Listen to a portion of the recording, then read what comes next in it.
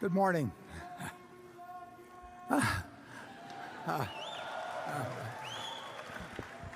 I'm Warren. He's Charlie. Charlie does most things better than I do, but this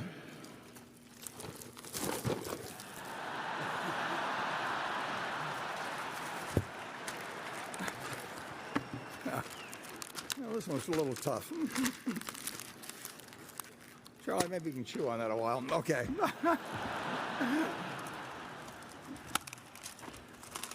At the formal meeting that will begin at 3:45, we will elect 14 directors.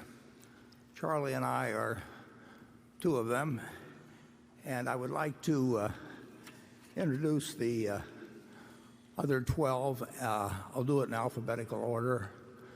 If they will stand as I announce their name, withhold your applause. May be hard to do, but give it your best.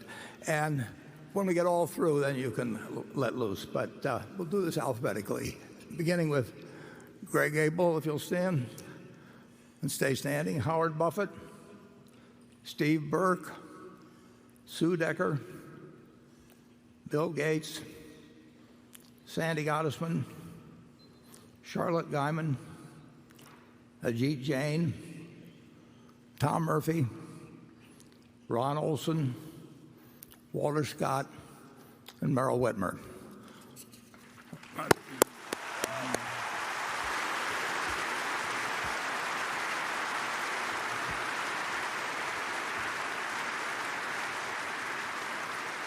Let's see.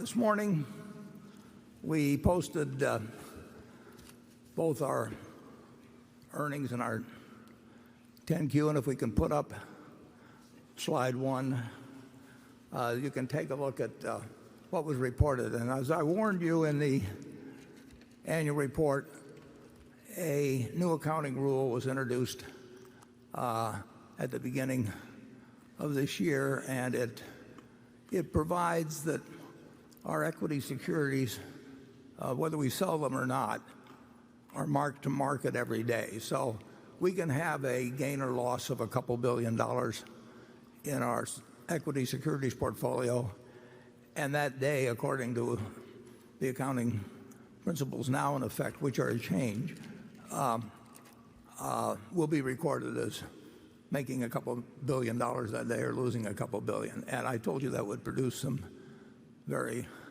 unusual effects from quarter to quarter. And it further explains why I like to release our earnings early Saturday morning, and as well as the 10Q, to give people a chance to read through the explanation. Because if you just were handed this with a TV monitor, at 3:30 in the afternoon or whatever it might be, you would report the net earnings figure understandably very quickly, and it really is not representative of what's going on in the business at all. So if you look at the figure of operating earnings, which is what we look at, we actually earned a record amount for any quarter we've ever had, and that includes no realized gains or losses on securities or on the few remaining derivatives we have. You might leave that slide up there just a little longer. Maybe this up. The insurance underwriting, Geico had quite a good sized turnaround in profitability and a good gain, although not as big a gain as last year, which was a record in terms of policies in force. And really throughout most of our businesses, and the details are on the 10Q, which is up on our website now. And as you can see, the railroad was up significantly, and we had most of our businesses tended to be up. Now, we were aided in that in a material way by the reduction in the federal income tax rate from 35% to 21%. Our businesses were up significantly on a pre-tax basis, but the gain was further enhanced by the change in the income tax rate. So that pretty well sums up the first quarter. We'll probably may well get some questions on it when we get into the question and answer section. The questions we'll be getting, we've got the press over here, and we have the analysts on my left, and of course we have our partners out in front of me, and we will rotate among you. And the questions we get as we go through the next 6 hours or so will understandably relate to a lot of current events. We may get asked, and we don't know the questions, but we may get asked, about Fed policy, or whether we're seeing any inflation, or whether business is speeding up or down, or the threats we may face competitively in our businesses as we go along. And anything goes on the questions, except we won't tell you what we're buying or selling. But it really can be a question sometimes of confusing the forest with the trees. And I would like to just spend just a couple of minutes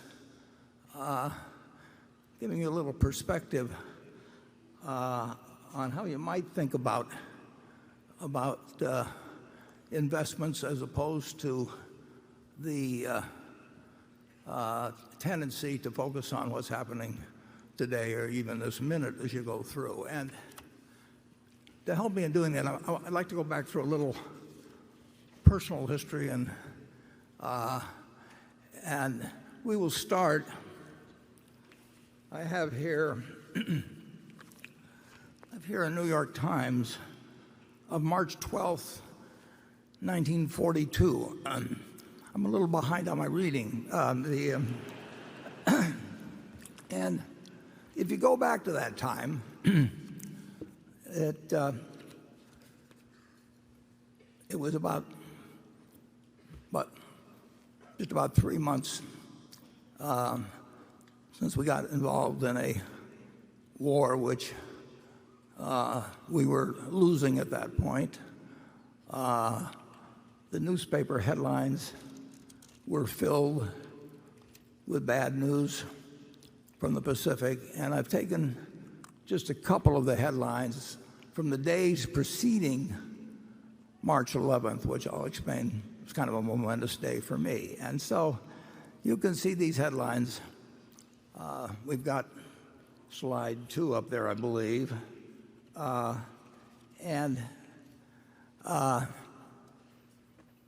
we were in trouble, big trouble, in the Pacific. It was only going to be a couple months later that the Philippines fell, but here we were getting bad news. We might go to slide 3 for March 9th. I hope you can read the headlines anyway. The price of the paper is 3 cents, incidentally. Let's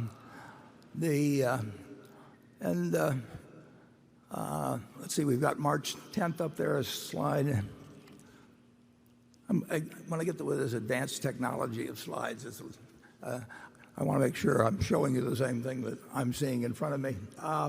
So anyway, on March 10th, when again the news was bad, full clearing path to Australia, and it was like the stock market had been reflecting this, and I'd been watching a stock called City Service preferred stock, which had sold at $84 the previous year. It had sold at $55 the year before, early in January, 2 months earlier, and now it was down to $40 on March 10th. So that night, despite these headlines, I said to my dad, I think I'd like to pull the trigger, and I'd like you to buy me three shares of City Service Preferred the next day. And that was all I had. I mean, that was my capital accumulated over the previous 5 years or thereabouts. And so my dad the next morning bought 3 shares. Well, let's take a look at what happened the next day. Let's go to the next slide, please. And it was not a good day.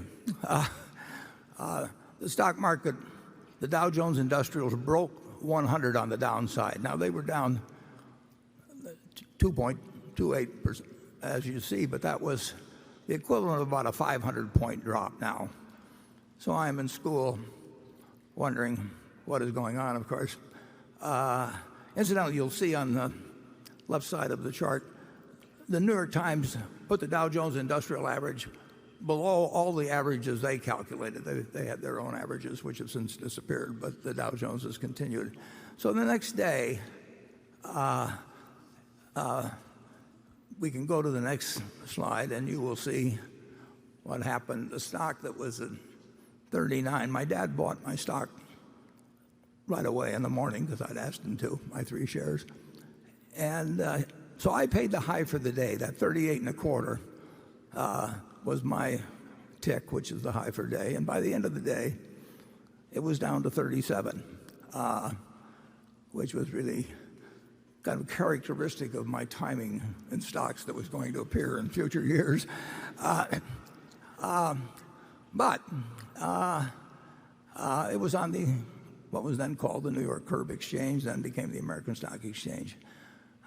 But things, even though the war until the Battle of Midway looked very bad, and if you'll turn to the next slide, please, you'll see that the stock did rather well. You can see where I bought it, 38 and a quarter.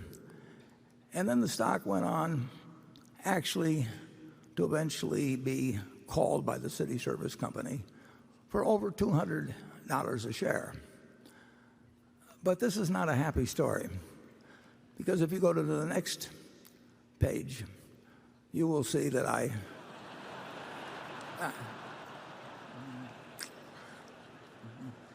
well, as they always say, it seemed like a good idea at the time. So I sold. I made $5 on it. It was again typical of behavior. But when you watch it go down to 27, it looked pretty good to get that profit. Well, what's the point of all this? Well, we can leave behind the city service story, and I would like you to again imagine yourself back on March 11th of 1942. And as I say, things were looking bad in the European theater as well as what was going on in the Pacific. But everybody in this country knew America was going to win the war. I mean, it was, we'd gotten blindsided, but we were going to win the war, and we knew that the American system had been working well since 1776. So if you'll turn to the next slide, I'd like you to imagine that at that time you had invested $10,000 and you put that money in an index fund. We didn't have index funds then, but you in effect bought the S&P 500. Now I would like you to think a while, and do not change the slide here for a minute. I'd like you to think about how much that $10,000 would now be worth if you just had one basic premise, just like in buying a farm, you buy it to hold throughout your lifetime and you look to the output of the farm to determine whether you made a wise investment. You look to the output of the apartment house to decide whether you made a wise investment if you buy an small apartment house to hold for your life. And let's say instead you decided to put the $10,000 in and hold a piece of American business and never look at another stock quote, never listen to another person give you advice or anything on the sort. I want you to think how much money you might have now. And now that you've got a number in your head, let's go to the next slide and we'll get the answer. You'd have $51 million. And you wouldn't have had to do anything. You wouldn't have to understand accounting. You wouldn't have to look at your quotations every day like I did that first day. I'd already lost $3.75 by the time I came home from school. All you had to do was figure that America was going to do well over time, that we would overcome the current difficulties, and that if America did well, American business would do well. You didn't have to pick out winning stocks. You didn't have to pick out a winning time or anything of the sort. You basically just had to make one investment decision in your life. And that wasn't the only time to do it. I mean, I could go back and pick other times that would work out to even greater gains. But as you listen to the questions and answers we give today, just remember that the overriding question is, how is American business going to do over your investing lifetime? I would like to make one other comment because it's a little bit interesting. Let's say you're taking that $10,000 and you listen to the prophets of doom and gloom around you, and you'll get that constantly throughout your life. And instead you use the $10,000 to buy gold. Now, for your $10,000, you would have been able to buy about 300 ounces of gold. And while the businesses were reinvesting in more plants and new inventions came along, you would go down every year and look in your safe deposit box, and you'd have your 300 ounces of gold, and you could look at it, and you could fondle it, and you could, whatever you wanted to do with it. But it didn't produce anything. It was never going to produce anything. And what would you have today? You would have 300 ounces of gold, just like you had in March of 1942, and it would be worth approximately $400,000.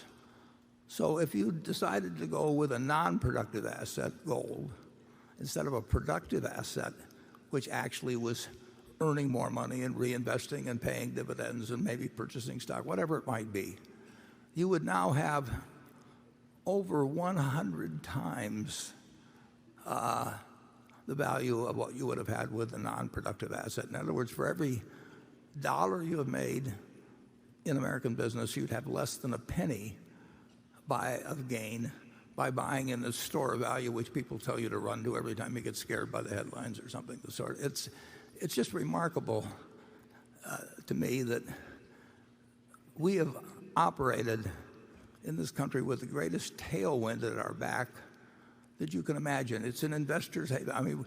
You can't really fail at it unless you buy the wrong stock or just get excited at the wrong time. But if you own a cross-section of America and you put your money in consistently over the years, there's no comparison against owning something that's going to produce nothing. And frankly, there's no comparison with trying to jump in and out of stocks and pay investment advisors. If you'd followed my advice, incidentally, or this retrospective advice, which is always so easy to give, if you'd follow that, of course, there's one problem about it.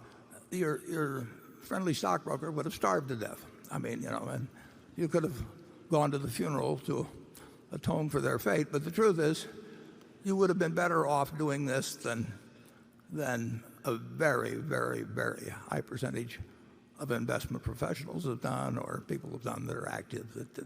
It's very hard to move around successfully and beat really what can be done with a very relaxed philosophy. And you do not have to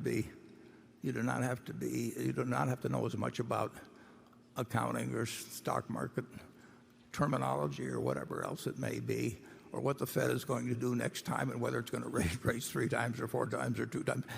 None of that counts at all, really, in a lifetime of investing. What counts is having a philosophy that you stick with, that you understand why you're in it, and then you forget about doing things that you don't know how to do. So with all those happy words, we will move on and start the questioning, and we'll start with Carol.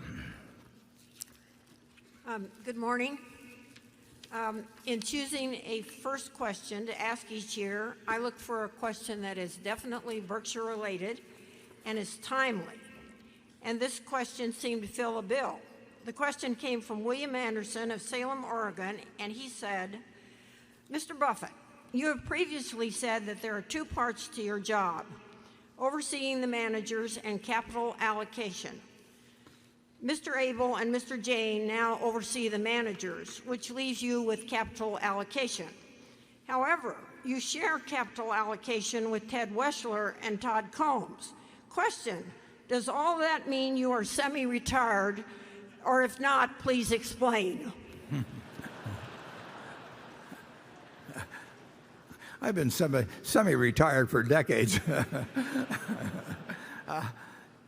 The answer is that I was probably, well, it's hard to break down the percentage of the time that I was involved in what now, the jobs that are now done by Ajit and Greg, and in the case of investing, the sub part of the job that is done by Ted and Todd. Ted and Todd each manage $12 or $13 billion. So in total, that's $25 billion. And we have in equities 170-some billion probably now, and 20 billion in longer-term bonds, and another 100 billion in cash and short-term. So they're managing 25 and doing a very good job. And I'd still have the responsibility, basically, for the other 300 billion. I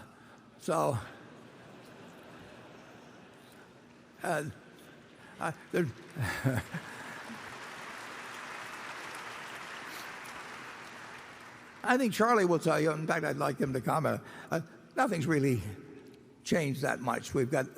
Clearly we've got two people in Ajit and Greg that are smarter, more energetic, just bring more to the job every day. But they don't bring too much, because the culture is that our managers are running their businesses. But there's a good bit to oversee. So they do a superb job. And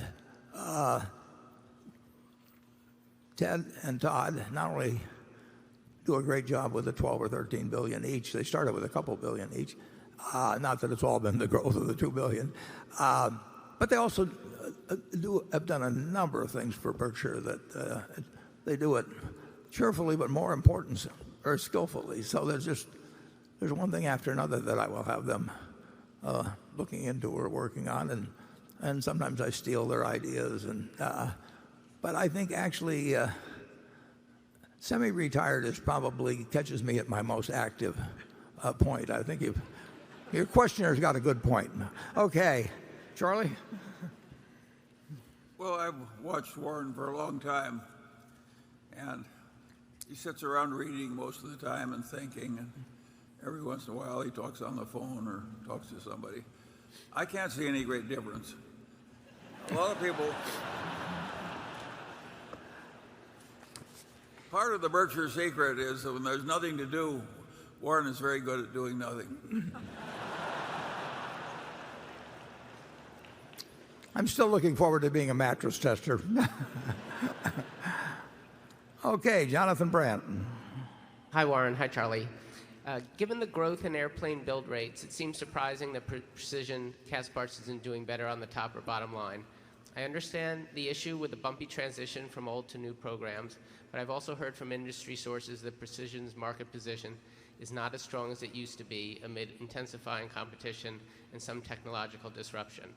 What does Precision need to do to solidify and strengthen its preeminent position with its aerospace customers so that it can deliver the growth you expected when Berkshire acquired it? More generally, 2 years after the acquisition, what is your outlook for that business? Give me the last part again, the outlook. More generally, 2 years after the acquisition, what is your updated outlook for that business longer term? Well, longer term, and in the reasonably shorter term, it's a very, very good business. I mean, you mentioned aircraft, but we get into other industries, but certainly aircraft's the most important.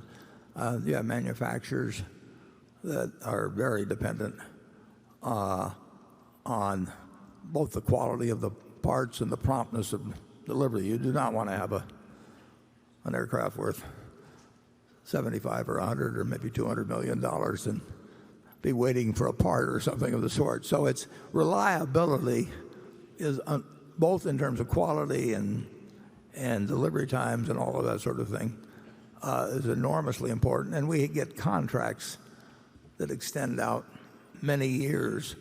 And sometimes we will get them well before the plane even starts in production. So there's very long lead times.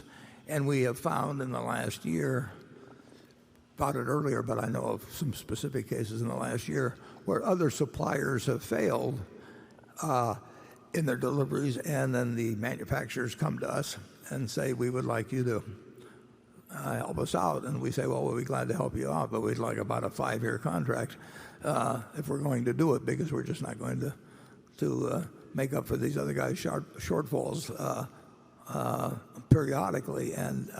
But that sort of thing has a very long lead time. The business is a very good business. One thing you will see their earnings charged with is about $400 million, a little over $400 million a year of intangible, non-deductible, in that case, amortization of goodwill, which is not an economic cost in my view. We have a significant amount of that through Berkshire, but by far the largest amount is related to the Precision acquisition. So whatever you see, you can add about $400 million. That, in my view, is not an economic expense, but the accountants would argue otherwise. But it's our money, so we'll take my view. Mark Donegan, who runs that operation, is incredible. And he has been not only, he's a fabulous manager. I wouldn't have bought it without him in charge. He also has been very helpful to us in other areas. And he loves to do it. So you can't beat him, both as a manager in his own operation, but with his devotion to really doing everything that will help Berkshire. It's a very good acquisition with very long tails to the products that are being developed. Charlie? Well, yeah, I think we'd buy another one just like it tomorrow if we had the chance. Yeah, that's the answer.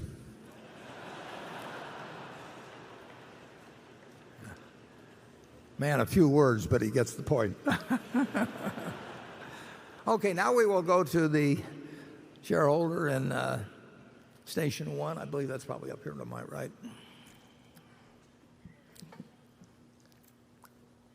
Hello, this is Xiao from Wuxi, China, Starwood Capital. And being in the meeting for 12 years, wish you and Charlie good health, so we could see you both run the meeting for 12 more years. Thank you. Quick question. We know both you and China delegations, U.S. and China delegations are in China for intense discussion on so-called trade war. Let's go one step beyond the trade war. Do you think there's a win-win situation for both countries, or the world is just too small for both to win, and we have to revisit your 1942 chart again? Thank you. Thank you. I'd like to just mention one thing.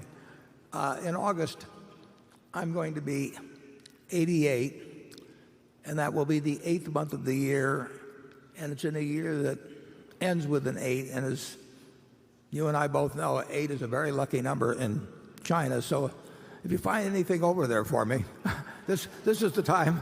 This is the time we should be acquiring something. All those 8s. Will do. The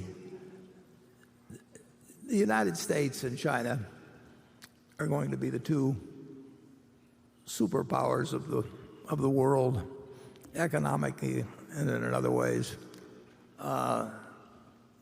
for a long, long, long time. We have a lot of common interests, and like any two big economic entities, there are times when there'll be tensions, but it is a win-win situation when the world trades, basically, and China and the U.S. are the two big factors in that. But there's plenty of other citizens of the world that are involved in how this comes out. And there's no question, and the nice thing about it in this country, I think, is that both Democrats and Republicans basically, on balance, believe in the benefits of free trade. And we will have disagreements with each other. We'll have disagreements with other countries on trade, but it's just too big and too obvious for that the benefits are huge, and the world's dependent on it in a major way for its progress. That two intelligent countries will do something extremely foolish. We both may do things that are mildly foolish from time to time, and there is some give and take obviously involved. But U.S. exports in 1970 and U.S. imports in 1970 were both about 5% of GDP. So here we were selling 5% of our GDP and buying up 5% of our GDP, basically. Now, people think we don't export a lot of things. Our exports are 11 and a fraction percent of GDP. They've more than doubled as a share of this rising GDP. But the imports are about 14.5%. So there's a gap of 3% or thereabouts. And I would not like that gap to get too wide. But when you think about it, it's really not the worst thing in the world to have somebody send you a lot of goods that you want and hand them little pieces of paper. I mean, because the balancing item is if you have a surplus or a deficit in your trade, you're going to have a surplus in investment, and so the world is getting more claim checks on the United States, and they to some extent they buy our government securities, they can buy businesses, and over time you don't want the gap to get to be too wide because the amount of claim checks you were giving out to the rest of the world could get a little unpleasant under some circumstances, but we've done remarkably well with trade. China's done remarkably well with trade. The countries of the world have done remarkably well with the trade. So it is a win-win situation, and the only problem gets to be when one side or the other may want to win a little bit too much, and then you have a certain amount of tension. But we will not sacrifice the world. I mean, will not sacrifice world prosperity based on differences that arise in trade. Charlie? Yeah, well, I think that both countries have been advancing, and of course China is advancing faster economically because it started from a lower base, and they've had a little more virtue than practically anybody else in the world in having a high savings rate. And of course a country that was mired in poverty for a long, long time and that assimilates the advanced technology of the world and has a big savings rate is going to advance faster than some very mature company like Britain or the United States. And that's what's happened. But I think we're getting along fine, and I'm very optimistic that both nations will be smart enough to realize that the last thing they should do is have any ill will for the other. Okay, Becky, quick.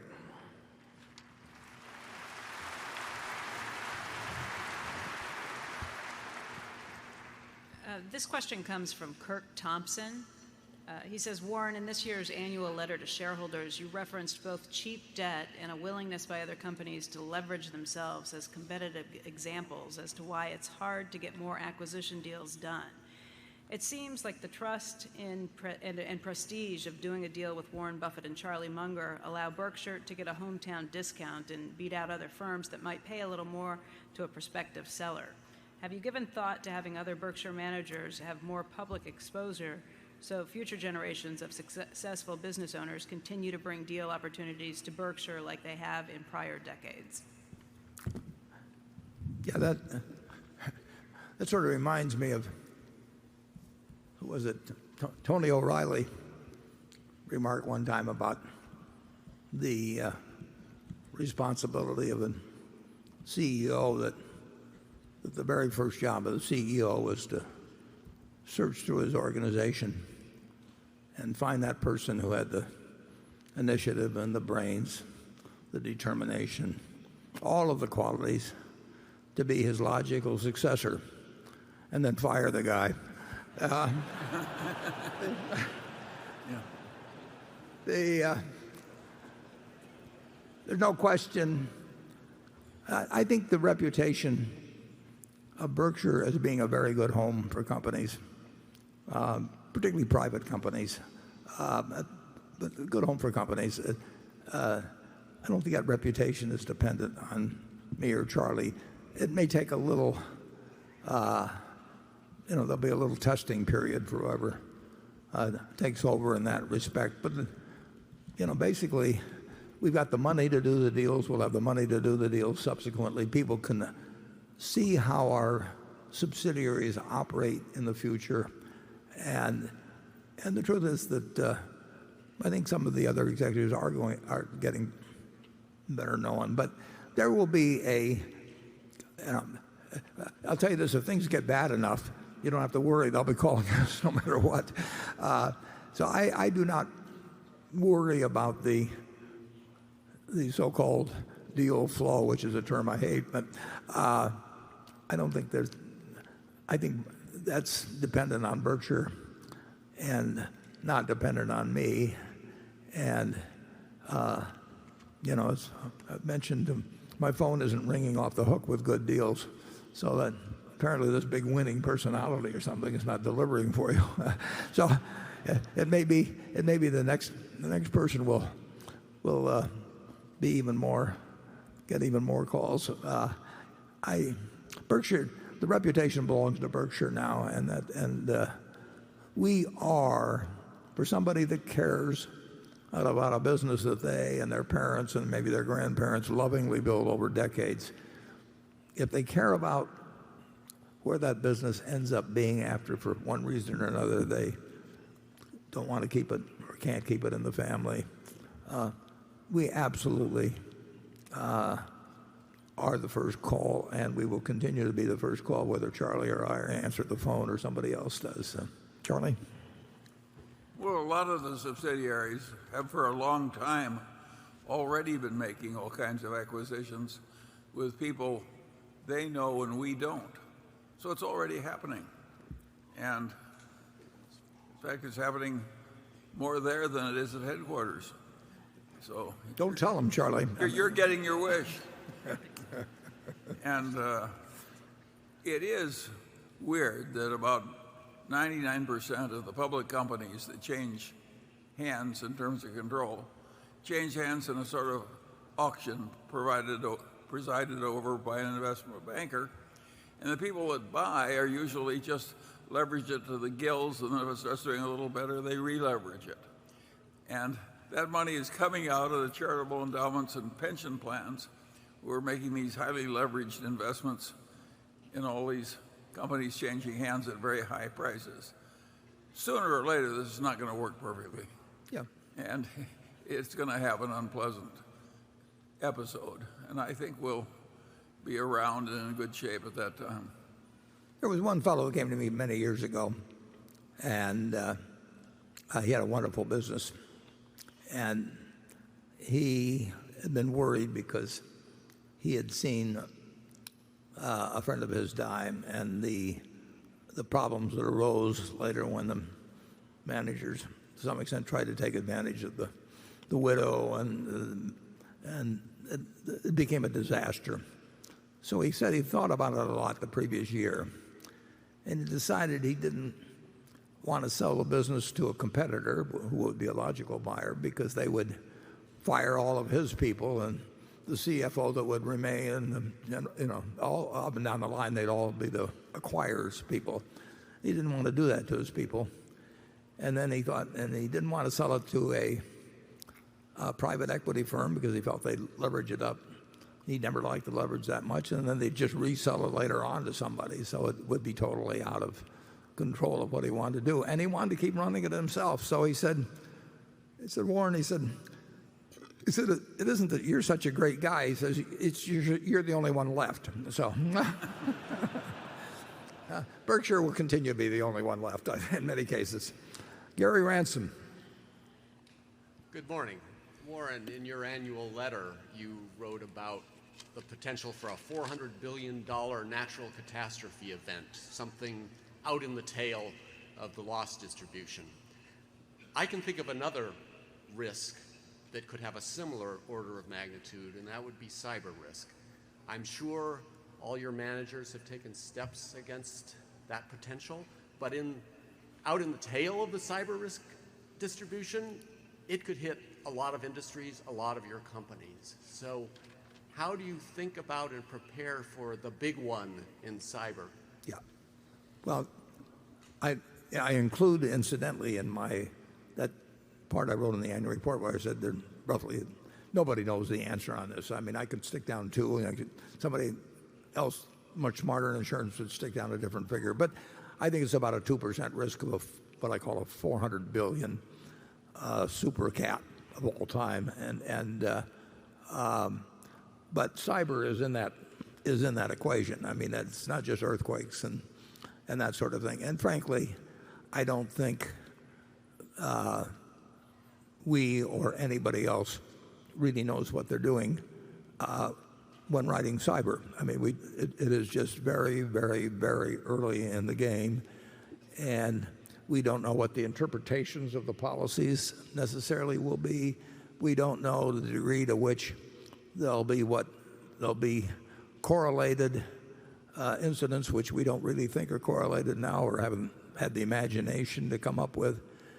We know that every year when I go and hear these people from the CIA or wherever it may be, they tell me that the offense is ahead of the defense and will continue that way. And I can dream of a lot of cyber incidents, which I'm not going to spell out here, because the people that have twisted minds maybe they probably got way more ideas than I've got, but I don't believe in feeding them any. But it's a business where we have a pretty good idea of the probabilities of a quake in California, or the probabilities of a 3 or a 4 hurricane hitting Florida or whatever it may be. We don't know what we're doing in cyber, and we try to keep. We don't want to be a pioneer on this.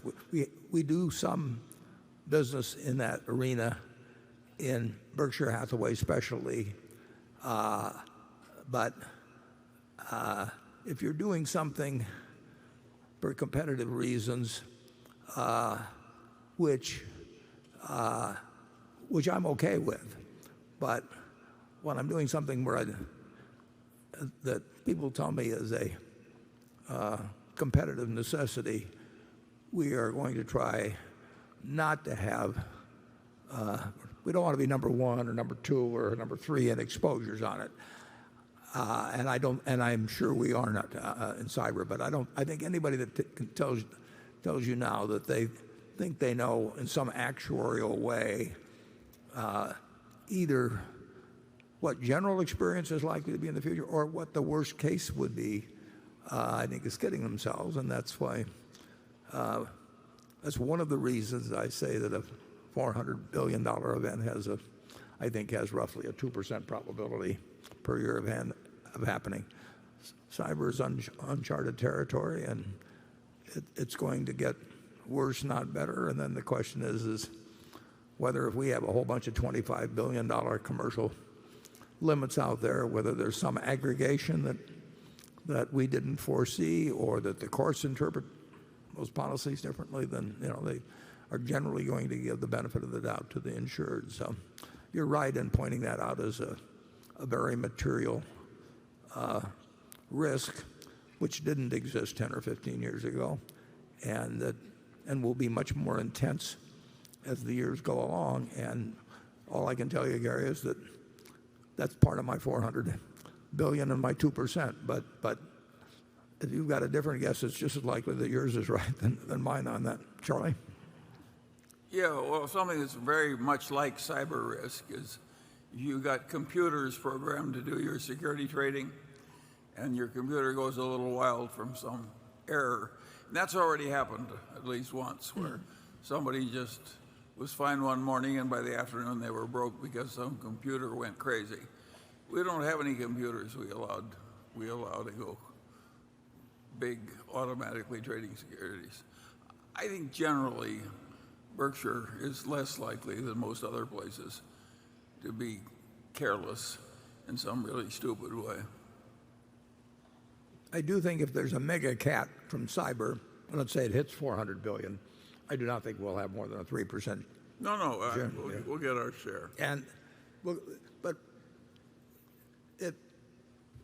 it will destroy. What will destroy a lot of companies? We will actually, if we had a $12 billion loss, I would think, except for the new accounting rule, but I would think from what I call operating earnings, we would probably still have a reasonable profit that year. I mean, we are in a different position than any insurance company I know of in the world in our ability to handle the really super cat.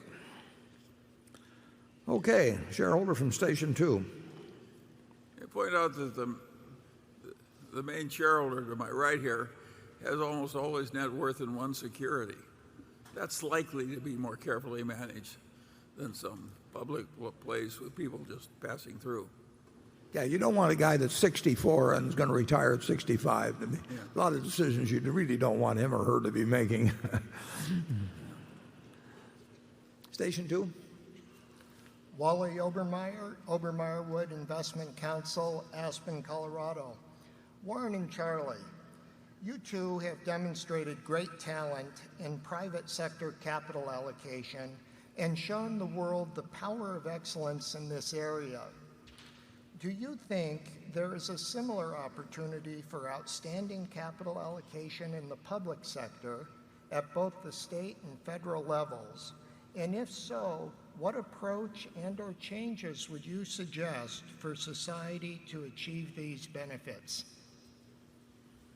That's too tough. Why don't we go on to a new question?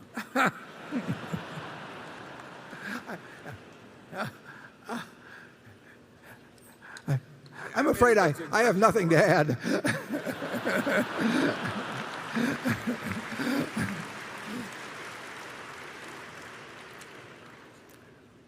I don't mean to be unfair to somebody asking a question, but it is unfortunately an entirely different game, and the electorate, the motivations are different, the terms of the reward system is different. I mean, everything is different, and if we knew how to solve that, we wouldn't.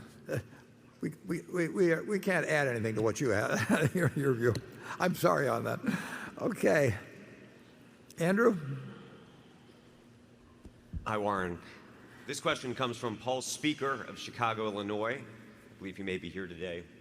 He writes, one of your more famous and perhaps most insightful quotes goes as follows. Should you find yourself in a chronically leaking boat, energy devoted to changing vessels is likely to be more productive than energy devoted to patching leaks.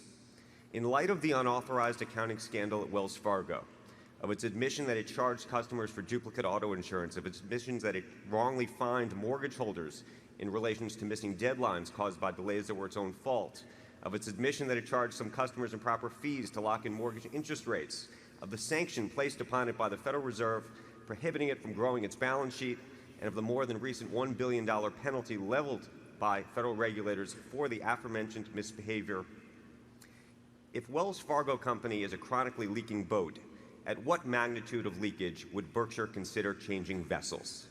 Yeah. Well, Wells Fargo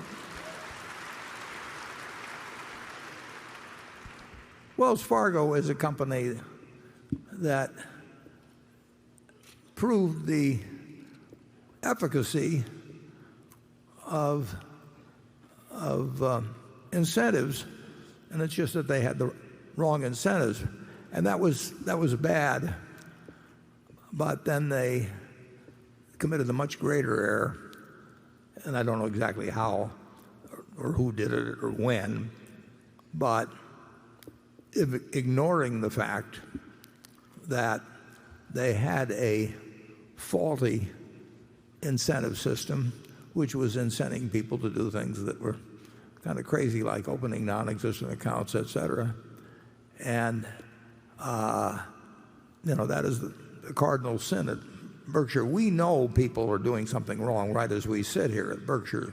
You can't have 377,000 employees and expect that everyone is behaving like Ben Franklin or something out there. And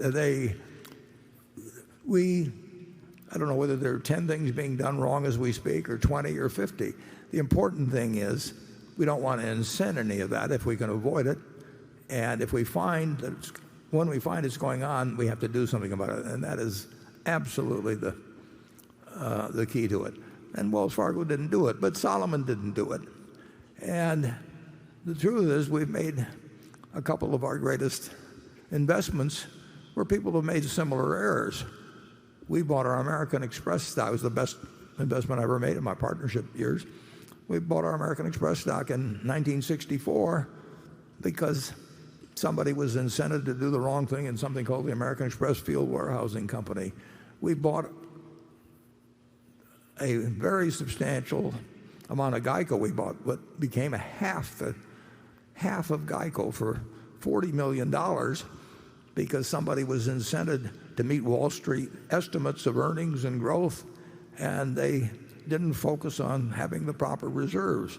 And that caused a lot of pain at American Express in 1964. It caused a lot of pain at GEICO in 1976. It caused a layoff of a significant portion of the workforce, all kinds of things. But they cleaned it up. They cleaned it up, and look where American Express has moved since that time. Look at where GEICO has moved since that time. So the fact that you are going to have problems at some very large institution is not unique. In fact, almost every bank has, all the big banks have had troubles of one sort or another, and I see no reason why Wells Fargo, as a company from both an investment standpoint and a moral standpoint going forward, is in any way inferior to the other big banks with which it competes. They made a big mistake. It costs, we've still got, we have a large unrealized gain in it, but that doesn't have anything to do with our decision making. But I like it as an investment. I like Tim Sloan as a manager, and he is correcting mistakes made by other people. I tried to correct mistakes at Solomon, and I had terrific help from Derek Maughan as well as a number of the people at Munger Tolles. And that is going to happen. You try to minimize it. Charlie says that an ounce of prevention isn't worth a pound of cure. It's worth about a ton of cure. And we ought to jump on everything. He's pushed me all my life to make sure that I attack unpleasant problems that surface. And that's sometimes not easy to do when everything else is going fine. And at Wells, they clearly, and I don't know exactly what, but they did what people at every organization, it got accentuated to an extreme point. But I see no reason to think that Wells Fargo going forward is other than a very, very large, well-run bank that had an episode in its history it wished it didn't have. But Geico came out stronger. American Express came out stronger. The question is what you do when you find the problems. Charlie? Well, I agree with that. I think Wells Fargo is going to be better going forward than it would have been if these leaks had never been discovered. Or happened. Yeah. So I think but I think Harvey Weinstein has done a lot for improving behavior too. It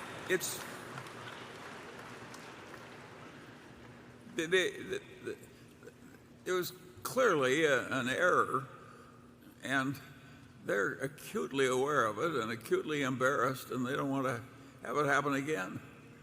No, if I had to say which bank is more likely to behave the best in the future, it might be Wells Fargo, of all of them. This New York Times that I have here from March 12, 1942, if you go toward the back of it, in the classified section, you have one big section that says help wanted male and another one that says help wanted female. Was the New York Times doing the right thing in those days? I think the New York Times is a terrific paper, but people make mistakes, and the idea of classifying between taking ads and saying, well, we'll take them and divide them up between men and women, what jobs we think are appropriate, or the advertiser thinks is appropriate. We do a lot of dumb things in this world, and Geico, as I say, in the early 1970s, they just ignored, and you can do it, the setting of proper reserves, which mean they charged the wrong price to new customers because they thought their losses were less than they were. And I'm sure some of that may have been a desire to please Wall Street, or just because they didn't want to face how things were going.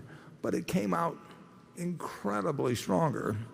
And now it's got 13% of the households in the United States insured, and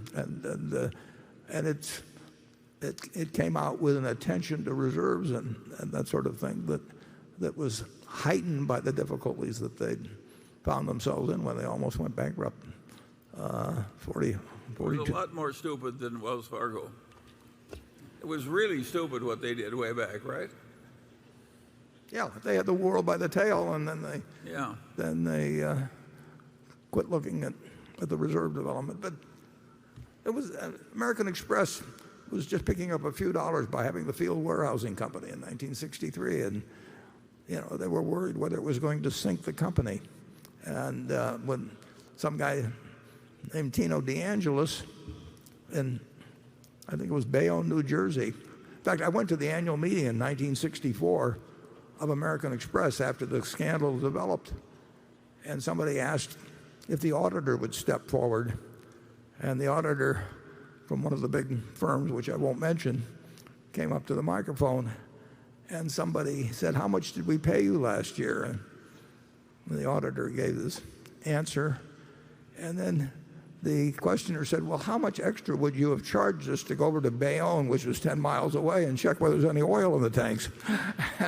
So here was something, in a tiny little operation. Some guy was calling in from a bar in Bayonne and telling them the phony stuff was going on, and they didn't want to hear it. They shut their ears to it.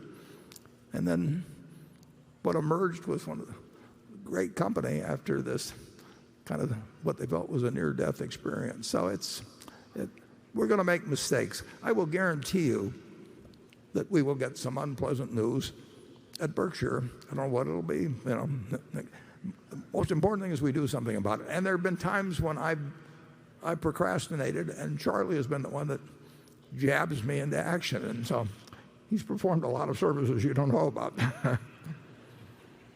Okay. Greg Warren.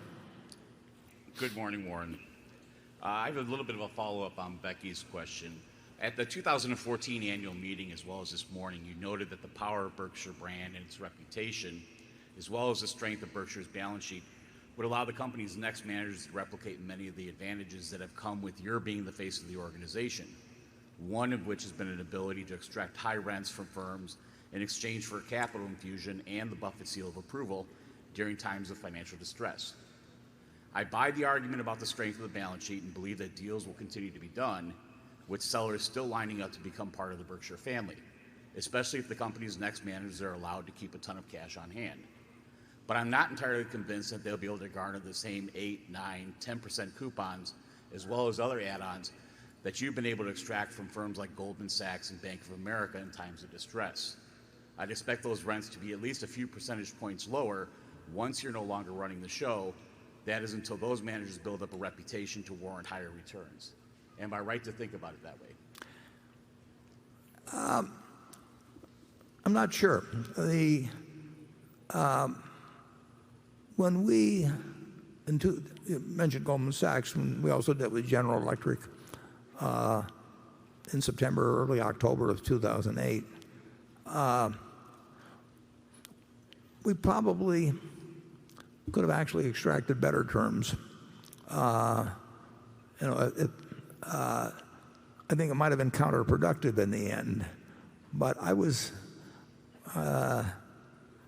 we would have done better, incidentally, financially, if we'd really waited till the panic developed further. Of course, I didn't know how far it would develop, but we could have made a lot better purchases 3 or 4 or 5 months later than we did at that time. And we also did not want to do something that looked to be so high as to make the transaction disadvantageous to Goldman or to GE. They were going to take the terms we offered, but we actually didn't push it to the limit because there really wasn't anybody else around. I think, and we're working on something right now that probably won't happen. It's not huge, but actually in this case, both Todd and Ted have brought deals to me. One of them brought something to me, and he was thinking and the same terms that I was thinking about, and he's the one that returned the call that he had received about a transaction. And I do not think the party on the other side is going to care about the fact that they had him on the phone rather than me on the phone.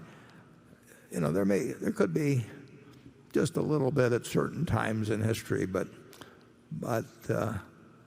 we will continue to have our standards of what we think money is worth at any given time, and Ted and Todd think just as well about that as I do. And there will be times, very occasionally, when our phone will ring a lot,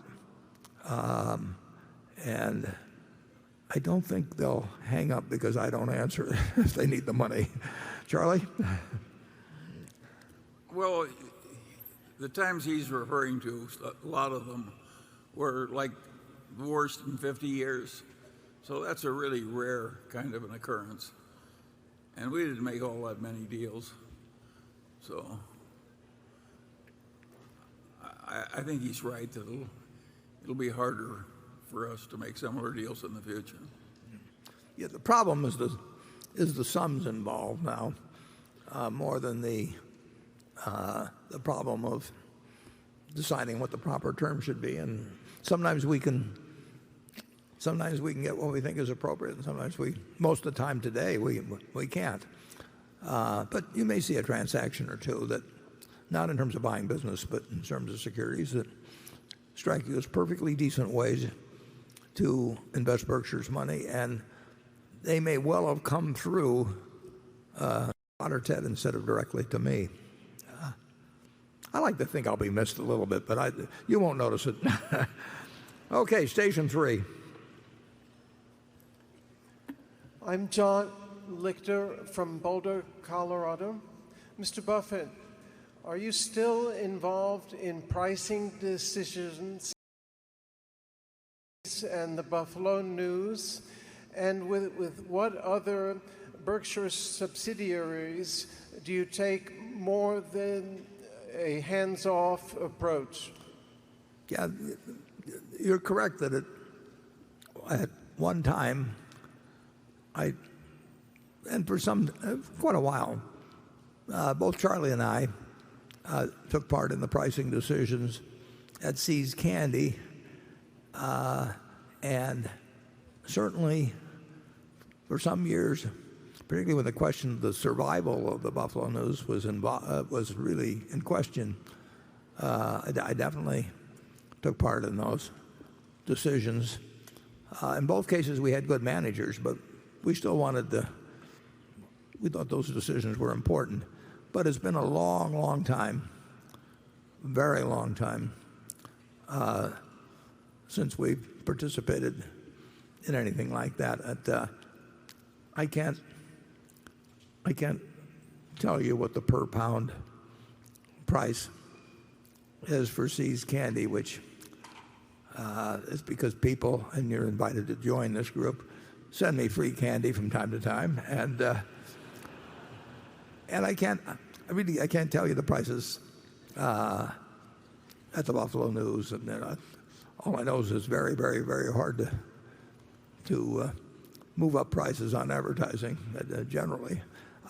So no, the only thing is Ajit and I talk frequently, and if there's some very big risk, if somebody wants a $5 billion cover on a chemical plant some way, excessive loss of over $3 billion or something, we have a certain amount of fun with him deciding on the price in his head, and I decide in my head, and then we compare notes.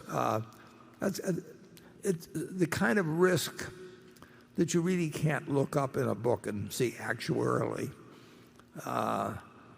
what it's the parameters are fairly likely to be. I enjoy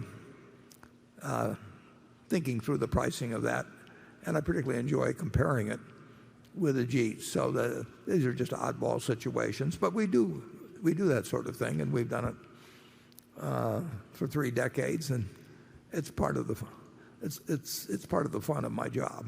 The candy prices, if you got to complain about those, you have to go to Charlie. Well, the answer is Warren is still doing it in talking to Ajit, but that's because Ajit likes it that way. Yep. We have a very peculiar place where Warren's contact with the various people elsewhere in the organization largely depends on what they want, not what he wants. The CEO of one of our very unusual, and it's worked beautifully. The CEO of one of our most successful subsidiaries, I may have talked to, unless I saw him here and just said hello, I probably talked to him 3 times in the last 10 years. And he does remarkably well. He might have done even better if I hadn't talked to him those 3 times. And on the other hand, Ajit and I talk very, very frequently, and he's got the kind of business. I know more about the insurance business. I know about a good many of the other business, and it's interesting, and we are evaluating things that you don't look up in a book. I mean, actuarial talent is not what's important in the things that Ajit talks to me about. It's plenty important throughout our insurance operation, but in these particular cases, we're making judgments, and his judgment's better than mine. But I just like to hear about them. They're interesting propositions. Okay, Carol. This question comes from a Berkshire shareholder named Jack Sozowski. He's a well-known accounting expert who for many years has written the Accounting Observer. Mr. Buffett, in this year's shareholder letter, you have harsh words for the new accounting rule that requires companies to use market values. For analytical purposes, you said, Berkshire's bottom line will be useless. I'd like to argue with you about that. Shouldn't a company's earnings report say everything that happened to and within a company during an accounting period. Shouldn't the income statement be like an objectively written newspaper informing shareholders of what happened under the management for that period, showing what management did to increase shareholder value and how outside forces may have affected the firm? If securities increased in value, surely the company and the shareholders are better off. And surely they're worse off if securities decreased in value. Those changes are most certainly real. In my opinion, ignoring changes in the way that some companies ignore restructuring costs is censoring the shareholders' newspaper. So my question is, how would you answer what I say? Well, my answer to the question asked, what my answer would be to what he said. I would ask Jack, if we've got $170 billion of partly owned companies which we intend to own for decades and which we expect to become worth more money over time, and where we reflect the market value in our balance sheet, does it make sense to every quarter mark those up and down through the income account when at the same time we own businesses that have become worth far more money in most cases and become, since we bought, you name the company, just take Geico, an extreme case. We bought half the company for $50 million roughly. Do we want to be marking that up every quarter to the value and having it run through the income account? That becomes an appraisal process. There's nothing wrong with doing that in terms of evaluation, but in terms of a value, and you can call it gain in net asset value or loss in net asset value. That's what a closed-end investment fund or an open-end investment fund would do. But to run that through an income account, if I looked at our 60 or 70 businesses or whatever number there might be, and every quarter we marked those to market, we would have obviously a great many, in certain cases where over time we'd have them at 10 times what we paid. But how quarter by quarter we should mark those up and run it through the income account, where 99% of investors probably look at net income as being meaningful in terms of what has been produced from operations during the year, I think would be, well, I can say it would be enormously deceptive. I mean, in the first quarter of this year, you saw the figures earlier where we had the best, what I would call operating earnings in our history, and our securities were down $6 billion or whatever it was. To keep running that through the income account every day, you would say that we might have made on Friday, we probably made $2.5 billion. Well, if you have investors and commentators and analysts and everybody else working off those net income numbers and trying to project earnings for quarters and earnings for future years to the penny, I think you're doing a great disservice by running those through the income account. I think it's fine to have marketable securities on the balance sheet, the information available to their market value, but we have businesses there. If we never would do it, but if we were to sell half, we'll say, of the BNSF Railroad, we would receive more than we carried for them. We could turn it into a marketable security, and it would look like we made a ton of money overnight. Or if we were to appraise it every 3 months and write it up and down, it could lead to all kinds of manipulation, but B, it would just lead to any investor being totally confused. I don't want to receive data in that manner, and therefore I don't want to send it out in that manner. Charlie? Well, to me it's obvious that the change in valuation should be noted, and it is and always has been. Goes right into the net worth figures. So the questioner doesn't understand his own profession.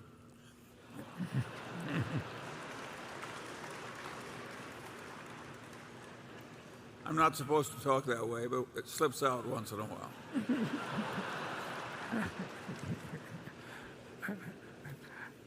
Sometimes he even gives it a push. Okay, Jonathan. McLane's core operating margins have dropped about 50% from where they've generally been since acquisition. Could you elaborate on the competitive pressures in the grocery and convenience store distribution business that have caused the deterioration in profits? And do you expect the margin structure of that business to eventually get back to where it was, or is this the new normal? Well, I don't know the answer to the second part about the future, but there's no question that the margins have been squeezed. They were very, very narrow. As you know, they were about 1 cent on the dollar pre-tax, and they've been squeezed from that. Payment terms get squeezed, and in some cases we have fairly long-term contracts on that, so it'll go on for 5 years at one, and then it's a very, very tight margin business. And the situation's even worse than you portray, because within McLane we have a liquor distribution business in a few states, and that business has actually increased its earnings moderately, and we've added to that business. So within McLane's figures are about $70 million or so pre-tax from the liquor part that have nothing to do with the massive parts you're talking about in terms of food distribution.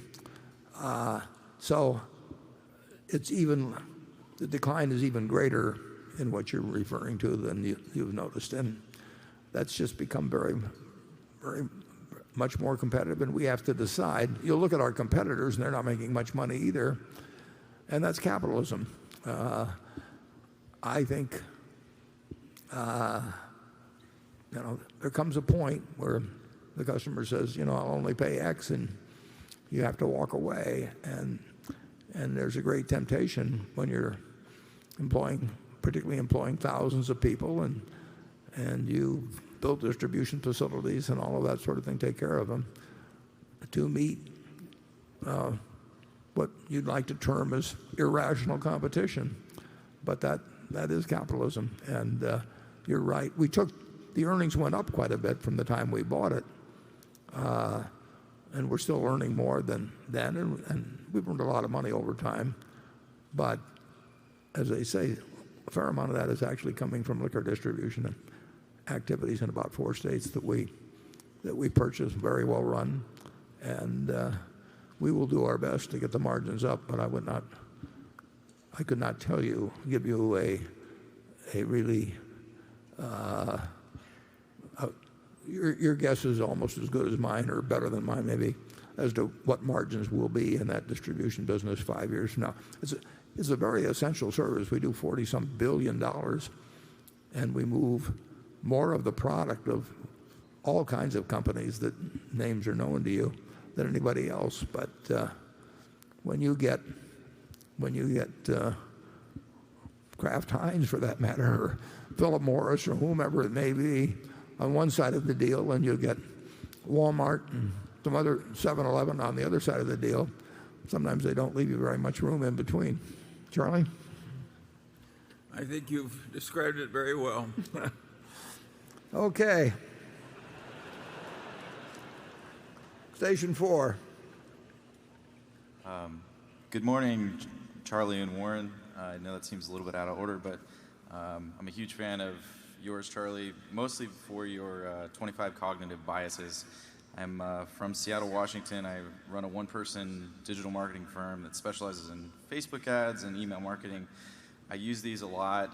Your breakdown of Coca-Cola was really, really solid, and I use that as reference when looking to how to understand the mechanics of my clients' products and how to promote them. So I'm fairly certain that your cognitive biases work for internet-related companies.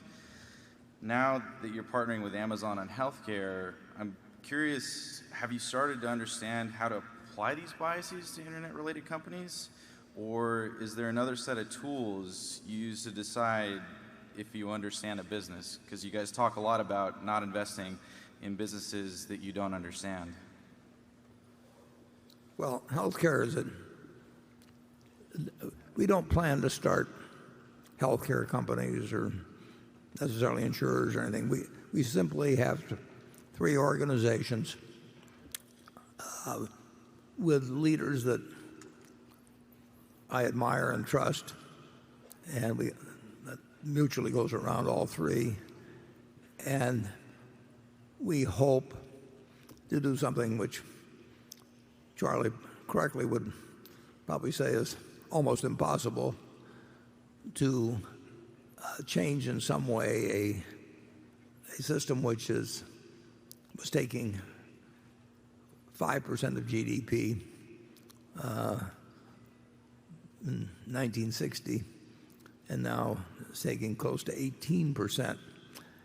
And we have a hugely non-competitive medical cost in American business relating to any country in the world. The countries there were some countries that were around our 5% when we were at 5%, but we managed to get to 18 without them going beyond 11 or so.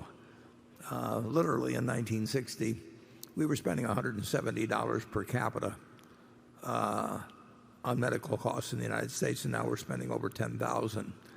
And every dollar only has 100 cents. So there is a cost problem. It is a tapeworm in terms of American business and in its competitiveness. We have fewer doctors per capita. We have fewer hospital beds per capita, fewer nurses per capita than some of the other countries that are well below us. And you've got a system that is delivering $3.3 trillion. That's almost as much as the federal government raises. It's delivering $3.3 trillion or some number like that to millions and millions and millions of people who are involved in the system, and every dollar has a constituency. It's just like politics. And whether we can find the chief executive, which we're working on now and which I would expect we would be able to announce before too long, but that's a key part of it. And whether that person will have the imagination and support of people that will enable us to make any kinds of significant improvements in a system which everybody agrees is sort of out of control on cost, but they all think it's the other guy's fault generally. We'll find out. It won't be easy, but it is not the motivations are not primarily profit making. We want to deliver. We want our employees to get better medical service at a lower cost. We're certainly not going to come up with something where we think the service that they receive is inferior to what they're getting now. But we do think that there may be ways to make some significant changes that could have an effect, and we know that the resistance will be unbelievable. And if we fail, we've at least tried. But the idea is not that I will be able to contribute anything to, in some breakthrough moment by reading a few medical journals or something, changing something that is embedded in the medical system. But the idea is maybe the three organizations which employ over 1 million people and which, after we announced it, we had a flood of calls from people who wanted to join in, but there isn't anything to join into now. But they will if we have come up with any ideas that are useful. Whether we can bring the resources, bring the person, and the CEO is terribly important, and bring the person, support that person, and somehow figure out a better way for people to continue to receive better medical care in the United States without that 18% going to 20 or 22%, in the lifetime of, our children or something of the sort, because there are only 100 cents in the dollar, and we will see what happens. It's, if you were a Jeep actuarially figuring, you would not you would not bet on us, but I think there is some chance we will do something.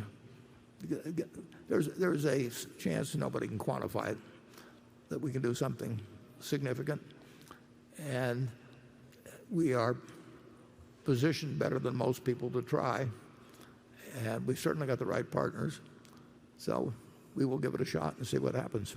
Charlie?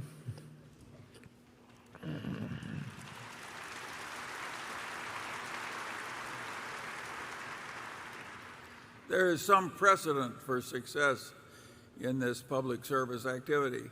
If you go back many decades, John D. Rockefeller I, using his own money, made an enormous improvement in American medical care. Perfectly enormous. In fact, there's never been any similar improvement done by any one man since that marvels it. So Warren, having imitated Rockefeller in one way, is just trying another, and maybe it'll work.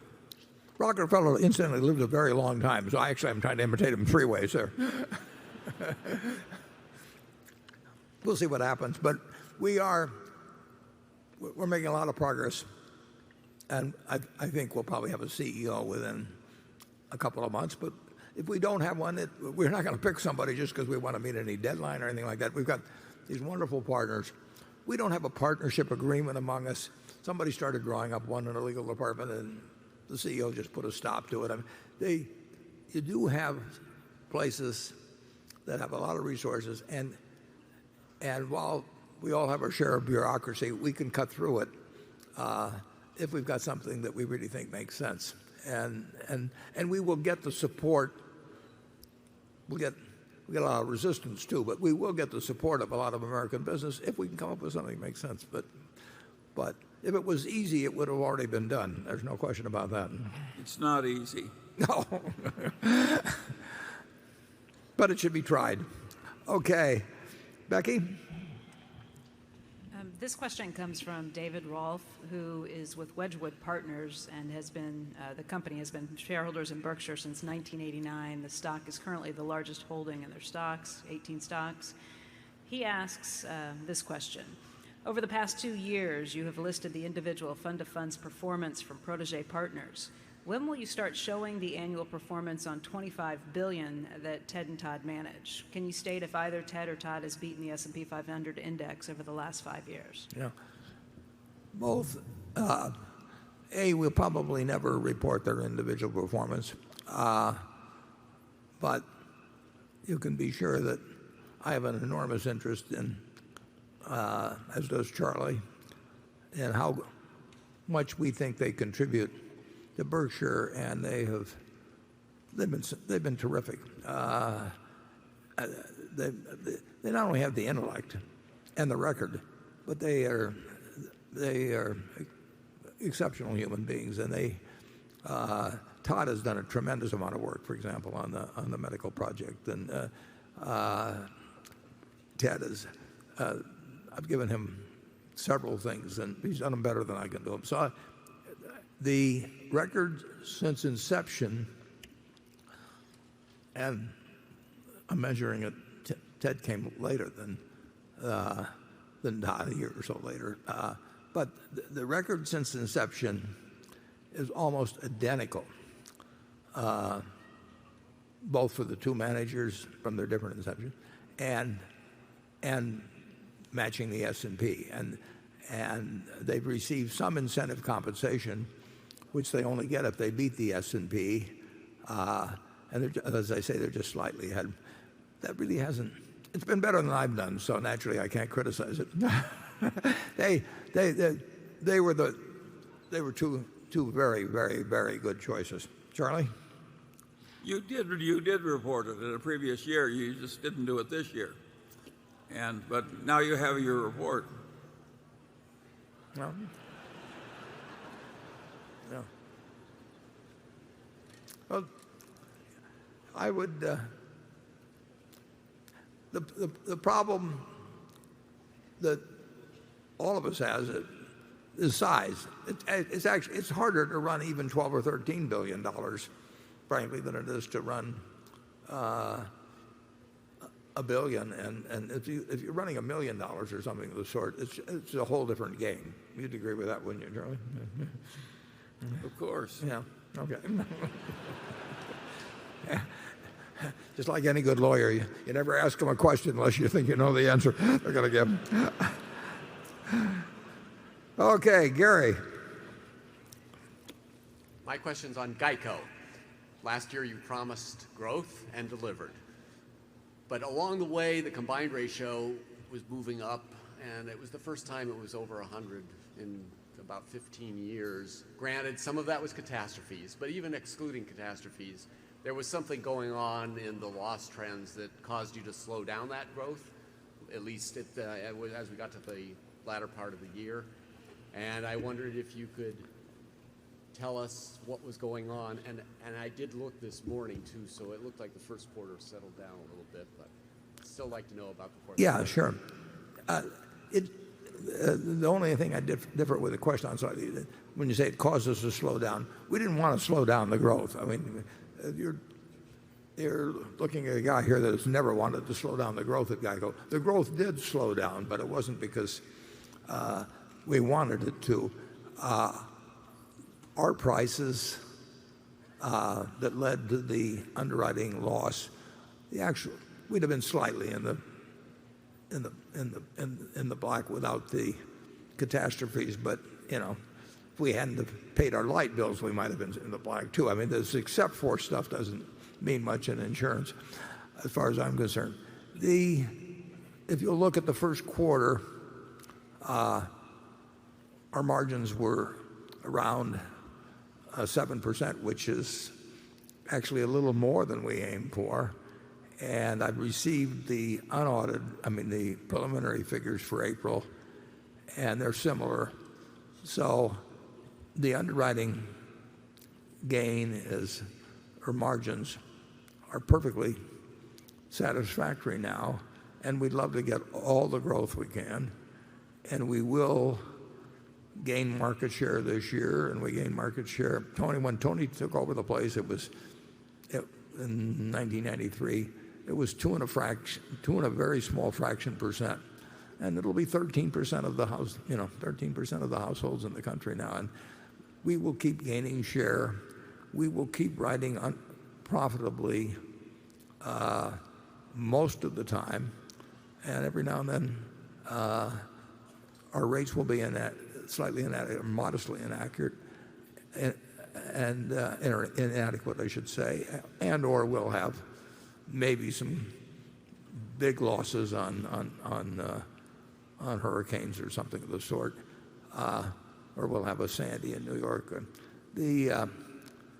But Geico is a jewel, and it's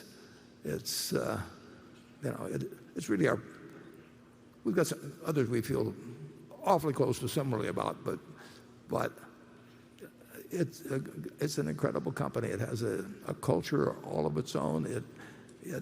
It's saving its customers probably $4 or $5 billion a year against what they would otherwise be paying based on the average in auto insurance, and it will be profitable on underwriting a very high percentage of the year. It contributed another $2 billion to float last year. It is a terrific company, and like I say, the first 4 months are dramatically better. Now, there's some seasonal in auto insurance, so the first quarter is usually the best of the 4 quarters, but it's not a dramatic seasonal. So I think when you read the 10Q, and you can take my word for April, I think Geico is on a good profit track as well as a good growth track, and the more it grows, the better I like it. Charlie?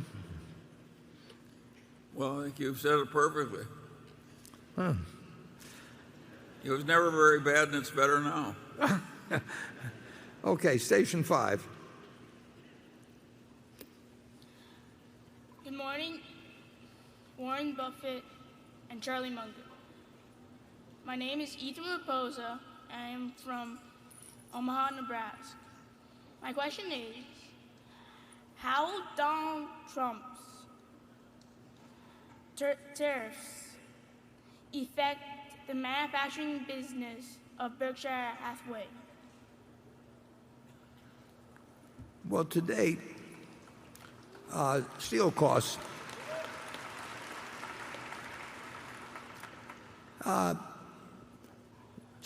we've seen steel costs increase somewhat, but as I said earlier, I don't think the United States or China, there'll be some jockeying back and forth, and there'll be something that leaves some people unhappy, but I don't think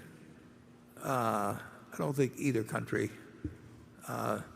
will dig themselves into something that precipitates and continues any kind of real trade war in this country.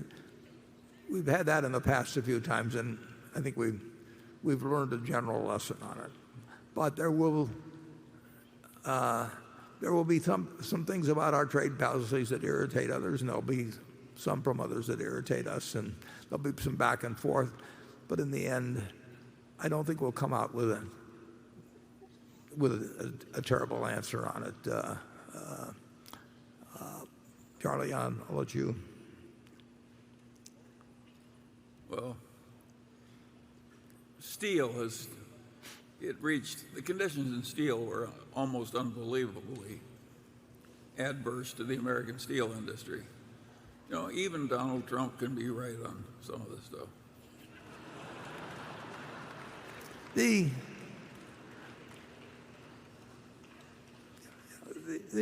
thing about trade, I've always said that the president, whether it's any president,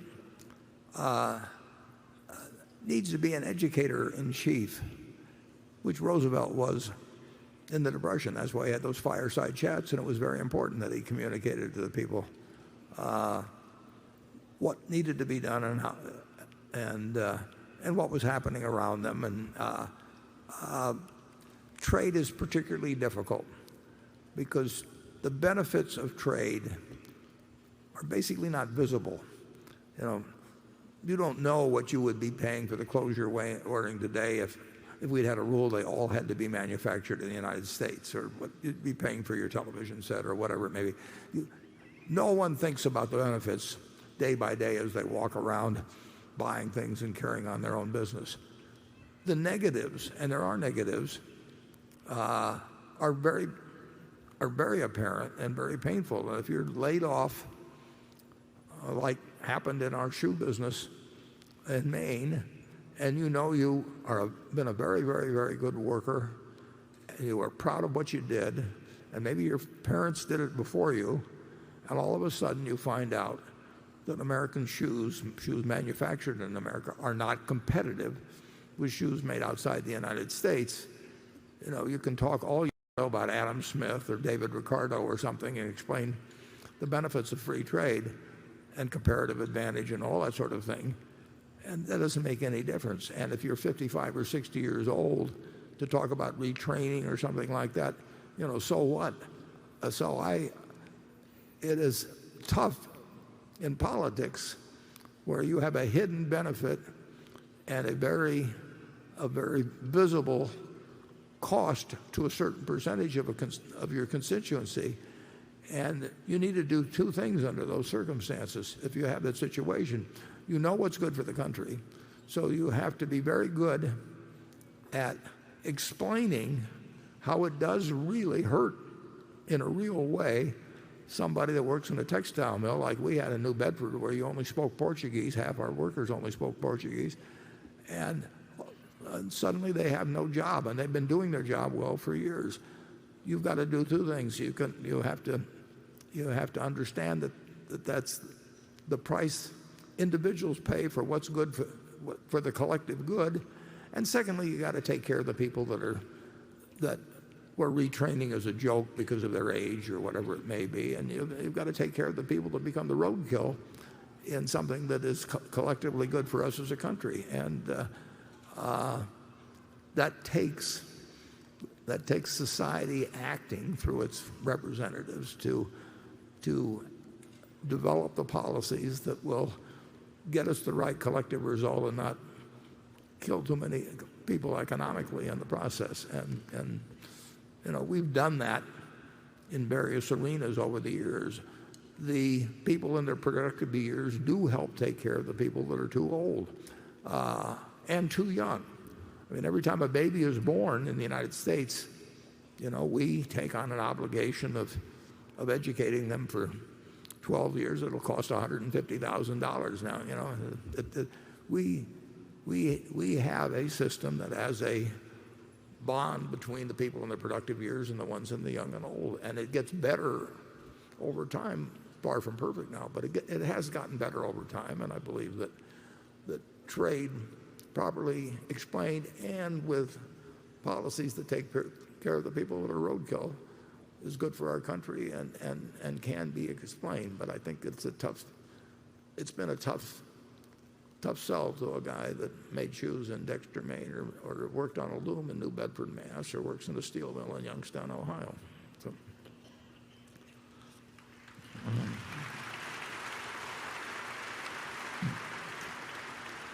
Andrew? Okay, Warren, this question comes from a Berkshire shareholder who says they've been a shareholder for 10 years. I should say this may be one of the most pointed questions I've ever received for you. But you've elected to give it, though, anyway. But I did. The shareholder writes, I have watched the movie every year at this meeting when you testify in front of Congress on behalf of Solomon as the symbol of what it means to have a moral compass. Investors are increasingly looking to invest in companies that are socially and morally responsible. So I was disturbed when you were asked on CNBC about the role that business could play in sensible policies around the sales of guns. You said you didn't think business should have a role at all, and you wouldn't impose your values on others. I was even more surprised when you said you'd be okay with Berkshire owning shares in gun manufacturers. At this meeting years ago, you said you wouldn't buy a tobacco company because of the social issues. The idea that Berkshire would associate with any company as long as it isn't illegal seems at odds with everything I think you stand for. Please tell us you misspoke. Well, let's explore that a little. Should it be just my view, or should it be the view of the owners of the company? So if I decide to poll the owners of the company on a variety of political issues, and one of them being whether Berkshire Hathaway should support the NRA. I don't. If a majority of the shareholders voted to do it, or if a majority of the board of directors voted to do it, I wouldn't accept that. I don't think that my political views, I don't think I put them in a blind trust at all when I take the job. And in the election of 2016, I raised a lot of money. In my case, I raised it for Hillary, and I spoke out in various ways that were quite frank. But I don't think that I speak. When I do that, I don't think I'm speaking for Berkshire. I'm speaking as a private citizen, and I don't think I have any business speaking for Berkshire. We have never, at the parent company level, we have never made a political contribution. I may go, and I don't go to our suppliers. I don't do anything of that sort where I raise money either for the school I went to or for a political candidate I went to or anything else. And I don't think that we should have a question on the GEICO policyholder form. Are you an NRA member? And if you are, you just aren't good enough for us or something. That I think I do not believe in imposing my political opinions on the activities of our businesses. And if you get to what companies are pure and which ones aren't pure, I think it is very difficult to make that call.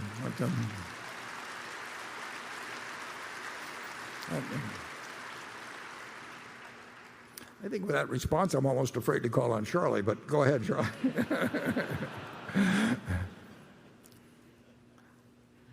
Well, obviously, you do draw a limit, Warren. Yeah, we all did. All kinds of things, which are beneath us, even though they're legal. But we don't necessarily draw it perfectly because we've got some sort of supreme knowledge. We just do the best we can. And certainly we're not going to ban all guns surrounded by wild turkeys in Omaha.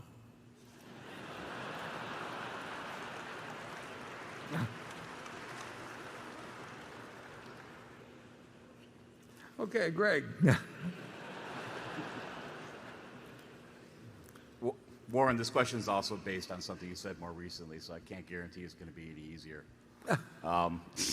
You recently noted that you prefer share repurchases over dividends as a means for returning capital to shareholders should Berkshire's cash balances continue to rise and hit the $150 billion threshold you noted as being difficult to defend to shareholders at last year's annual meeting. While I understand the rationale for not establishing a regular dividend, a one-time special dividend could be a useful option for returning a larger chunk of Berkshire's excess capital to shareholders without the implied promise to keep paying a regular dividend forever. The drawback with the special dividend, though, is that it would lead to an immediate decline in book value and book value per share, whereas a larger share repurchase effort, while depressing book value, would reduce Berkshire's share count, limiting the impact on book value per share. If we do happen to get a few years out and Berkshire does hit that $150 billion threshold because valuations continue to be too high, both for acquisitions and for the repurchase of company stock, would you consider a one-time special dividend as a means for returning capital to shareholders? Well, if we thought we couldn't use capital effectively, we would try to figure out the most effective way of returning capital to shareholders. And you could, I would have probably I think it'd be unlikely we'd do it by a special dividend. I think it'd be more likely we'd do it by a repurchase if the repurchase didn't result in us paying a price above intrinsic value per share. We're never going to do anything that we think is harmful to continuing shareholders. So if we think the stock is intrinsically worth X and we would have to pay some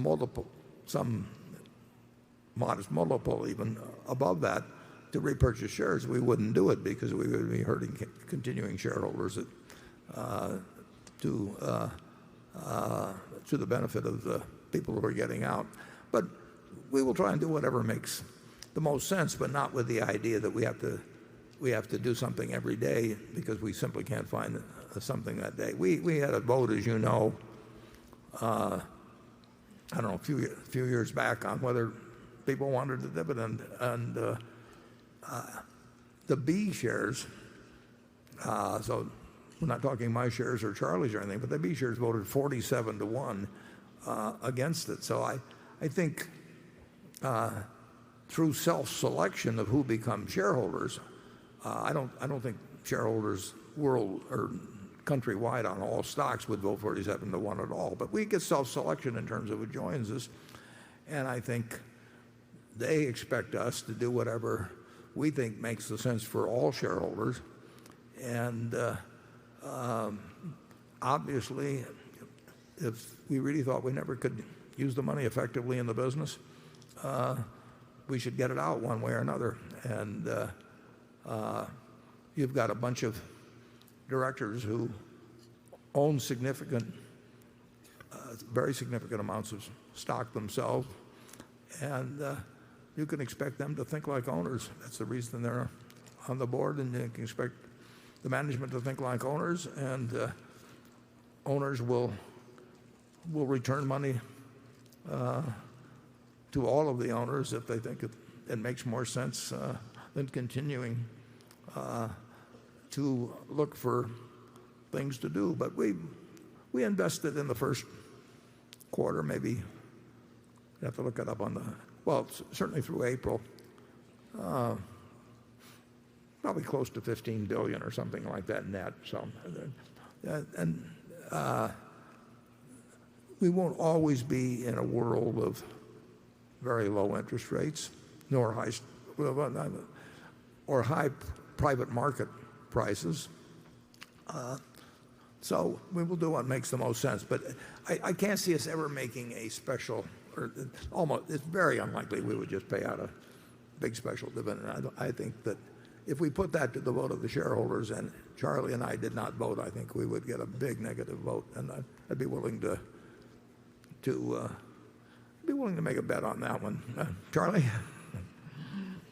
Well, as long as the existing system continues to work as well as it has, why would we change it? We've got a whole lot of people that are accustomed to it, who've done well under it. And if conditions change, why, we're capable of changing our minds if the facts change. Yeah, and we've done that several times. Yes. Yeah. Although I must say it's a little hard.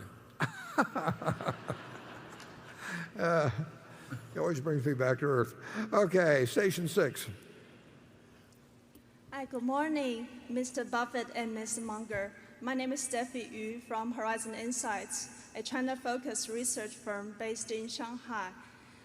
So I have a lot of mutual fund clients in China who are very young, relatively younger, and they manage a smaller portion of funds. So my question is, if you only have $1 billion in your portfolio today, how would you change your investments? Would you consider more investment opportunities in emerging markets such as China? Thank you. Yeah, I would say if I were working with $1 billion, I would probably find within a $30 trillion market in the United States where I understood things better just generally than I do around the world. I'd probably find opportunities there that would be better, incidentally, by some margin than what we can find for hundreds of billions. But I wouldn't, there's no way I'd rule out emerging markets. There was a time 15 years ago or so when, just because it was kind of interesting and it took me back to my youth, on a weekend I went through a directory of Korean stocks, and I bought, and these were small stocks. Well, they were small by the standards of either Korean or American business. They were big companies, but I found 15 or 20 and that were statistically cheap, and bought some of each one myself. And there are opportunities with smaller amounts of money to do things that we just can't do. And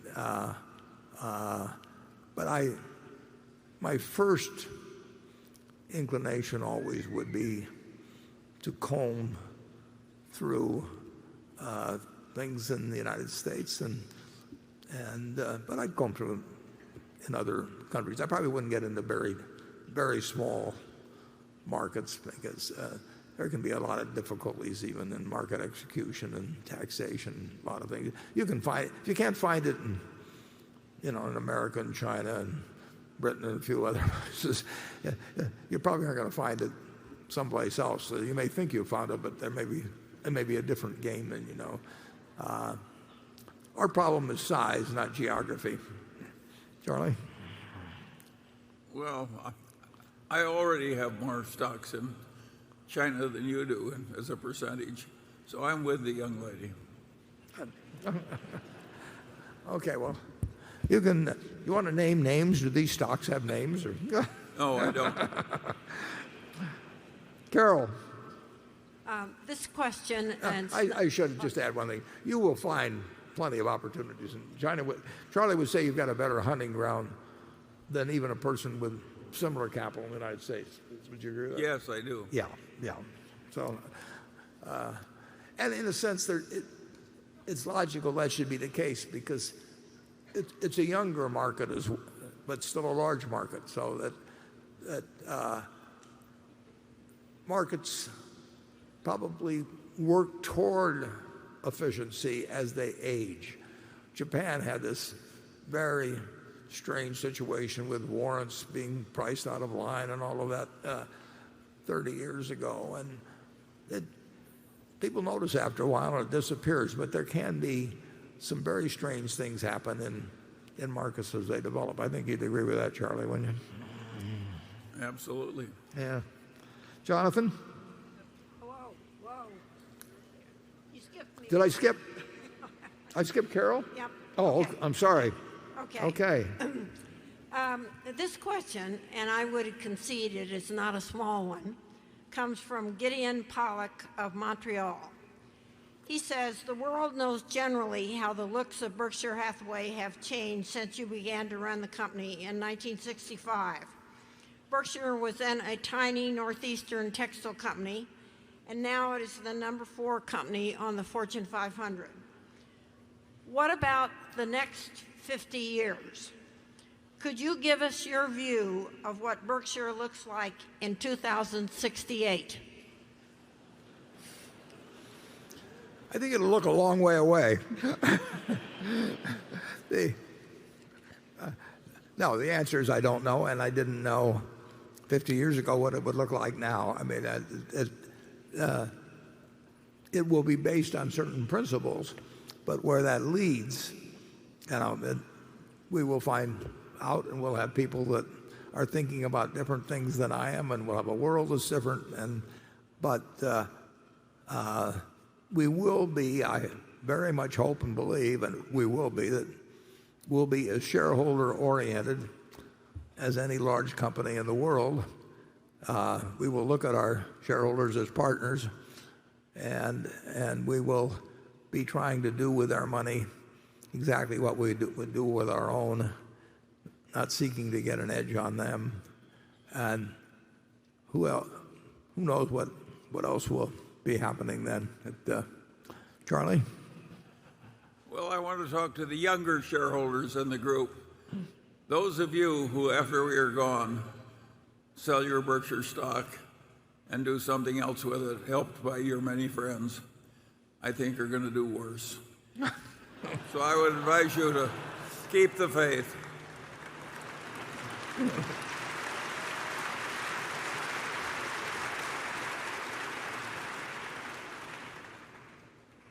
Well, by the way, some of that has already happened in many families. I'll give his answer next time now that I see it get all the applause.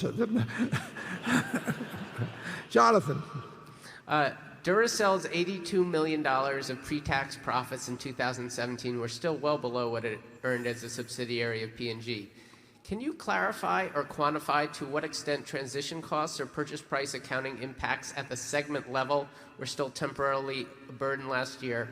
Or is it possible that the GAAP earnings contribution simply reflects a commoditization of the category given the entry of Amazon into the battery market?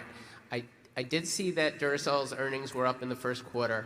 Is that a sign of a more meaningful contribution in 2018 and beyond as you finish right-sizing the manufacturing footprint and acquisition-related charges fall away? Yeah. Duracell should be earning more money than it is now, and will be. And as you mentioned, it's well on its way there, but it is not earning an appropriate amount now based on the history of the company. I was around when I was on the board of Gillette when Gillette bought Duracell, and I've seen what it does when it isn't managed to its full extent, and I saw what Jim Kiltz did with it at Gillette when he ran it, and there were a lot more transition problems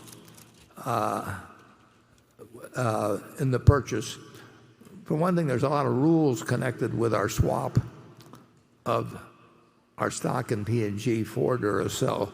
There are a lot of things that you cannot do that made sense to do in that period of transition from P&G's management to ours.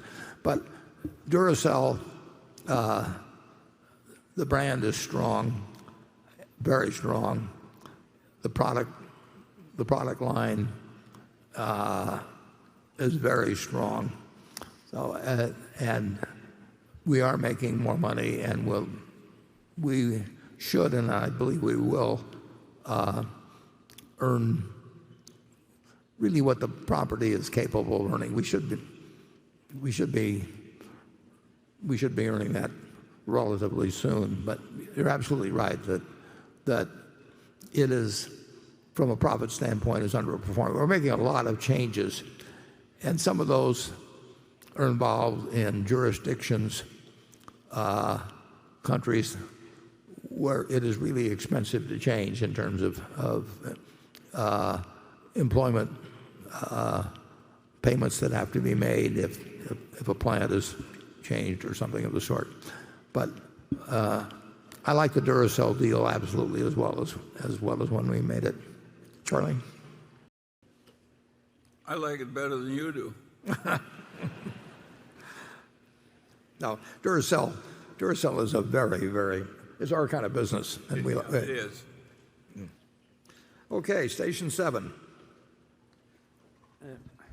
Good morning. I have a question related to the bond market, the U.S. Treasury bond market.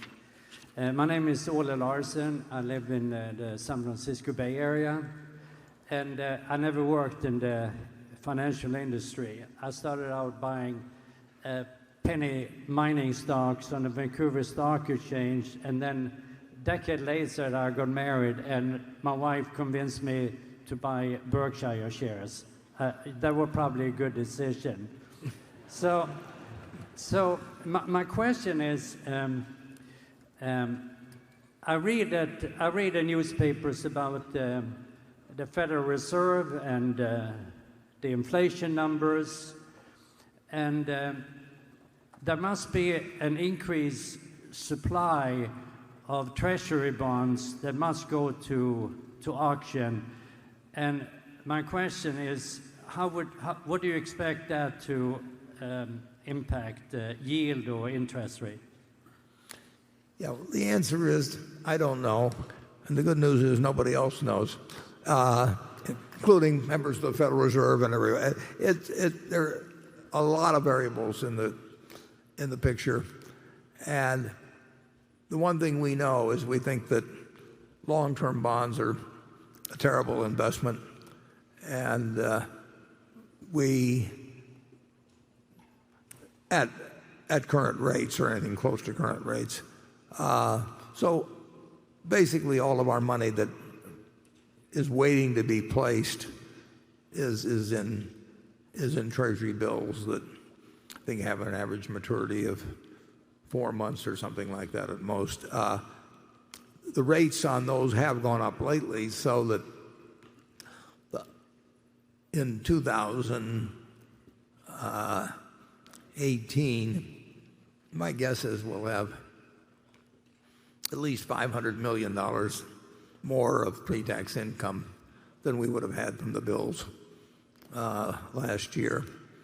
But they still, it's not because we want to hold them, we're waiting to do something else. But long-term bonds, they're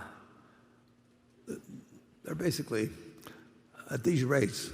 It's almost ridiculous when you think about it, because here the Federal Reserve Board is telling you we want 2% a year inflation, and the very long bond is not much more than 3%. And of course, if you're an individual and you pay tax on it, you're going to have some income taxes to pay, and let's say it brings your after-tax return down to 2.5%. So the Federal Reserve is telling you that they're going to do whatever's in their power to make sure that you don't get more than 0.5% a year of inflation-adjusted income. And that seems to me I wouldn't go back to penny stocks, but I think I would stick with productive businesses or certain other productive assets by far. But what the bond market does in the next year, you've got trillions of dollars in the hands of people that are trying to guess which maturity would be the best to own and all that sort of thing. And we do not bring anything to that game that would allow us to think that we've got an edge. Charlie? Well, it really wasn't fair for our monetary authorities to reduce the savings rates paid mostly to our old people with savings accounts as much as they did. But they probably had to do it to fight the Great Recession appropriately. But it clearly wasn't fair, and the conditions were weird. In my whole lifetime, it's only happened once that interest rates went down so low and stayed low for a long time. And it was quite unfair to a lot of people, and it benefited the people in this room enormously because it drove asset prices up, including the price of Berkshire Hathaway stock. So we're all a bunch of undeserving people, and I hope that we continue to be so. At the time this newspaper came out in 1942, the government was appealing to the patriotism of everybody. As kids, we went to school and we bought savings stamps to put in. Well, they first called them U.S. war bonds, then they called them U.S. defense bonds, and then they called them U.S. savings bonds. But they were called war bonds then. And you put up $18.75, and you got back $25 in 10 years. And that's when I learned that $4 for 3 in 10 years was 2.9% compounded. They had to put in small print that, and even an 11-year-old could understand that 2.9% compounded for 10 years was not a good investment. But we all bought them. It was part of the war effort basically, and the government knew. I mean, you knew that significant inflation was coming from what was taking place in finance in World War II.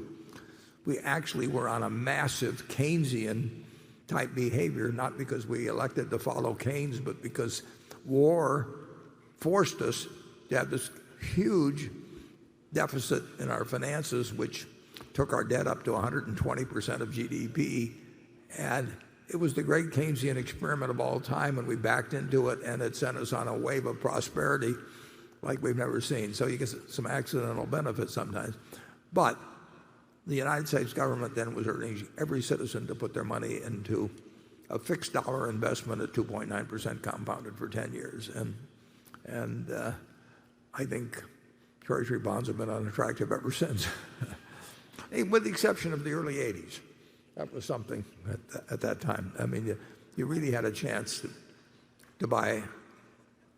You had a chance to invest your money by buying zero coupon Treasury bonds, and in effect guarantee yourself that for 30 years you would get a compounded return, of something like 14% for 30 years of your lifetime. So every now and then something really strange happens in markets, and the trick is to not only be prepared, but to take action when it happens. Charlie, did you ever buy any war bonds? Or? No, I never bought war bonds. No. Used to be like, take me. I didn't have any money when I was in the war. Well, that's a good reason not to buy. Okay, Becky.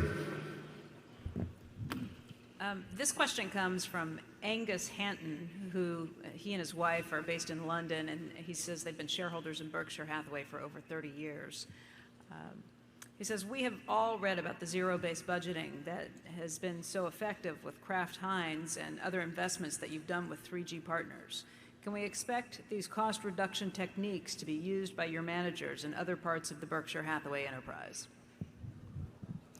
Well, in general, we do not expect the managers generally to get into a position where there would be a lot of change in terms of zero-based budgeting. In other words, why in the world aren't you thinking that way all of the time? The 3G people have gone into certain situations where there were probably primarily in personnel, but in other expenses as well, a lot of expenses that were not delivering a dollar of value per dollar expended. And so they made changes very fast that to a situation that probably shouldn't have existed in the first place. Whereas we hope that our managers take a Geico. Geico's gone from, I think, 8,000 to 39,000 people since we bought control, but they're all very productive. I mean, you would not find a way for a 3G operation to take thousands of people out of there. On the other hand, I can think of some organizations where you could take a whole lot of people out where it isn't being done because the businesses are very profitable to start with. That's what happened with the tobacco companies, actually. They were so profitable that they got all kinds of people around that weren't really needed, but the money just flowed in. So our managers have different techniques of keeping track of or of trying to maximize customer satisfaction at the same time that they don't incur other than necessary costs. And I think probably some of our managers may well use something that's either zero-based budgeting or something akin to it. They do not submit budgets, never have, to me. I mean, they've never been required to. We've never had a budget at Berkshire. We don't consolidate our figures monthly. I mean, I get individual reports on every company, but there's no reason to have some extra time spent, for example, by having a consolidated figures at the end of April or the consolidated figures at the end of May. We know where we stand, and I'm sure we're the only company that probably in the whole Fortune 500 that doesn't do it. But we don't do unnecessary things around Berkshire, and a lot of stuff that's done at big companies is unnecessary, and that's why a 3G finds opportunities from time to time. Charlie? Well, if you've got 30 people at headquarters and half of those are internal auditors, that is not the normal way of running a big company in America. And what's interesting about it is, obviously we lose some advantages from big size, but we also lose certain disadvantages from having a big bureaucracy with endless meeting after meeting after meeting around headquarters. And net, I think we've been way ahead with our low overhead diversified method, and it also makes our company attracted to very able, honorable people who have companies. So generally speaking, the existing system has worked wonderfully for us. I don't think we have the employment that could be cut effectively that a lot of other places have. And I think our methods have worked so well that we'd be very unlikely to change them. I think at headquarters you could say we have kind of sub-zero based budgeting, and we hope that the example at headquarters is to a great extent emulated by our It isn't just the cost reduction. I think the decisions get made better if you eliminate the bureaucracy. Oh, yeah. I think a bureaucracy is sort of like a cancer, and it functions sort of like a cancer. And so we're very anti-bureaucracy, and I think it's done us a lot of good. In that case, we're quite different from, say, Anheuser-Busch at its peak. Okay, Gary. My question is on small commercial, and specifically direct small commercial. You seem to have some websites that enable buyers to purchase small commercial insurance directly. Buy Berk is one of them. It's a very competitive, fragmented market, but what is your strategy for that market? And then can you ultimately Geicoize the small commercial market? Well, we'll find out. I mean, it's a very good question because that's exactly the question we ask ourselves. And we have this incredible company at Geico, which has gone direct in the personal auto field and is, first started in 1936. And there's no question in my mind that over a lot of years, and maybe not so many years, something like small commercial, anything that takes cost out of the system, makes it easier for the customer, is going to work over time if you've got a system that was based on something that had more layers of agency costs and that sort of thing. So we are experimenting, and we'll continue to experiment on something like small commercial, workers' comp, whatever it may be. We'll try and figure out ways to take cost out of the system, offer the customer an equivalent product or better at lesser price, and we'll find out what can be done and what can't be done. And we're not the only ones doing it, as you know.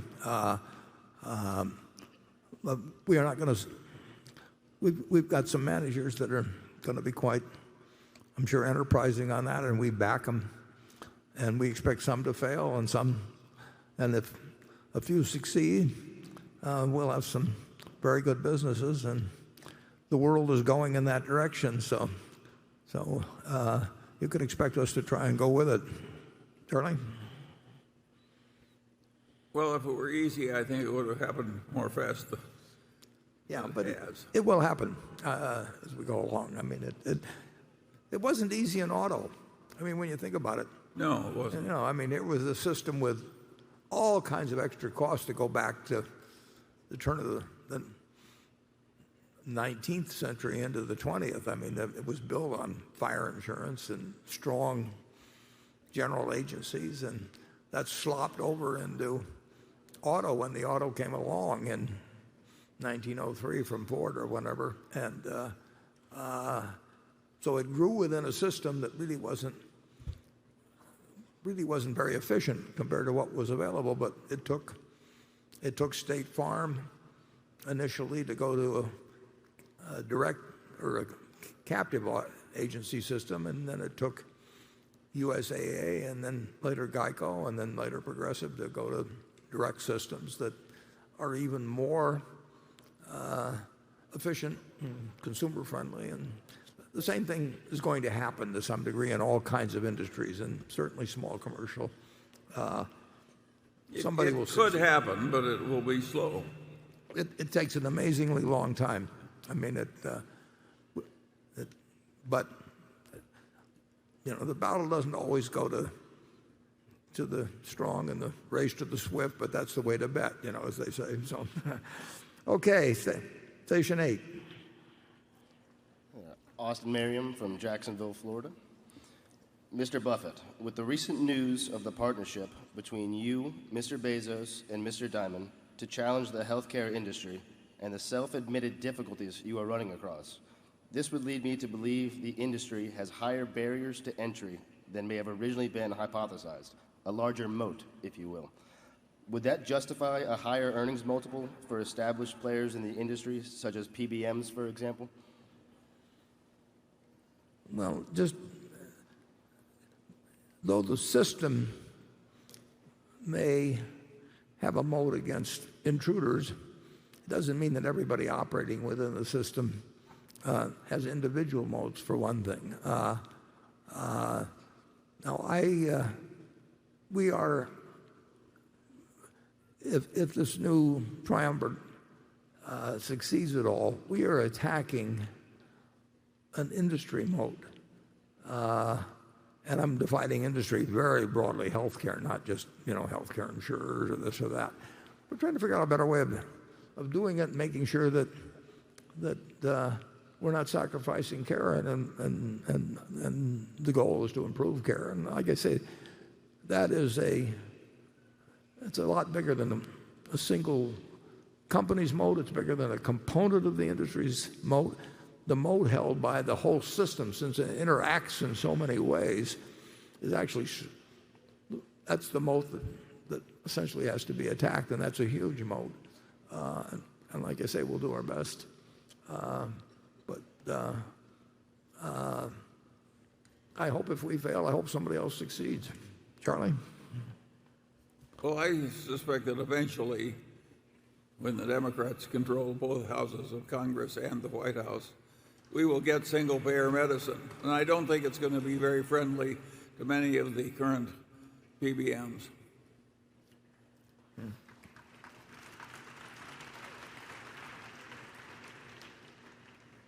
And I won't miss them.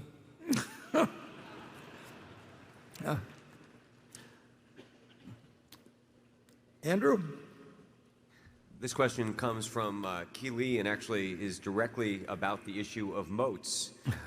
He notes that Elon Musk this week on his Tesla earnings call said the following, quote, "I think moats are lame.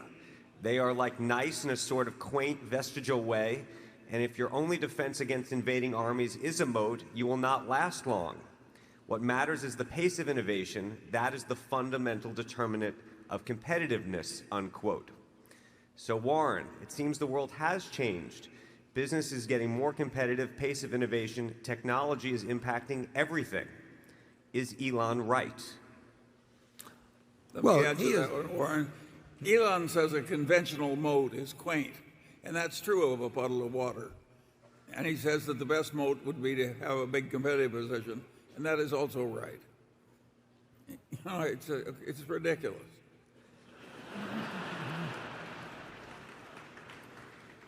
Warren does not intend to build an actual moat.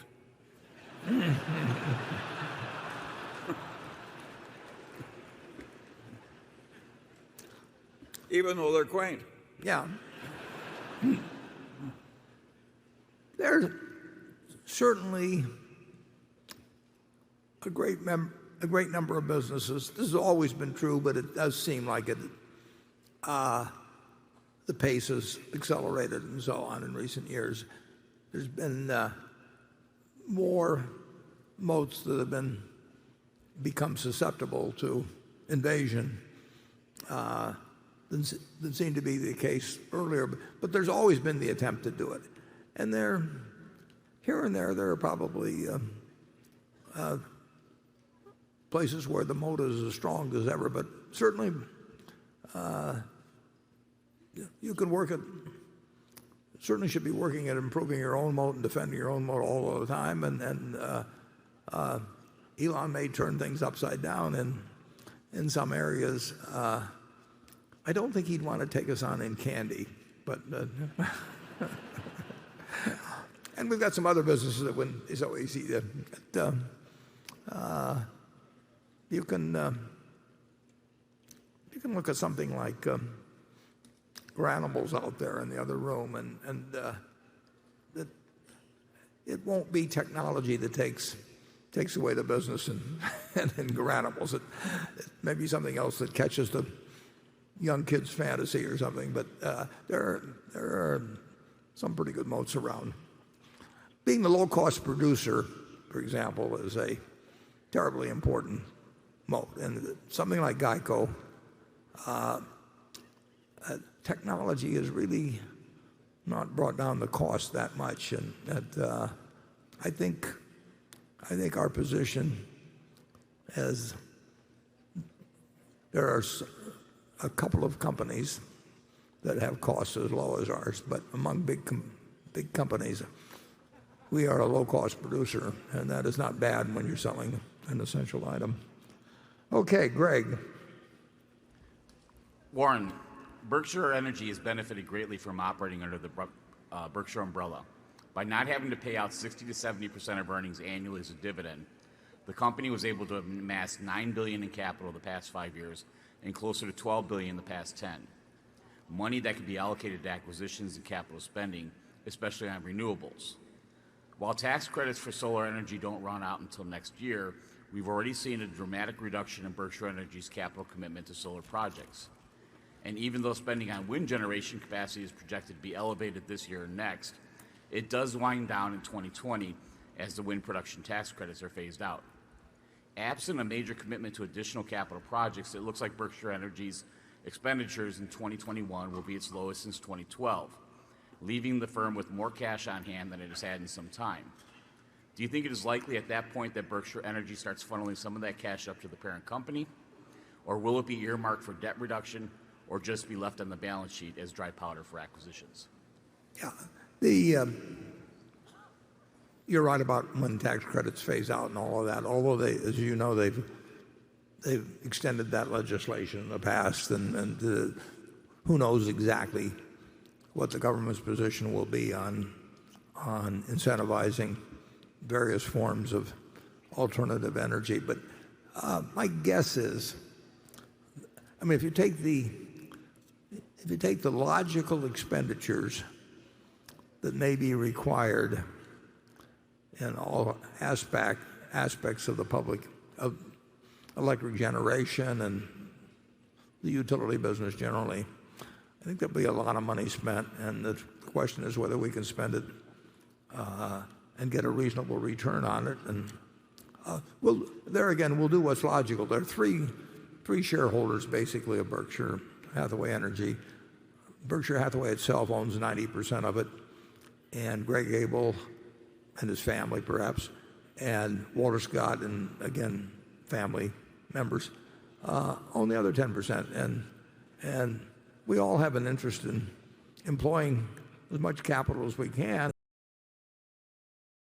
we'll know when it can be done and when it can't be done, and there's no tax consequences to Berkshire at all. So, but the three partners will figure out which makes the most sense. But when you think of what might be done to improve the grid in the U.S. and the fact that we do have the capital, I wouldn't be surprised if we find good uses for capital in Berkshire Hathaway Energy and for a long time in the future. Charlie? Yeah, well, I think there'll be huge opportunities in Berkshire Energy as far ahead as you can see to deploy capital very intelligently. So I think the chances of a big dividend is approximately zero. Yeah. And we've not only got the money to an extent that virtually no utility company does, and we've also got the talent too. I mean, we've got a very, very talented organization there. So it's a big field, and we've got shareholders that are capitalists, and we've got managers that are terrific, and you would think we'd find something intelligent to do over time in the field. So far we have. I mean, we've owned it now for close to 20 years, and we've deployed a lot of capital, and so far so good. I mean, it's you look at the improvements that can be made in our utility system in the United States. You're talking hundreds and hundreds and hundreds of billions of dollars, if not trillions. So, where else but Berkshire? You look for that kind of money. Okay, Station 9. I'm Richard Surser from Tucson, Arizona. At Berkshire, what counts most are increases in our normalized per share earning power. That was in your last letter. What is our normalized per share earning power as you estimate it? Well, I would say that what you saw in the first quarter under these tax rates would probably be a reasonable guess. Obviously it depends on the economy in any given year.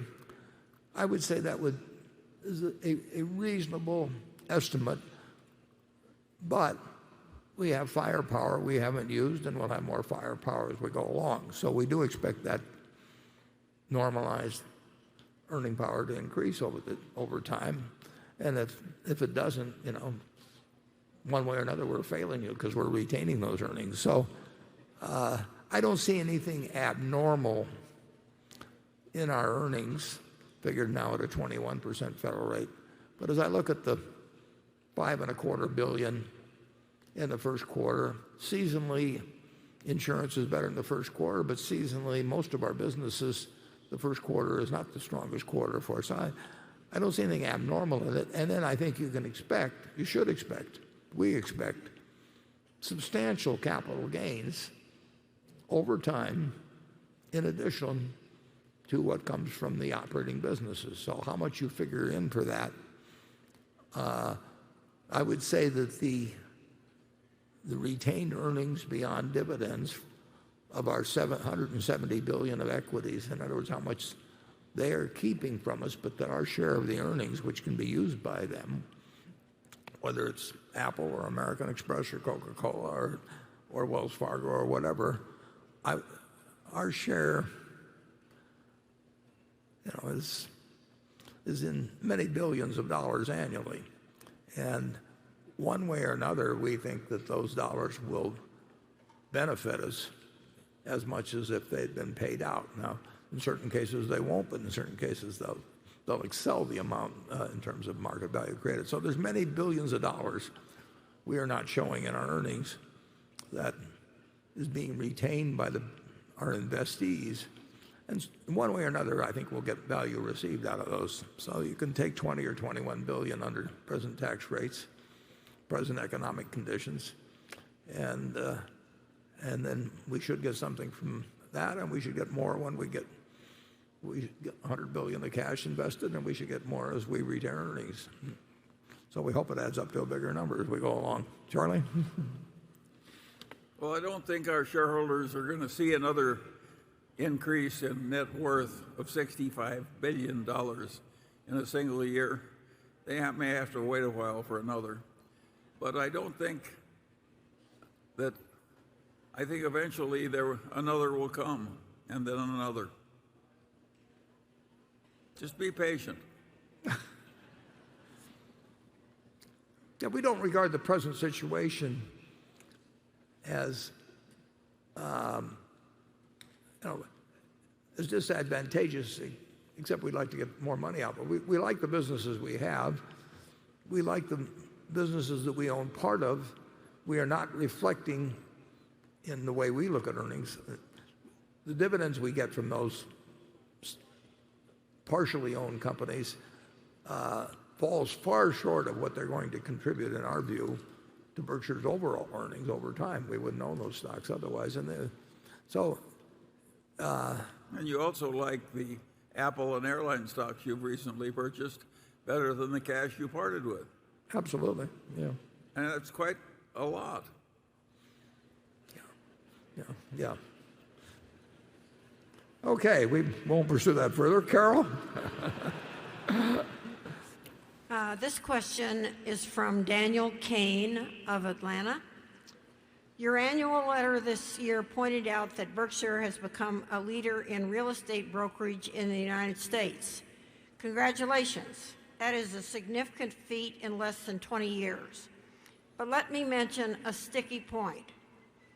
If fees charged by stock market active managers are a drag on investor performance, I would argue that real estate commissions are no different and perhaps more detrimental, especially when one considers the lifetime effects of large, foregone upfront cash flows and the power of compounding interest. I would be pleased to hear your rejoinder on the points I've raised. Well, the purchase of a home is the largest financial transaction for a significant percentage of the population that they make, and a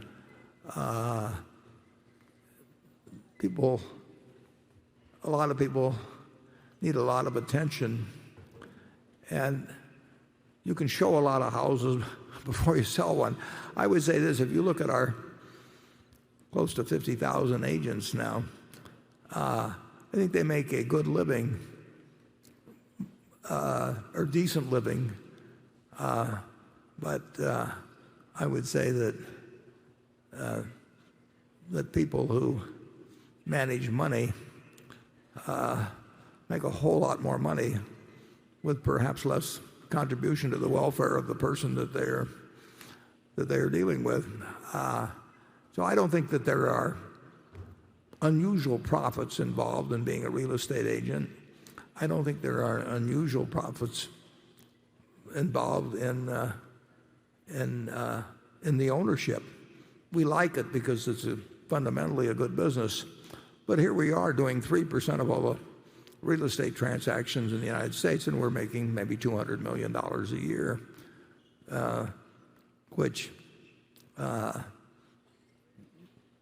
we won't get into what the comparative efforts are in Wall Street to earn $200 million, but I think I have to tell them about Roy Tolles a little bit on this. Roy Tolles, for example, Charlie's partner, many years ago, decided he was going to want to buy a house in San Marino. He's going to have a number of kids.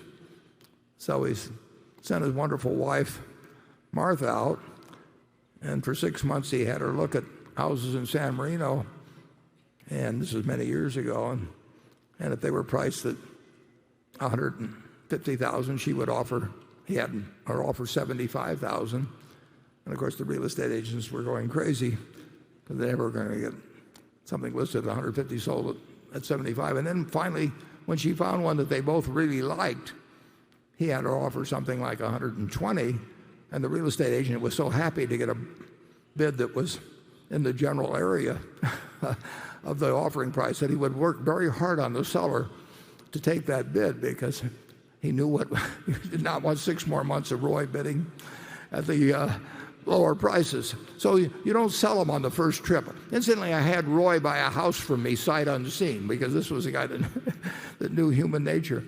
You don't get rich. Real estate agency is, people earn their money, and they earn it in a perfectly respectable and honorable manner in terms of what they get paid. And as in every single industry there can be excesses or mistakes or that sort of thing. But we will continue to buy more brokers. In fact, we'll probably have another couple to announce before long. And we will feel that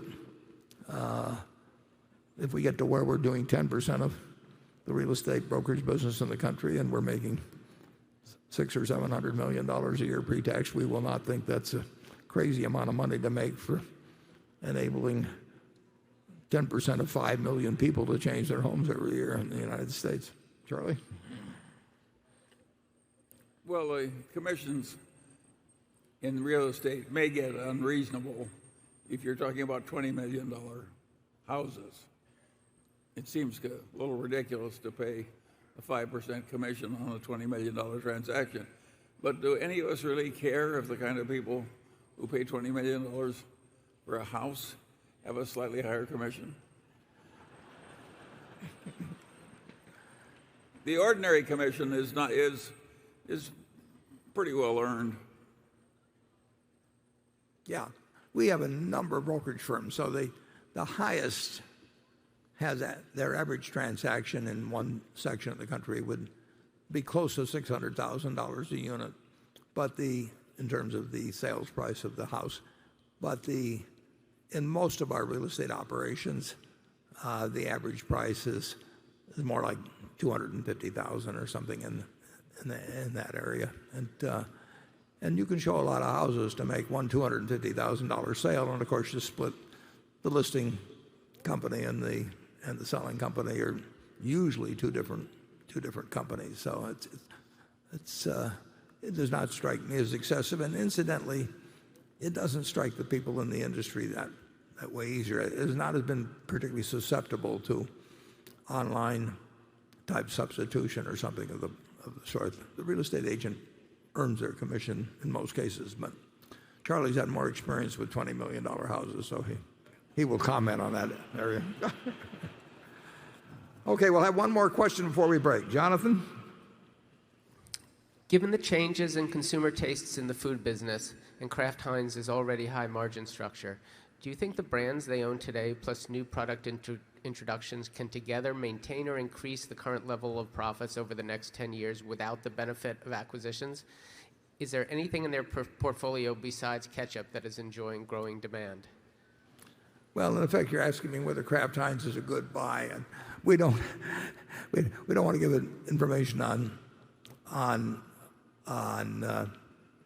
marketable securities like in that manner. But yeah, there are a number of items besides ketchup that enjoy growing demand, and some vary quite a bit by geography. There's enormous differences in the penetration of various products in the portfolio. Consumer packaged goods are still a terrific business in terms of return on invested assets, but the population worldwide grows fairly smallly and at a fairly minor rate, and people are going to eat about the same amount, and there is some more willingness to experiment, or go for organic products of the sort. It's a very good business, and there are new products coming out constantly. It's not one where you're going to get terrific organic growth, but it never has been. And I like the business, and we own 26% or so of it. But there are a number of items within Kraft Heinz that enjoy fairly healthy growth. And I think you'd find that at most food companies, and I think you'd find very good returns on tangible net assets at those businesses. And with that talk about food, we will now break for lunch. And we will come back in about an hour and look forward to seeing you. Okay.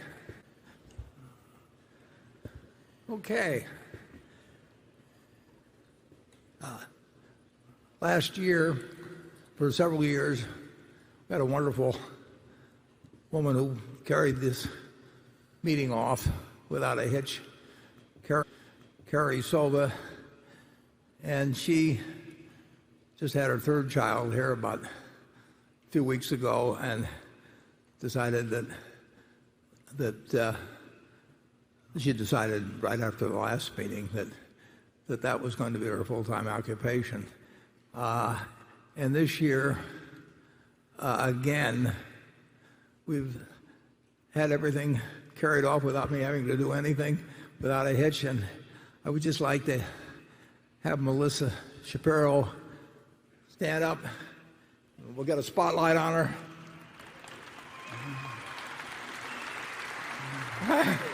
Gee.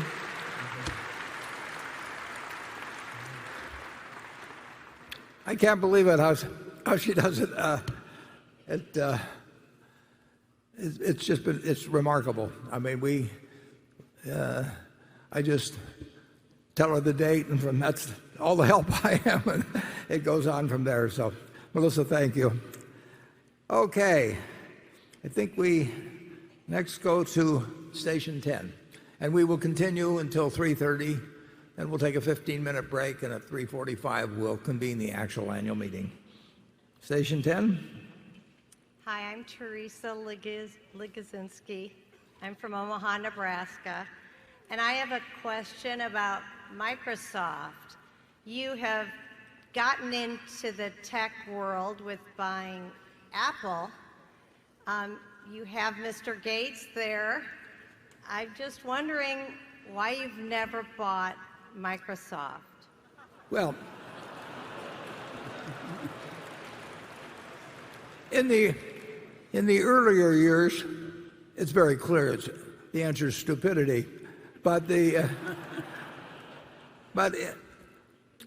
since Bill has, particularly since Bill has joined the board, but even earlier than that, because of our friendship, it just would be a mistake for Berkshire to buy Microsoft, because if something happened a week later, a month later, in terms of them having better earnings than expected or making an acquisition, anything, both Bill and I would incorrectly, but would be a target of suggestions and accusations, perhaps even, that somehow he had told me something or vice versa.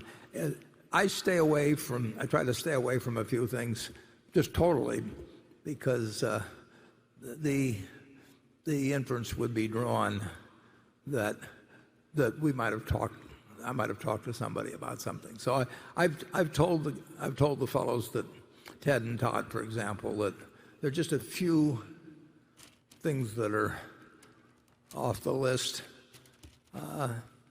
because there'd be a lot of people that wouldn't believe us if something good immediately happened after we bought it. And of course, to buy a lot of stock, you can take 6 months to buy it or something of the sort. We just don't need it. But both that and my stupidity have cost us a lot of money. It's a good question, and I think the answer makes sense. But Charlie? Well, it's part of theology that a late conversion is better than never, and you've greatly improved yourself.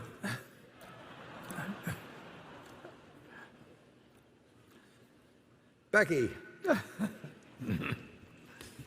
right, this question comes from Dave Shane. He says, Warren, you are a big believer in the U.S. political system, the financial system, and in every American. You've said that regardless of who is president, the economy and the U.S. consumer will continue to prosper over the long run.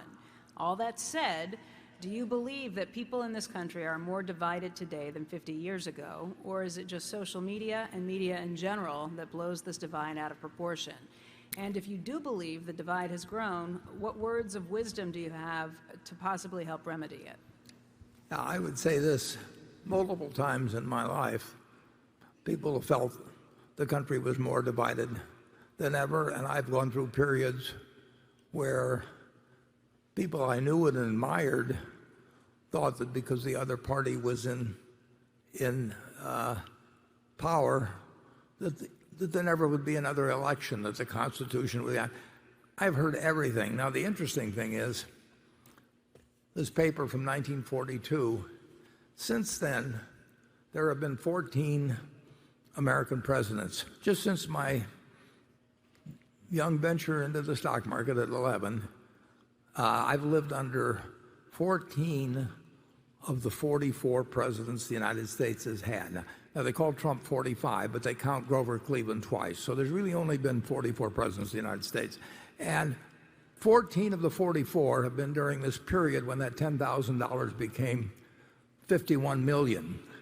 7 have been Republicans, 7 have been Democrats. 1 has been assassinated, 1 has resigned under pressure. It works.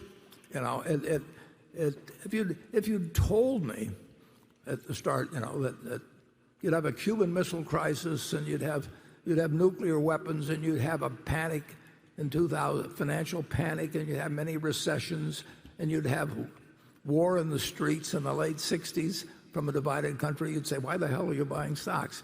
And through it all, America in fits and starts, but America really moves ahead. And we survived the Civil War. I mean, I hate to think of having to do it that way, but this country, in only less than 3 of my lifetimes, if you go back 3 of my lifetimes, you go back 263 years, I guess, and Thomas Jefferson is 12 years old, and that's just 3, and there was nothing here. You've flown in from all over to Omaha today, and you flew over a country with more than 75 million owner-occupied homes and 260 million vehicles and great universities and medical systems and everything. And it's all a net gain in less than 3 of my lifetimes. So, and we've had these events since I started buying my first stock. This country really, really works, and it always will have lots of disagreements, and after every election you'll have people feeling the world is coming to an end, and how could this happen? And I remember my future father-in-law in 1952, he wanted to have a talk with me before his daughter and I got married. So kind of reluctantly, I sat down with him, and he said, Warren, he said, there's just one thing I want to tell you. He said, you're going to fail.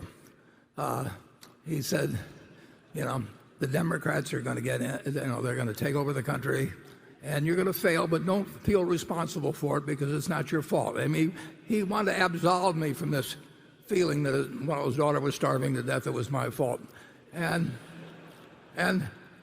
I kept buying stocks and doing a little bit better all the time. And if the Republicans were in, it was okay, and it was because of them that I was doing well. And if they were out, forget it, it was all going to disappear. So I've seen a lot of American public opinion over the years. I've seen a lot of media commentary. I've seen the headlines.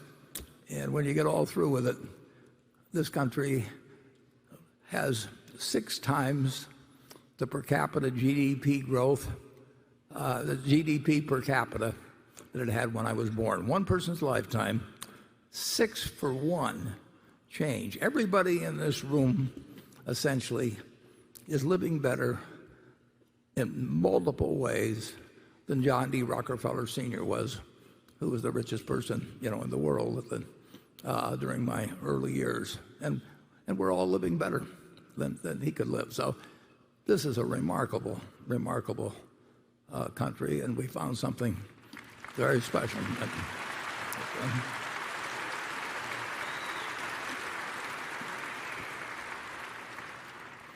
I would love to be a baby being born in the United States today. Charlie, you give the other side of this. Well,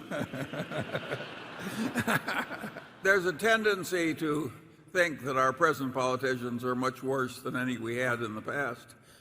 But we tend to forget how awful our politicians were in the past. I can remember a prominent senator arguing with an absolute earnestness that mediocre people ought to have more representation on the United States Supreme Court. Yeah, he came from Nebraska, incidentally. He came from Nebraska. So we're not quite as bad as that yet. Yeah. He succeeded my dad in the House of Representatives. Okay. Gary. Yes, on reinsurance. I know we've talked in the past about reinsurance not really being as attractive an industry in, say, the next 10 years as the last 10. But I don't think we've talked specifically about General Re. And I looked this morning at the 10Q, and I see General Re has grown nicely. I know there's been some changes in the management, and I wondered if you could just give us a sense of what's going on at the company to bring about some of that growth and what looks like improvement. Yeah, well, the reinsurance business, I don't think I'd say that it's tougher than it was 10 years ago, but if you go back to 40 or 50 years ago, it was not brutally competitive, I'll put it that way. And at Gen Re, Tad Montrose, who did a fantastic job for us at Gen Re, retired, and we have under Ajit, and then Kara in addition, but under Ajit, the focus of the place has changed somewhat, and it probably is more growth oriented than before. But I can assure you that anything associated with Ajit also has underwriting discipline attached to it. But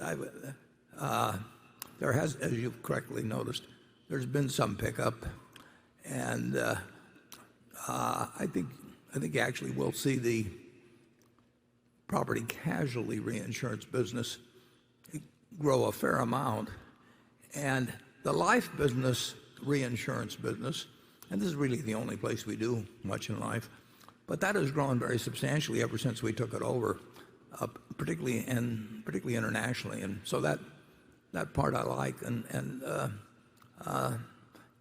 we will have I think we'll have a somewhat larger operation at Gen Re, but we have various methods, as you know, of being in reinsurance. We do these huge bulk deals.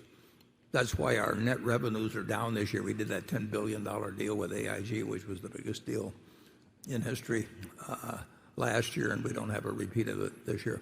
We will be in the reinsurance business 5 years from now, 10 years from now, 20 years from now, and 50 years from now, in my view, and we will have some unusual advantages that stem both from our capital position, our attitude toward the business, and the talent that we have. We have a way better than average insurance business generally.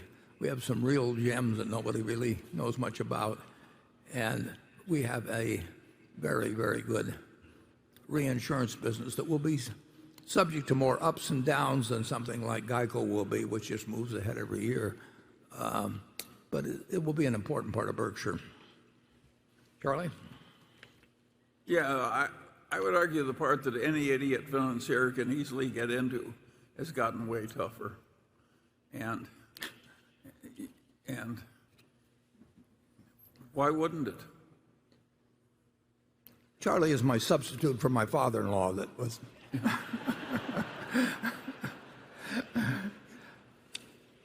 Okay, station 11. Hey, Warren, Charlie. Thank you again for having us and having me. I just can't thank you guys enough and appreciate you guys enough for the body of work that you guys have delivered to us and the exemplar example that you guys have set with your principles. Thank you. Charlie, you've mentioned that if given the chance, or the same chance with a smaller capital base, you would still look for mispriced stock opportunities. Of course. And that would be determined through obviously what we call the intrinsic value of the organization or the company in question, an aggregate of the discounted future cash flows. Would you work the arithmetic using a fictional data set to illustrate the mathematical principia to determine an intrinsic value? And I'd hope you include the comprehensive mental model of the key metrics considered, any qualitative assessments of the management, and any assumptions of its industry to determine the durability of its earning power. And Warren, same to that effect, would you also demonstrate or illustrate an arithmetic problem set using with a significant capital base and provide the object lessons on how those have changed from a small to a large capital base? Well, I can't give you a formulaic approach because I don't use one. And I just mix all the factors, and if the gap between value and price is not attractive, I go on to something else. And sometimes it's just quantitative. For instance, when Costco was selling at about 12 or 13 times earnings, I thought that was a ridiculously low value just because the competitive strength of the business was so great and it was so likely to keep doing better and better. But I can't reduce that to a formula for you. I like the cheap real estate. I like the competitive position. I liked the way the personnel system worked. I liked everything about it. And I thought, even though it's 3 times book or whatever it was then, that it's worth more. But that's not a formula that anybody... If you want a formula, you should go back to graduate school. They'll give you lots of formulas that won't work.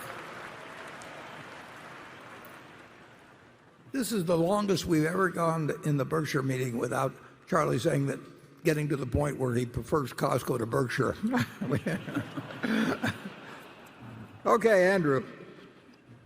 We got a handful of questions relating to Apple. This is a bit of a mashup of a couple of them. Warren, you have bought in and sold out of IBM. You have praised Jeff Bezos but never bought Amazon. And you have doubled down on Apple. Can you tell us what it is about Apple? And given your sometimes critical views on buybacks, do you think Apple would do better spending $100 billion on buybacks or buying other productive businesses the way you have generally preferred? $100 billion is a lot of money. I used to think so.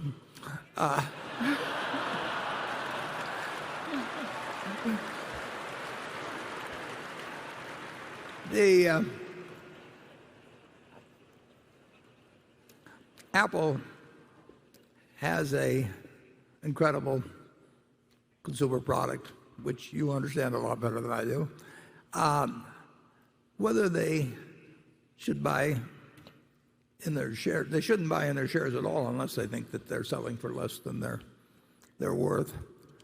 And if they are selling for less than they're worth and they have the money and they don't see an acquisition that's even more attractive, they should buy in their shares. And I think that that's because I think it's extremely hard to find acquisitions that would be accretive to Apple, that would be in the 50 or 100 billion or $200 billion range. They do a lot of small acquisitions. And I'm delighted to see them repurchasing shares. Let's say we own 250 million or so shares. They have, I think, 4,923,000,000 or something like that. And mentally, you can say we own 5% of it. But I figure with the passage of a little time, we may own 6 or 7% simply because they repurchase shares. And I find that if you got an extraordinary product and ecosystem and there's lots to be done, I love the idea of having our 5% or whatever it may be grow to 6 or 7% without us laying out a dime. I mean, it's worked for us in many other situations. But you have to have some very, very, very special product, and which has an enormously widespread ecosystem, and the product's extremely stable. And they're not going to find 50 or $100 billion acquisitions that they can make it remotely a sensible price that really become additive to that. And they may find it, who knows? But there certainly, as I look around the horizon, I don't see anything that would make a lot of sense for them in terms of what they'd have to pay and what they would get. Whereas I do see a business that they know everything about, and where they may or may not be able to buy it at an attractive price when they repurchase their shares. That remains to be seen. Incidentally, that's one thing that I always enjoy. People say, well, you're talking your book or something if you talk. From our standpoint, we would love to see Apple go down in price. They're going to, well, just put it this way. If Andrew and Charlie and I were partners in a business that was worth $3 million, so each of us had $1 million interest in it, if Andrew offered to sell out his 1/3 interest at $800,000 and we had the money around, we'd jump at the chance to buy him out. I mean, it's so simple. But people get all lost, and if he wanted $1 million too for it, we wouldn't pay it to him. It's very simple math, but it gets lost in all these discussions. And of course, like I say, Tim Cook can do simple math, and he'd probably do very complicated math too. So we very much approve of them repurchasing shares. Charlie? I think generally speaking in America, when companies go out hell-bent to buy other companies, they're worth less after the transaction is made than they were before. So I don't think you have a general weight of wealth for American corporations to go out and buy other corporations. Averaged out, it's a way down, not up. And I think that a great many places have nothing better to do than to buy in their own stock, and nothing as advantageous to do as as buying in their own stock. So I think we know pretty damn well what's going to happen to Apple. They'd be very lucky if there was something available at a low price that they could buy. I don't think the world's that easy. I think that the reason these companies are buying their stock is that they're smart enough to know that it's better for them than anything else. That does not mean we approve of every buyback at all, though. I mean, we've seen. No. Yeah. I think some people just buy it to keep the stock up, and that, of course, is insane and immoral. But apart from that, it's fine.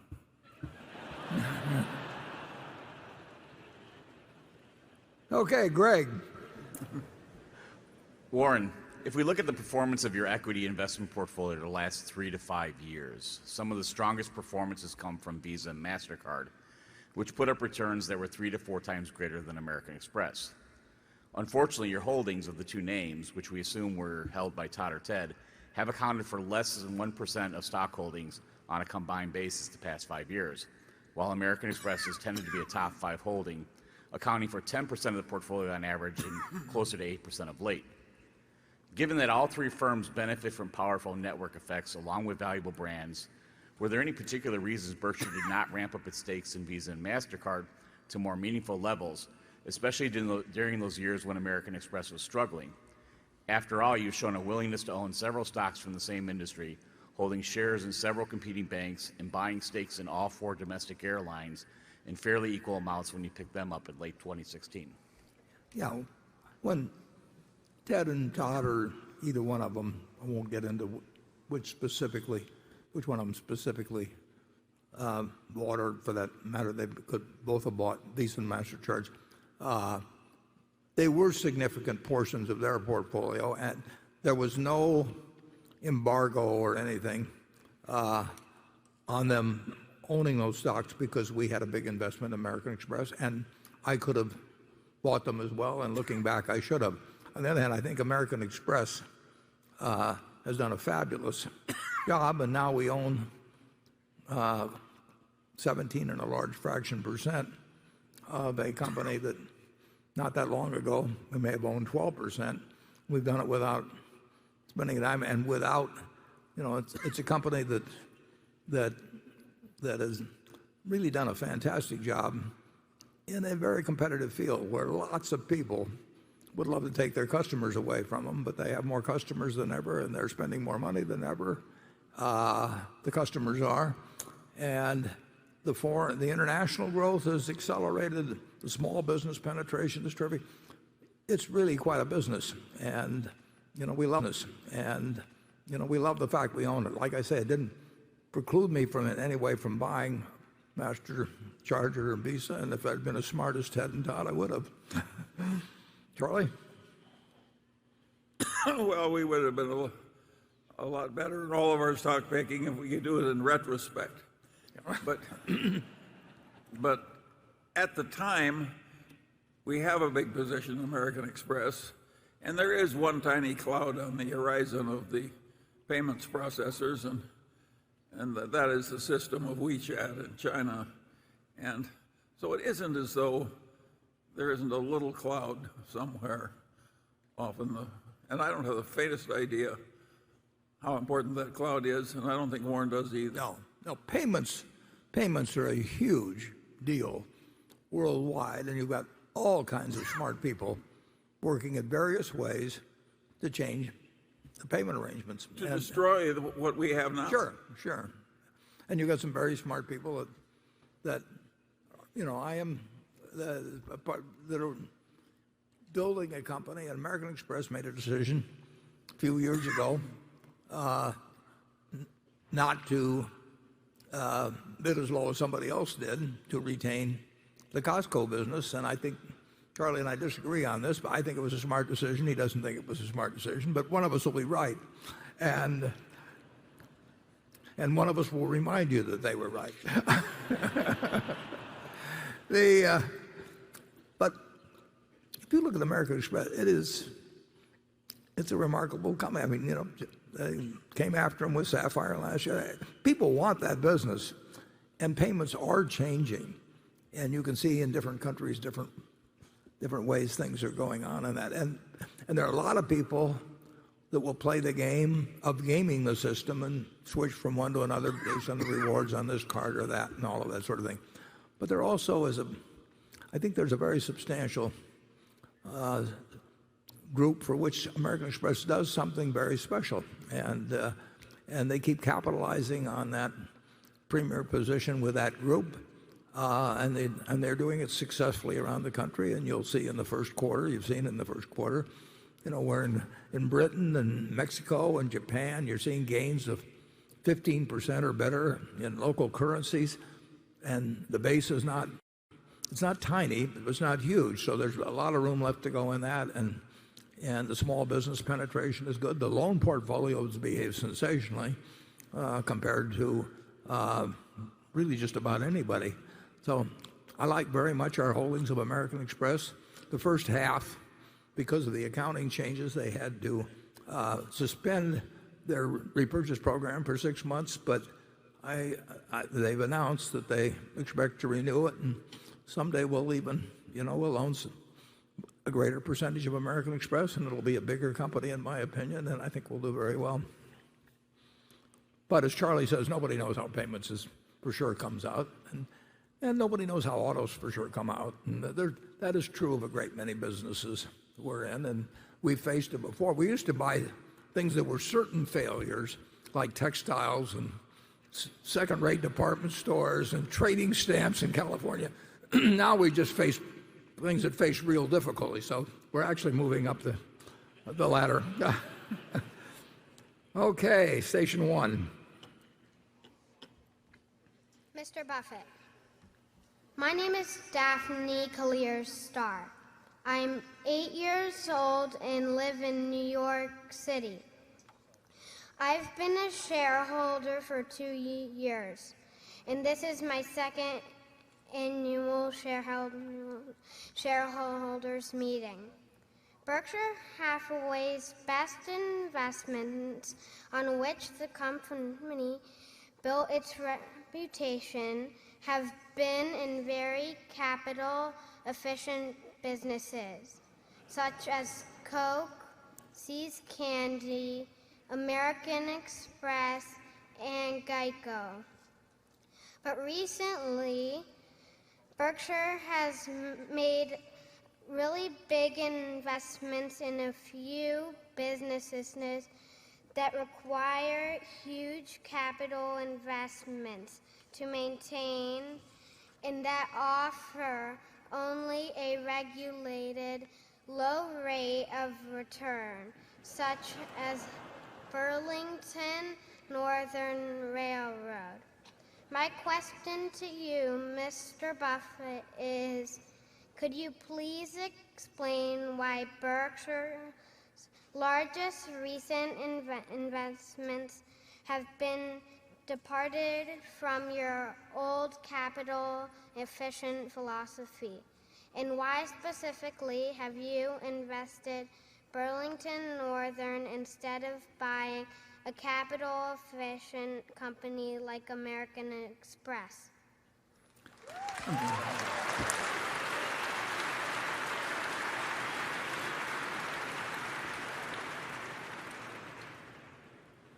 You're killing me, Daphne.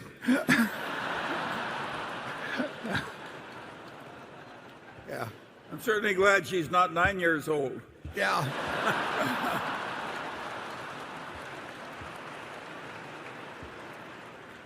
I'm just sitting here thinking which of the 6 panelists we're going to bump next year and put you in. Well,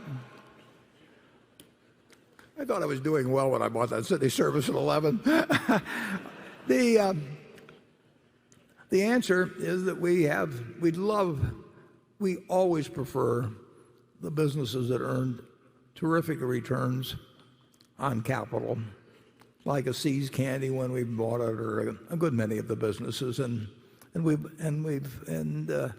American Express, earns a terrific return on equity and has for a very long time.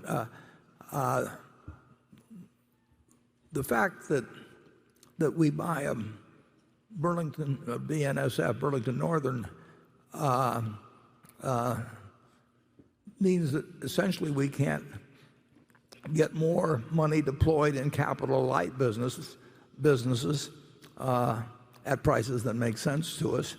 And so we have gone into more capital intensive businesses that are good businesses, but wouldn't it be wonderful if we could run the railroad without trains and track and tunnels and bridges and a few things?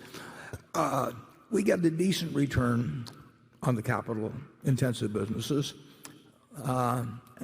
We bought most of them at very decent prices, and they've been run very well since we bought them. We still love a business that takes very little capital and earns high returns and continues to grow and requires very little incremental capital. We can't deploy as much money as we have in doing that, and so is the second best choice still a good choice? The answer is yes. It's not as good as the best choice. Charlie? Well, yes, I like the aspiration of that young lady. She basically wants a royalty on the other fellow's sales. And of course that's a very good model. And if everybody could do that, why, nobody would do anything else. The reason we're satisfied with our utility returns and our railroad returns is they're quite satisfactory. Quite satisfactory. I wish we had 2 more just like them. Don't you, Warren? Yeah, definitely. So the answer is they're good enough, and you're asking us to get perfection. If you want us to have all our money in Coke at, say, 5% of what it's now selling for. Yeah, and a business like Apple really doesn't take much capital, but it's still, you've got to spend a lot of money to buy businesses like that. Very few are for sale, and the answer is we have not foregone any opportunity to buy businesses that earn high returns, very high returns on equity capital, or when we could buy them at a sensible price, to buy these other businesses. So they haven't shoved anything else off the table. But you definitely have a job in our capital allocation department. Okay, Carol. This question is from Max Taylor of Chicago, and it concerns the newspapers that Berkshire owns. In your 2012, you had a section devoted to Berkshire's buying 28 newspapers during the year just passed. Since then, you have not come back to the newspaper subject. But this year, at the end of the annual report, you published a list of the newspapers Berkshire owns today, along with their circulation. I compared that list with the one you published 5 years ago at the end of 2012. As you no doubt know better than anyone, the circulation of the 26 newspapers that Berkshire still owns, of the 28 originally bought, fell sharply, in many cases by big amounts, like 30% to almost 50%. I know that 5 years ago you acknowledged the risk in owning newspapers, but you still said, Charlie and I believe that papers delivering comprehensive and reliable information to tightly bound communities and having a sensible internet strategy will remain viable for a long time. Skip to today and imagine that you are writing about Berkshire's experience with newspapers. What would you be saying? Yeah, I would say that I forget the modifying word on internet strategy, but I guess I said sensible. The problem has been about 1,300 daily newspapers in the United States. There were 1,700 not that long ago. Is that no one except the Wall Street Journal, the New York Times, and now probably the Washington Post has come up with a digital product that really, in any really significant way, will replace the revenue that is being lost as print newspapers lose both circulation and advertising. And if you look at the communities in which we operate, or the communities in which, you name it, other newspapers operate, the community could be prospering. We're in a prosperous economy presently, and all are losing daily circulation. They're losing Sunday circulation. They're using what's called street sales. They're losing home delivered, and I've been surprised that the rate of decline has not moderated in the last 5 years. We bought all the papers at reasonable prices, so it is not a great economic consequence to Berkshire. But I would like to see daily newspapers actually, be economically viable because of the importance to society. But I would say that the trends, which I put those circulation figures in there because I think shareholders are entitled to look year to year at what is happening, and it's happening to 1,300 newspapers throughout the United States, and it happens in small towns where you would think that the alternative sources of information would not be that good. It happens every place, and the Journal, the Times, and probably the Post have a viable economic model in the digital world, and probably will continue to shrink.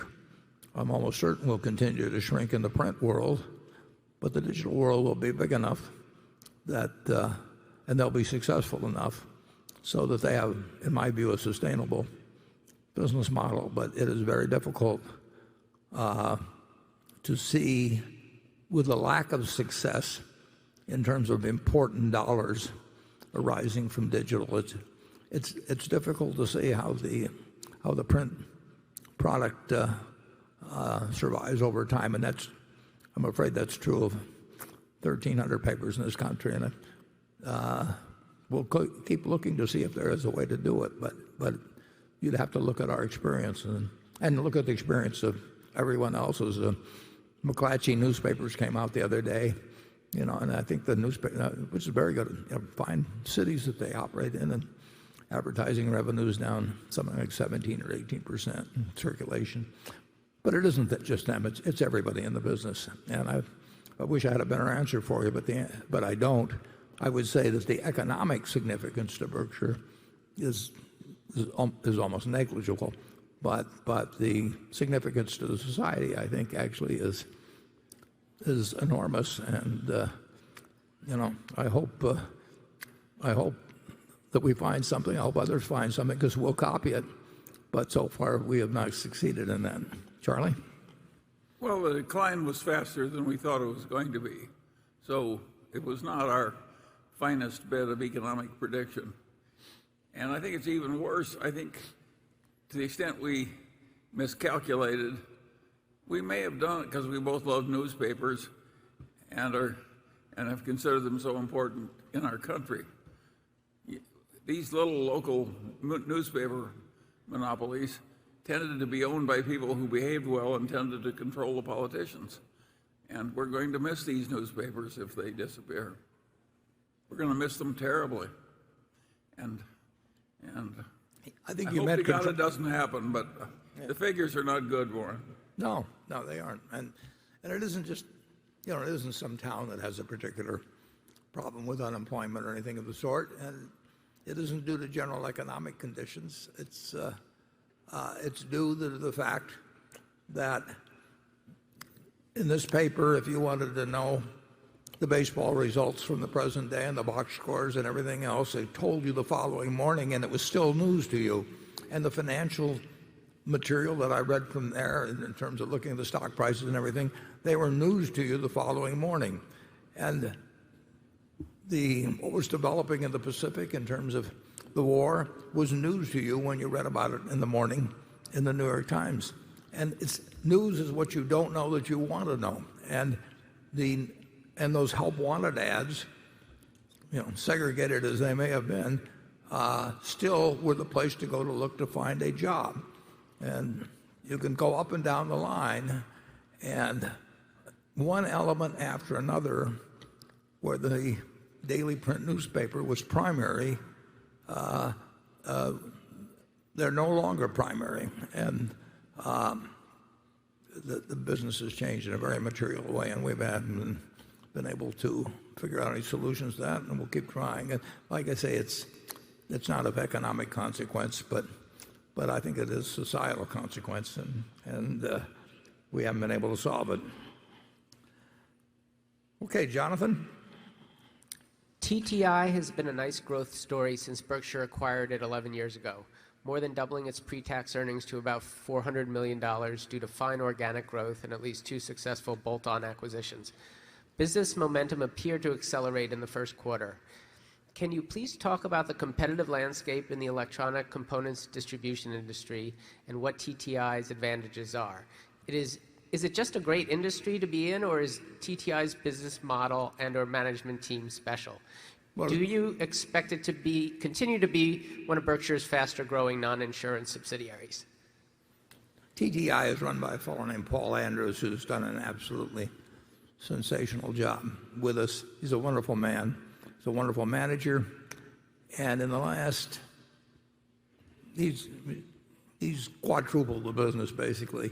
But in the last year, and accelerating right to this point, they distribute little electronic components.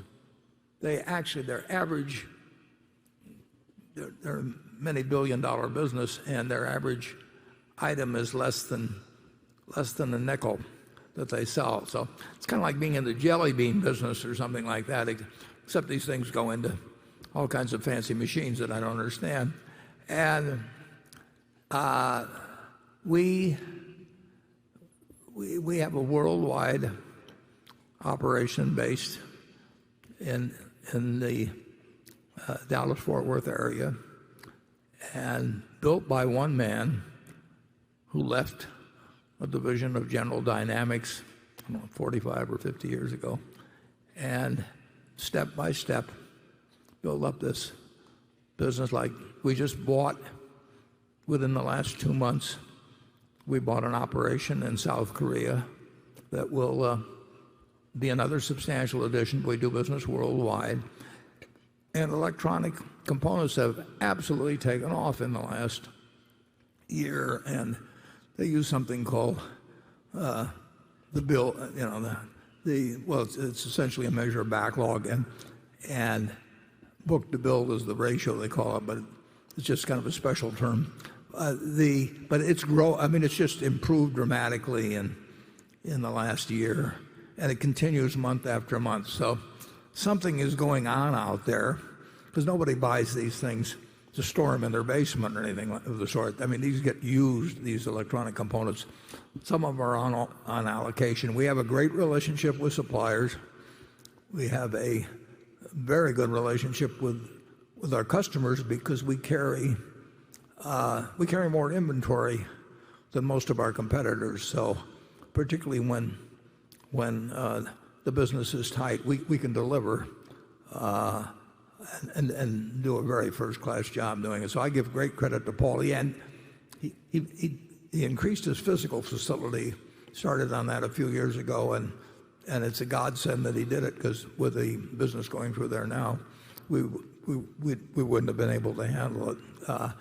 But it's a competitive business. I mean, if you look at Aero Electronics on the New York Stock Exchange, we've got competitors. I think Paul is doing a better job by a considerable margin than they are, and I'm delighted as part of the Berkshire family.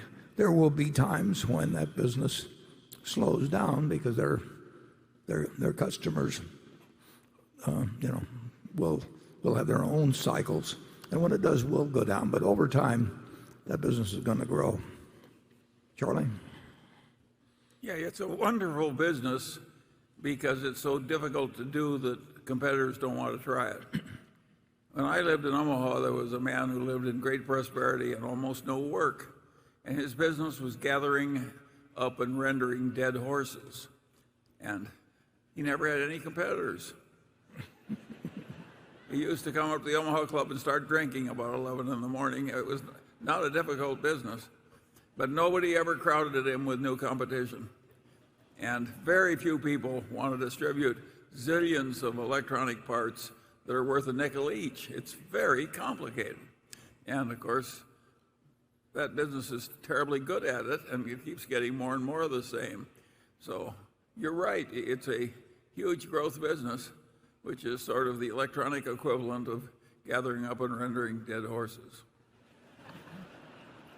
Imagine keeping track of close to 1 million different items, with very small values attached to them, and getting them out to your customer fast because they want them fast, all over the world, and those things are not easy to manage. I mean, and staying in stock on so many items.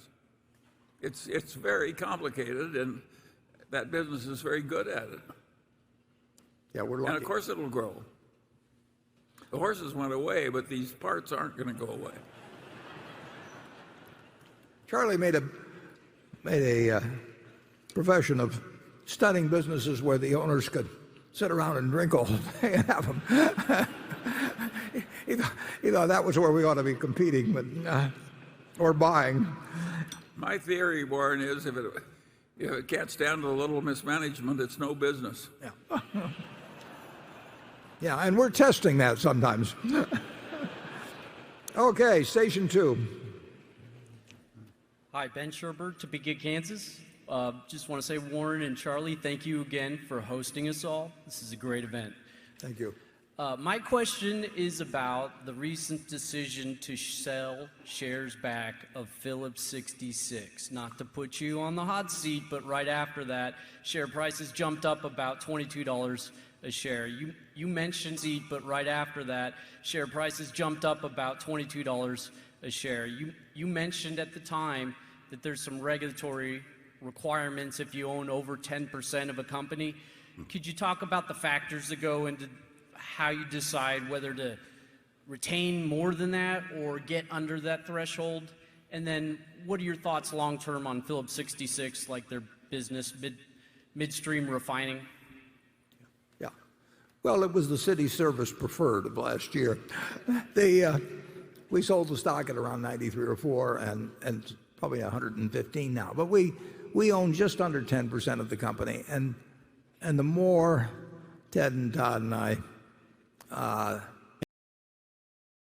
think about various problems connected with regulatory problems and trading problems and so on, overwhelmingly we will stick below 10% on marketable security holdings. We've done it with the airlines.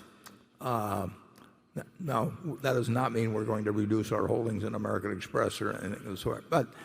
And Greg Garland has done a great job at Phillips 66. We've had very good relations with the company. He's a very, very, very experienced and sensible manager. But I did decide that I wanted to be below 10% in that holding, and like I say, we'll stay just slightly under 10% of Wells Fargo. We've actually sold a few shares just to stay below 10%.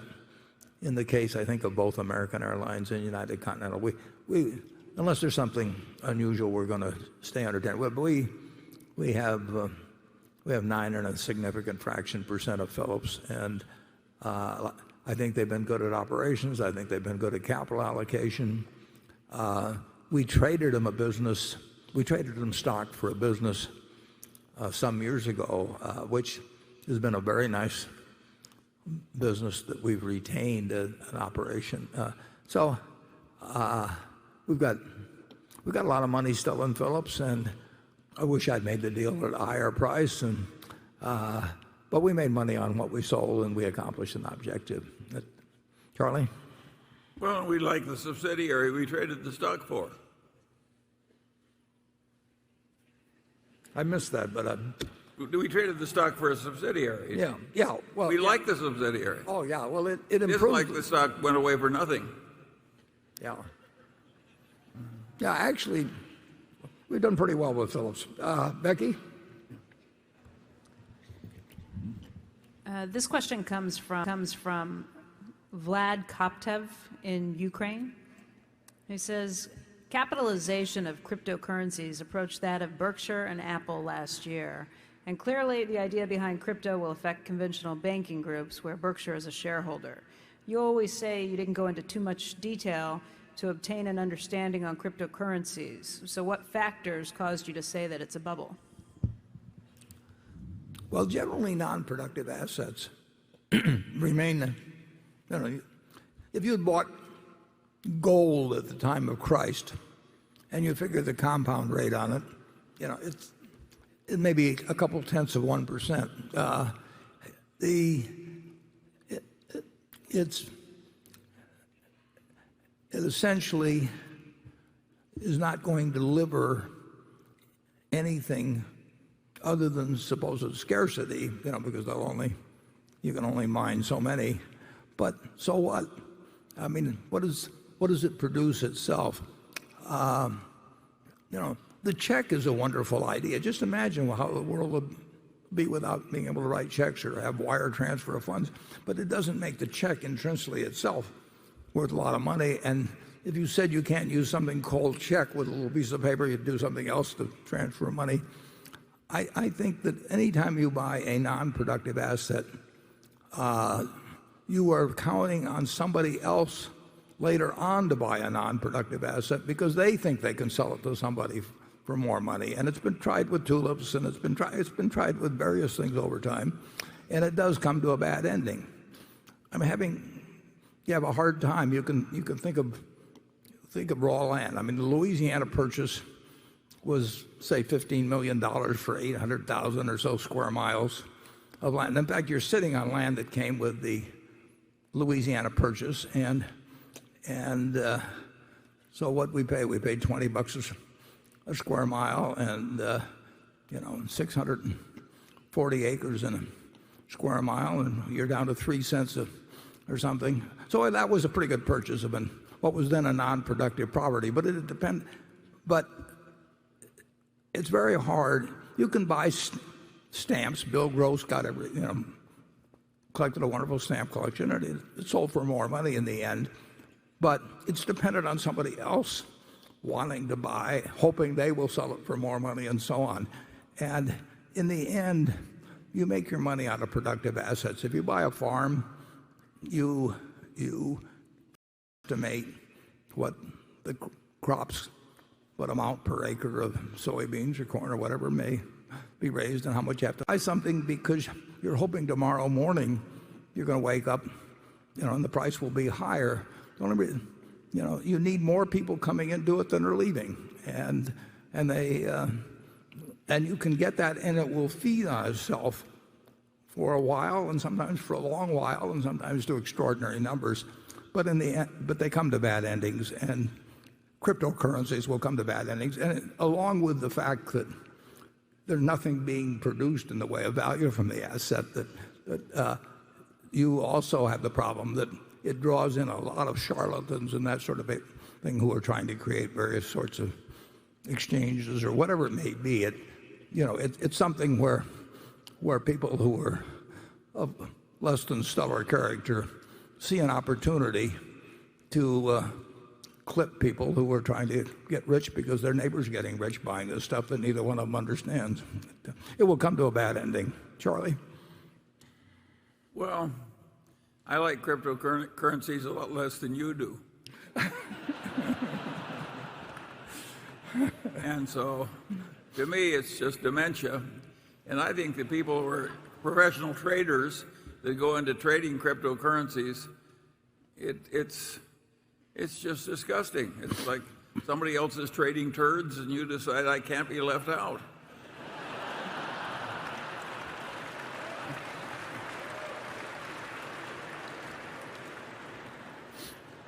To the extent that we're being webcast around the world, I hope some of our stuff doesn't translate very well, actually. Okay, Gary. Yes, I had a question on the corporate tax rate. And we have a debate in my investment world about where the benefits of that cut fall. And I'd say the consensus is going to the consumer as it gets competed away over time. But perhaps some of it sticks to shareholders. And my question is, do you think over the long run some of the benefit sticks to shareholders? And maybe it's even beyond auto insurance. Maybe it's other businesses you have as well. Well, what people do generally with that is they take what they want to be the answer for them, and then they hire, or they just attach themselves to some economist that gives them a more complicated way of saying it's all going to be wonderful because it's happened. But the answer is that in the case of our regulated public utilities, the benefits are all supposed to go and will go to the utility customer, because we're entitled to a return on equity if we perform well, and we're not entitled to get excess returns because our tax rates change. That so and similarly, if tax rates would go back up, we would expect to get compensated for that. So in that area, and that was $5 or $6 billion for us, but in that area, absolutely goes to the user, the consumer, and it should. Then the question is, with the remainder, does it get competed away or not? And the answer is sometimes it does. Sometimes it gets competed very quickly and substantially. Sometimes it may be slow, and other times it probably won't. The one thing you know is that the change in the corporate tax law was good for shareholders generally, and Berkshire shareholders. I mean, and that's what Congress passed, and the intent had to be that if you were going to cut taxes, that shareholders would get a particularly large portion this time, and some of you will agree with that politically, and some of you won't agree with it politically, but you'll all benefit equally. And I think it's human nature, if you're getting a break, to say it's going to work wonderfully for everybody else, and we'll find out whether it will or not. It's very, very, very difficult in economics to measure the impact of single variables. You cannot just do one thing in economics. People kind of learn that in physics and talk about butterflies in China and all that sort of thing. But every question you get in economics, the next or any statement you should say, and then what? The next or any statement you should say, and then what? And when you get into the and then whats, you start favoring people who give an answer to that in political life that happens to usually help you in some way or another, including your pocketbook. And we've seen that with this, and it's helped the shareholders of Berkshire Hathaway.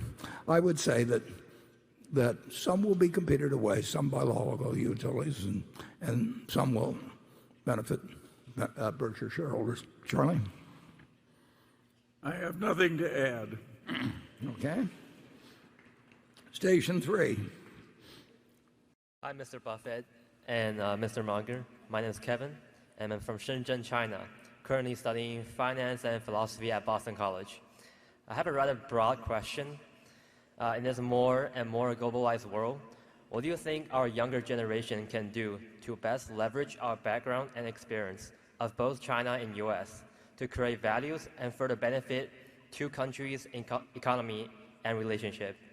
And what do you see valuable in a person with a multicultural background? Thank you. Well, I think in answer to the last question, I think it's terrific to have a multicultural background. And if I never was any good at languages, but if I were in college today and in either country, I'd be learning the language of the other country, because I think it'll be a great advantage over time. The first part of the question, I'd like to have that stated again to me. I want to be sure I'm answering your specific aspect on I think it's going to be good for your future, but can we have the microphone on up there again? So the first part of the question is, what do you think our younger generation can do to best leverage our background of both China and US? Bilingual. I mean, certainly in terms of, obviously you want to be able to express yourself in both. And the better you can understand, obviously, the culture of another society, obviously that's a benefit. But I think the market system, modified as it may be, both in China and in the United States, the way it really does, there will be an invisible hand to some extent that does work to improve the lot of future generations by the fact that both China and the United States and the rest of the world is improving. I mean, it is much better, in my view, particularly in a nuclear world, but it's much better to have people prospering throughout the world, partly through their own efforts, but partly through their interactions with the rest of the world. And we've made a lot of progress in that respect, particularly since, I mean, it was a terrific idea to have the Marshall Plan, instead of behaving like we did after World War I and getting the result that we got. I think we behaved much more intelligently after World War II. So I'm bullish on the future of the United States, but I'm bullish on the future of China and to a significant extent, the rest of the world. People are going to be living better 10, 20, 50 years from now, and I don't think that's something that can be stopped even. Charlie? Absent weapons of mass destruction. Yeah, well, the multicultural stuff, it wouldn't do you much good to be fluent in both English and Chinese if you were, say, a proctologist in China or a proctologist in Nebraska. So if you're going to use your multicultural background, you've got to work at some interface between the United States and China.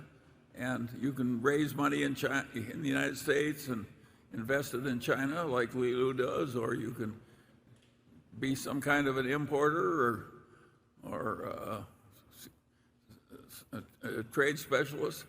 But you got to get near that interface to benefit from bilingual and so on. But you would bet that the interface will be substantially greater. Huge. Yeah. Huge. And that's what you want to prepare for. Yes, and I think that generally speaking, when you get multicultural, you can also be multidisciplinary. But generally, I think people make more money if they're very narrowly specialized, like the proctologist, and that it's much harder to make a lot of money for most people if you try and imitate Warren and me. I'm glad I didn't meet him earlier. I mean, okay, Andrew. Okay, this question comes from someone who says, I am a Berkshire employee and shareholder. I read an investigative article from ProPublica on the Washington Post that many of Berkshire's various units only offer 401k plans with high fees that are actively managed rather than the low-cost indexes you have advocated as the best path for savings for retirement. The article's author said he contacted the company and nobody would comment. Will you do something to improve our 401k offerings to match your investment philosophy?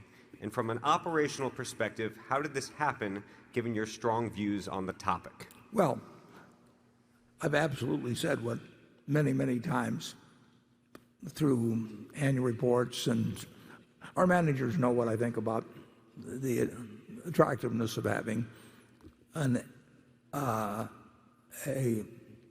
index fund option, but they all have different plans, different histories, and they run their businesses. And who knows, which particular, if you go back to the older businesses, they have defined benefit pension plans generally. Nobody puts them in anymore. Then the question is, do you transition to something else? In the end, we overwhelmingly let our managers make those kind of decisions and others. And my guess is that a very high, significant percentage of people who work at a company that has a 401k plan will have an index fund option, but they may not in some cases. The only thing I think we have asked the companies to have a limit on the percentage I think that they might put in Berkshire stock through the 401k. We don't want people whose jobs are tied to Berkshire we certainly don't want to be in the position of encouraging them to put 100% or something of their savings in Berkshire itself. I don't want to be in that position. But I don't think even there we've insisted on any company doing that. I think we've probably made that, when we've been asked about it once or twice, I think we've given them that suggestion. But the managers who run the companies, the employees, if they feel, and some of our companies have human relations departments, if they feel that they'd like different options or something like that, they should make those views known to the managers. And in some cases, the managers, I think, will pay attention to them, and others, they probably won't. We've got a wide variety of managers that run our businesses, and we're not going to start trying to run them from Omaha. Charlie? Well, I think you're right. That has happened, that business of the high fee choices, because we've delegated the whole subject to the managers of the subsidiaries. And so no attention at all is being given to the employee choices at headquarters. And what you're pointing out is that a lot of the employees in the subsidiaries would do better if they indexed instead of choosing what they did choose. And my guess is you're absolutely right about that. And if there are any people, managers in the business today, I hope we'll do a little better at encouraging better choices. Yeah, although we wouldn't want them, we don't want them to interfere too much in directing what they people. It's we could take over human relations. No, it's up to the managers, but we wouldn't object to a little different viewpoint. And we have made it very clear what we think. I mean, they just some of them don't listen to us. Okay, Greg. Warren, you've noted time and again that there is a strong common culture shared across Berkshire subsidiaries. built on a commitment to honesty and integrity, a focus on the long term, and an emphasis on customer care. And that it's also critical to find cultures that mesh well with Berkshire's when acquiring operating companies. In most cases, the managers that are currently running these subsidiaries are the same individuals or members of the families that originally sold their firms to Berkshire, leaving them with a vested interest in the businesses they are running and a strong connection to the culture they tend to share in common with Berkshire. It seems to me that the greater challenge is in ensuring that the large publicly traded firms that have been acquired and account for a meaningful and growing amount of Berkshire's overall value stay the course. Could you comment on whether or not this is the case, and what the greatest challenge is for you and Charlie when it comes to not only maintaining Berkshire's culture, but in finding firms that would fit in well with what you've built? Yeah, I think the culture is very, very strong, and I think it gets reinforced. Frankly, I think it gets reinforced by the shareholders we have. I mean, we have a different body of shareholders, and we look at those shareholders, I think, in a somewhat different way than a good many other companies do. I mean, I think there are a fair number of public companies that wish they didn't have public shareholders. We're happy to have public shareholders. And we like having individual shareholders, and we don't favor institutions, and we're not going to give guidance and talk especially to them on investor calls and all that sort of thing. But we want it to be directly with we want shareholders who are partners, basically. And that begins with that. It goes to the directors. We have directors who are not, well, I've been on 19 boards, and I've never seen another board like ours. And I think it's terrific that we've got the people who represent, in many cases, lots of shares themselves. They didn't get special deals. It's a group of owner-oriented, Berkshire-conscious, business-savvy owners, and we don't have anybody on the board because they're a leading, educator or whatever it may be. We want people who basically think about how to run a business well for themselves and for their partners. And we've got managers who fit into that culture or who have chosen that culture in coming with us. And sometimes we have the second or the third or fourth generation, and say at the Nebraska Furniture Mart, that share that. Is it perfect? No, it's far from perfect. I mean, you don't get everybody thinking the same way. We have people that are very independently minded, running a lot of businesses, and some of them have different political beliefs. They see through different lenses than we do to some degree. But in terms of having a common, strong, positive culture, I don't think there's any big public company that has it any better than Berkshire. And I think that will continue because people opt into it to a great deal. Cultures get passed along. You do things that are consistent with the culture. So you do what you talk about is what you do, and you don't find people saying, we're a wonderful partnership, and then voting themselves, huge options, and a whole bunch of other people will say options beneath them because they can't look like they're taking it all for themselves and arranging. I read about some deal where it could pay off with many, many, many, many billions of dollars the other day. We won't name names. But we've got as good a culture as you can get, and if I would say net, it grows stronger. We have a few people all of the time that really don't buy into it entirely. I mean, it is not 100%, but it's as close to it. And I think it gets closer all the time as we go along, and we will try to keep behaving in a way that reinforces it and doesn't dilute it. And I think that will not only work for Charlie and me, but it'll work for our successors very well. It won't be perfect. It won't be perfect. Charlie? Every time I come to one of these meetings and sit in the manager's luncheon, I feel more strongly at the end of the luncheon that the culture and values of Berkshire Hathaway will go on and on for a long time after the present management is gone. In fact, I think it'll go on after all of the present managers are gone. I think we've started something here that will work well enough that it will last. And one of the reasons it will last is it's not that damned easy to duplicate. So the one that is present is likely to just keep going and going. Think of how little direct copying of the Berkshire system there's been. But it won't produce the returns it's produced in the past either. No, I think it's going to last a long time. For a very simple reason, it's going to deserve to last a long time. It works. And it's going to work. Okay.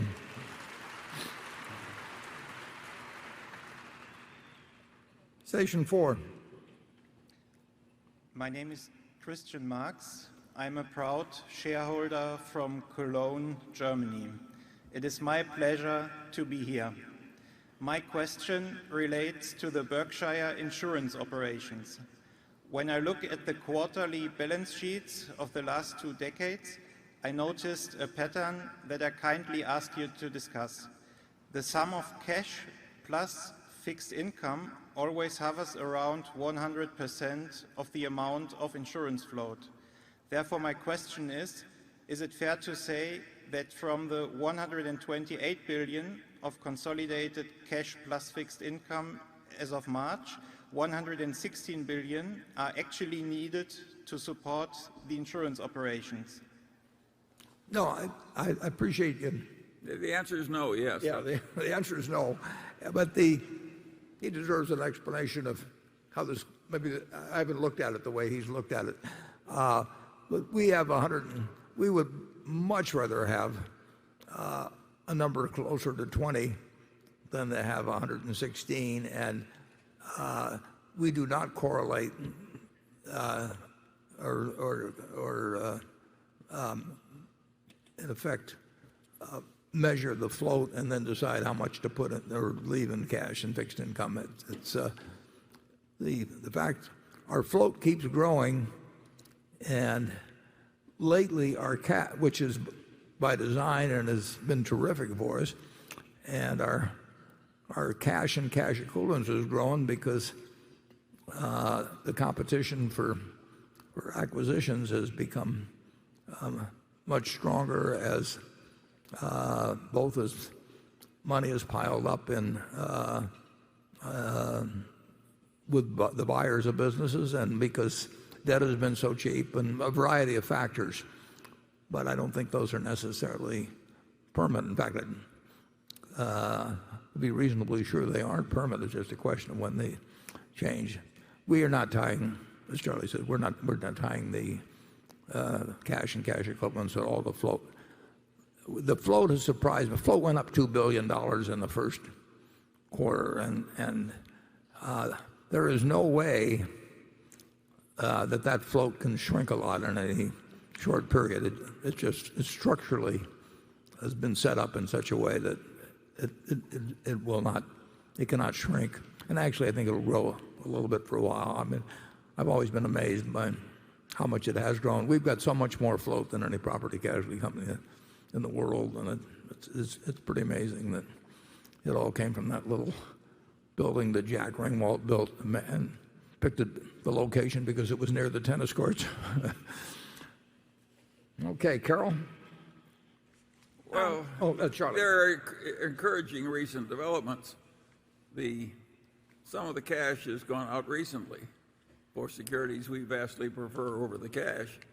And we have a lot of cash that could be remaining that could be deployed in securities we might like a lot better than Treasury notes.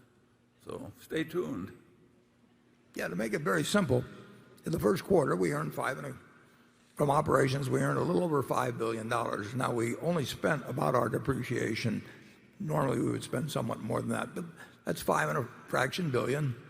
$2 billion came in net from float, so that's $7 billion that basically in the first quarter that would have been added to our cash if we hadn't done something with it, and instead our cash and equivalents went down because we net invested more in equities by some margin than the 7 that came in. But we do have this position where even absent a change in float, about $400 million comes into Berkshire every week, which is very comfortable. And we want to get it so that more than $400 million is going out into productive assets, and we succeeded in doing that in the first quarter. So net, we improved our position in the first quarter. Carol? In your 1999 article in Fortune magazine, you stated your belief that after-tax corporate profits were unlikely to hold much above 6% for any sustained period, due not only to competition but also to public policy. You stated in the article, if corporate investors in aggregate are going to eat an ever-growing portion of the economic pie, some other group will have to settle for a smaller portion. That would justifiably raise political problems. Since 2008, after-tax corporate profits have been 8 to 10% of GDP. Do you believe that is a permanent shift in the U.S. economy? And of course, we have to think about the latest tax bill. Or will corporate profits revert back to the 4% to 6% of GDP range that was normal in the 20th century?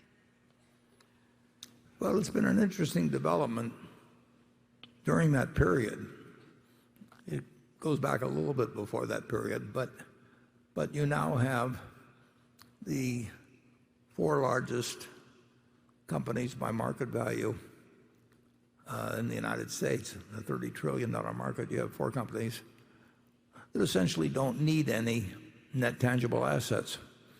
And if you go back many years, I mean, if you looked at the largest companies, Carol used to put out the Fortune 500 list, and it would be AT&T or General Motors, and it was companies that, ExxonMobil, it was companies that just required lots of capital in order to produce earnings. So American industry has gotten incredibly more profitable in aggregate in the last 20 or 30 years. You look at the return on the S&P 500, the earnings as a percent of net tangible assets, and the rest is just, if you buy a company that has $1 million worth of net worth and you pay $1 billion for it, it still only had the $1 million of net worth. I mean, you just paid more for it. So the basic profitability of the company is huge, even though your investment may be at a significantly higher price. And so that what has happened is that I think if you look at the earnings on tangible net worth of the S&P 500 and compare it to 20 years ago, it is amazing. And that is really due to the fact that this has become somewhat, you could call it an asset-light economy. And those 4 companies that earn 10% of the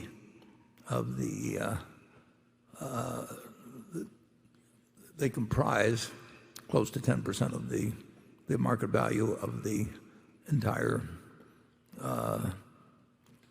publicly traded corporate America.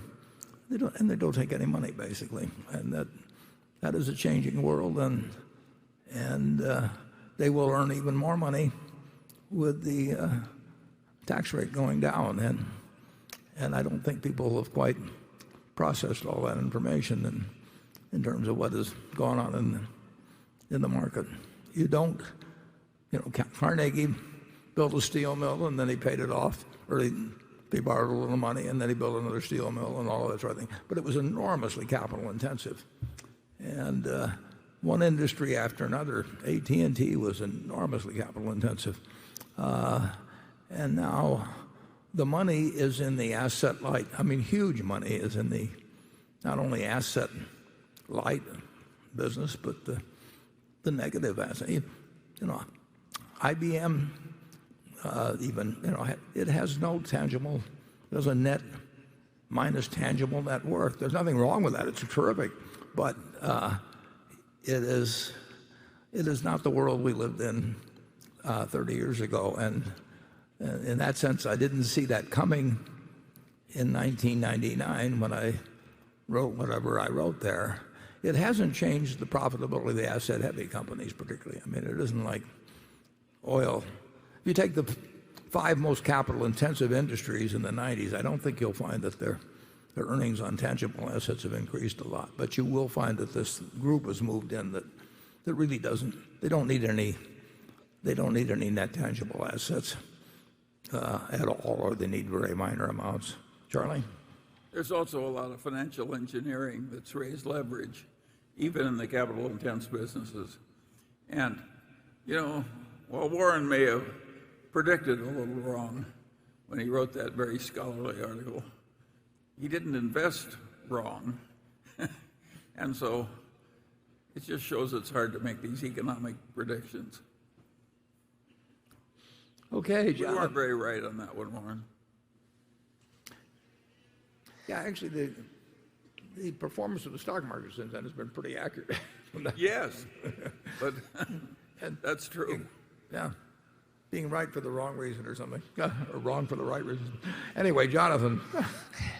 Berkshire received a $10.2 billion retroactive premium from AIG early last year.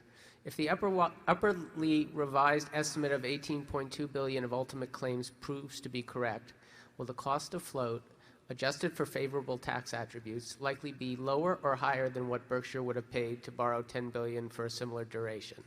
Well, we certainly go in with the idea that the cost will be lower. And it's an interesting situation. Essentially AIG, which is one of the largest property casualty, particularly commercial property casualty companies in the world, said, we want to give you all of the losses that we incurred in a very big percentage of our domestic business before December 31st of 2015, and we will pay the first $25 billion, and then after we pay $25 billion, AIG pays $25 billion, then you pay 80% of the next $25 billion. And they gave us $10 billion for doing that. And that's, if we are correct about our estimates of how much money will be paid and when it will be paid,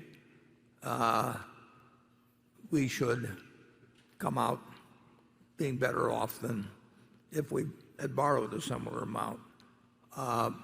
We have a history of doing 10 or so, maybe 12, big deals like that. We hold the record. We did it for Lloyd's of London 10 or more years ago, and we did it now with AIG. And sometimes we've been on the low side in our estimate, and sometimes we've been on the high side so far. AIG just said that I think they paid 15 and a fraction billion on these pre-12/31/2015 losses. They paid 15 and a fraction billion, but the payment tend to trickle down over years as you get further away from when the losses occurred. So I would say that we still feel okay about it, and we'll be wrong one way or the other. Everybody is when you estimate losses that may not get settled for 20 or 30 years. But so far on the group as a whole of these deals we've done, we've been okay. And I think on the AIG thing, we think we'll be okay. And I think AIG thinks we'll be okay. I mean, they entered into it for good reasons of their own. So it looks okay. Sorry to get into this technical stuff, but Jonathan always asks me questions like that, so I have to be ready to, I want to answer them. Okay, Station 5. Good afternoon. My name is Adam Bergman with Sterling Capital in Virginia Beach, Virginia. My daughter Michelle from Cape Henry Collegiate in Virginia Beach. Our question for you is how you go about attempting to forecast the degree of future success of one specific product in a good business versus another, such that you invest in American Express and Coca-Cola rather than Diners Club or RC Cola, for example. Thanks. Well, with American Express, it was an interesting situation because Diners Club got there first.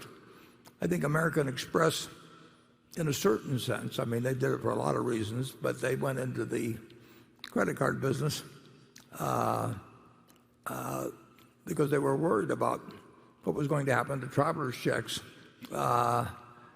And although traveler's checks are still exist in a significant way, but the interesting thing when American Express went into competition with Diners Club and with Carte Blanche, as I remember, that was also existed at the time, was that instead of charging less than Diners Club and going in figuring they were going against an established guy and they'd come in at a lower price, they went in at a higher price, as I remember. And the American Express Centurion was on that card. I've got one that I got in 1964, but they were in it before that. It had more value in time. I mean, it got better representation.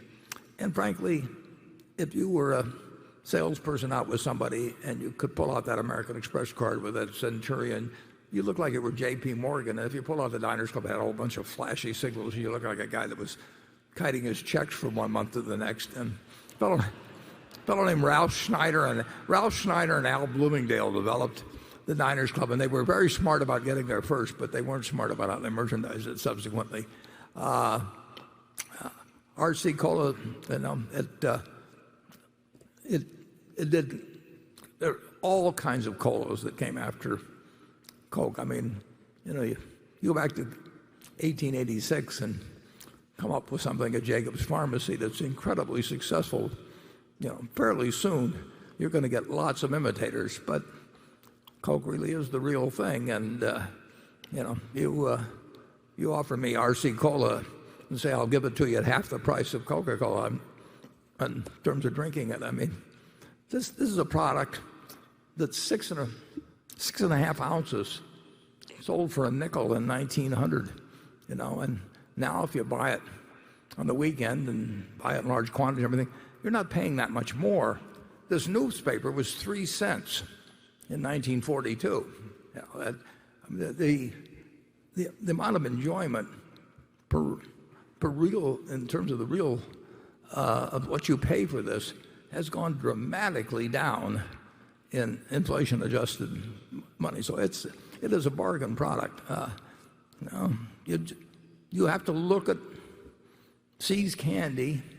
If you live in California and you were a teenage boy and you went to your girlfriend's house and you gave the box of candy to her or her mother or father and she kissed you, you lose price sensitivity at that point.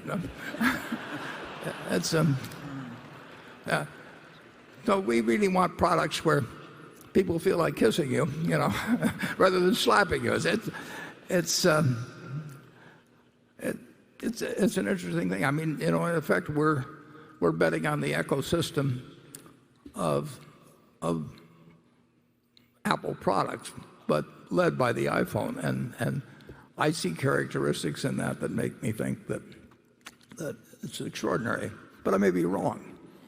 And so far, I would say we've been right on American Express and Coca-Cola. American Express had this huge salad oil scandal in 1960, happened in 63, November, right around the time Kennedy was shot. And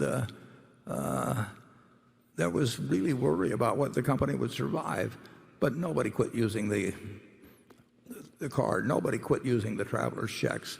And they charged a premium price for their traveler's checks. So there are things you can see around consumer products that sometimes can give you a pretty good insight into the future, and then sometimes we make mistakes.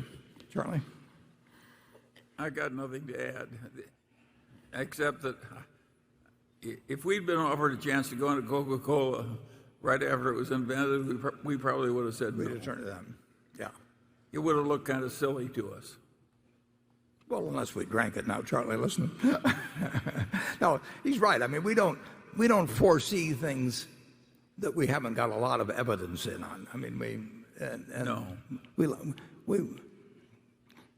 want to see a lot of, if we're talking about a consumer product, we want to see how a consumer product behaves under a lot of different circumstances. And then we want to use something actually There was a book by Phil Fisher written around 1960 called Common Stocks and Uncommon Profits. It's one of the great books on investing. And it talks about the scuttlebutt method of investing, which was quite a ways from what Ben Graham taught me in terms of figures. But it's a very, very good book. And you can learn a lot, just by going out and using some shoe leather. Now they call them channel checks now or something like that. But it's you can get a feel for some products, and then there are others you can't. And then sometimes you're wrong. But it is a good technique. It's an important investing technique, I would say that. And Ted and Todd do a lot of that. And they have some people that help them out on doing it too.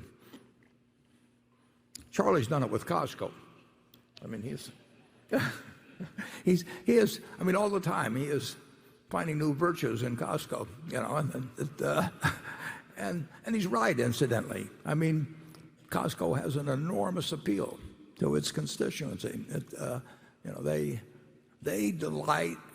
surprise and delight their customers, and there is nothing like that in business. You have delighted customers, you're a long way home. Okay, Becky. This comes from John Hegarty at Bright Star Capital Partners, who writes, Warren, you're stepping down from the Kraft Heinz board at a time when the company is looking to do a large acquisition, Unilever, for example. Do you fundamentally disagree with the combative nature of hostile bids, activist investing, and competitive proxy contests?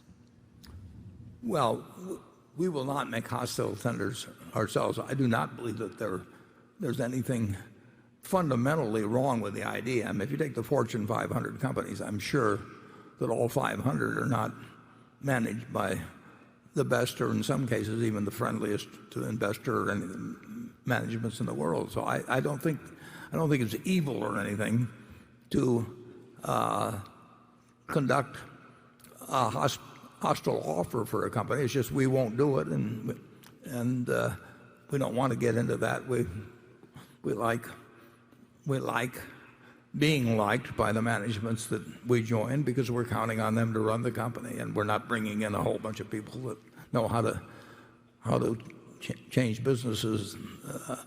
We seldom take a position opposite to management, very seldom, on anything involving a proxy contest of sorts. But we don't rule it out. We don't think every management is entitled to be, that they don't have a lifetime hold on their business. But it's not our style at all to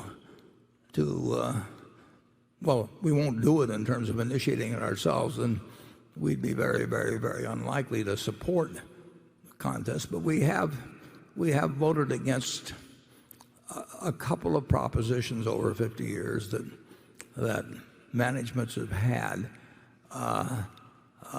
made in relation to stock options. We withheld a vote at Coca-Cola a few years ago to express our opinion. But we don't think it's evil for the shareholders. In some cases, they have different opinions about who should run the company or whether compensation is appropriate or matters of that sort. The stockholders still own the company. Charlie? I've got nothing to add to that. I don't envy these people that are in these unfriendly uproars all the time. Imagine doing that after you were already rich. It's insane. Yeah, we are definitely not looking for it. We don't. There are certainly companies that deserve challenge. I mean, and they propose things that deserve challenge occasionally. But again, it's not our main activity. And the question was asked in reference to Kraft Heinz. The people at 3G are great managers. They've been wonderful partners. I had made a determination before we got involved there.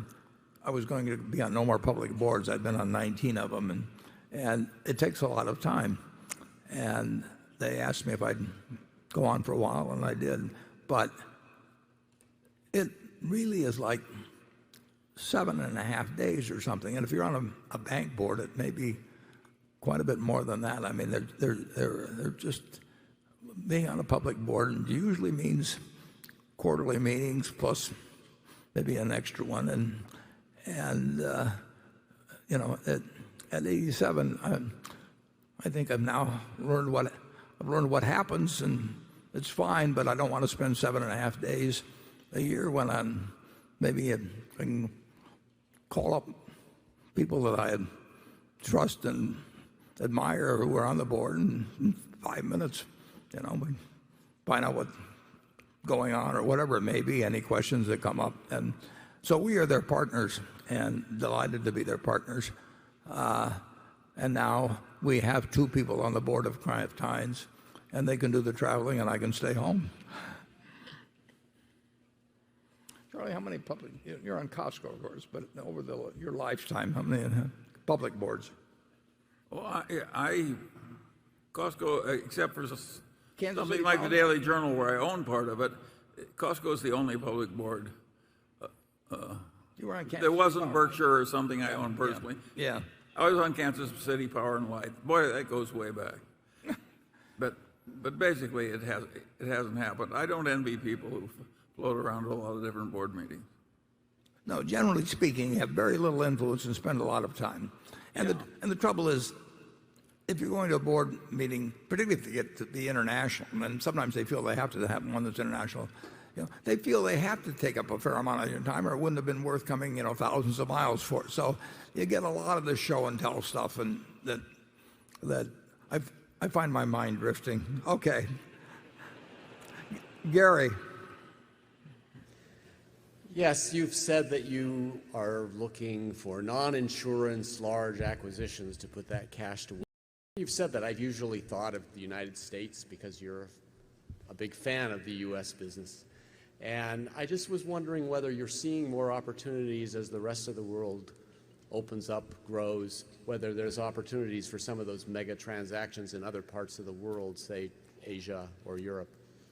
Yeah, Gary, I would say that I've been disappointed in that because we do see some outside the United States, and thank heavens we saw the one we saw in Israel some years ago when Eitan wrote me a letter. And you know, we bought a business which is a very important part of Berkshire now, but we are still not. They're certainly aware of Berkshire Hathaway outside the United States, but they don't sort of pick up the phone automatically. In the United States, I think any large, particularly private company that is thinking about doing something, they at least think about Berkshire. But that in Europe or Asia, that we are not embedded in the minds the same way. They know about us. They know we got a lot of money, and they know we like to buy things. But we're on the radar screen big time in the United States, and we're on the radar screen big time in the United States, and we don't, the immediate desire to be sure that they've thought about the Berkshire option does not occur the same way outside the United States. And we've tried to encourage it a few ways, but I would say that the results have not been great at all. And but I hope tomorrow, you know, I get a call from Germany or Britain or Italy or you name it, and Australia, wherever it may be, and I hope I get a call and we get an opportunity to do it. There's a good many countries we'd be quite happy to put substantial money into it. And like I say, our experience in Israel has been just terrific. Charlie? Yeah, but the corporate acquisition game now is so driven by the leveraged buyout and the so-called, what do they call them? Strategic, yes, strategic. I usually translate that into barnyard language, and and there's so much craziness in price from our viewpoint Of course it's very hard for us to do it. The people in the leveraged buyout game who love massive leverage and don't mind high prices, even they are getting nosebleeds. It's hard. And it's not an environment that means that allows Berkshire just to go out and buy a whole lot of companies. Have we ever made a strategic deal that we have to wait? We made a strategic deal that you can remember? Have we ever made a deal that we would have regarded as strategic?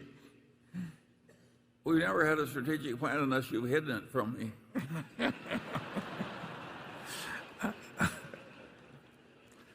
Okay, that answers that. Station 6. Hi, I'm Brady Ritchie from St. Louis, Missouri, shareholder since 1996. Terrific.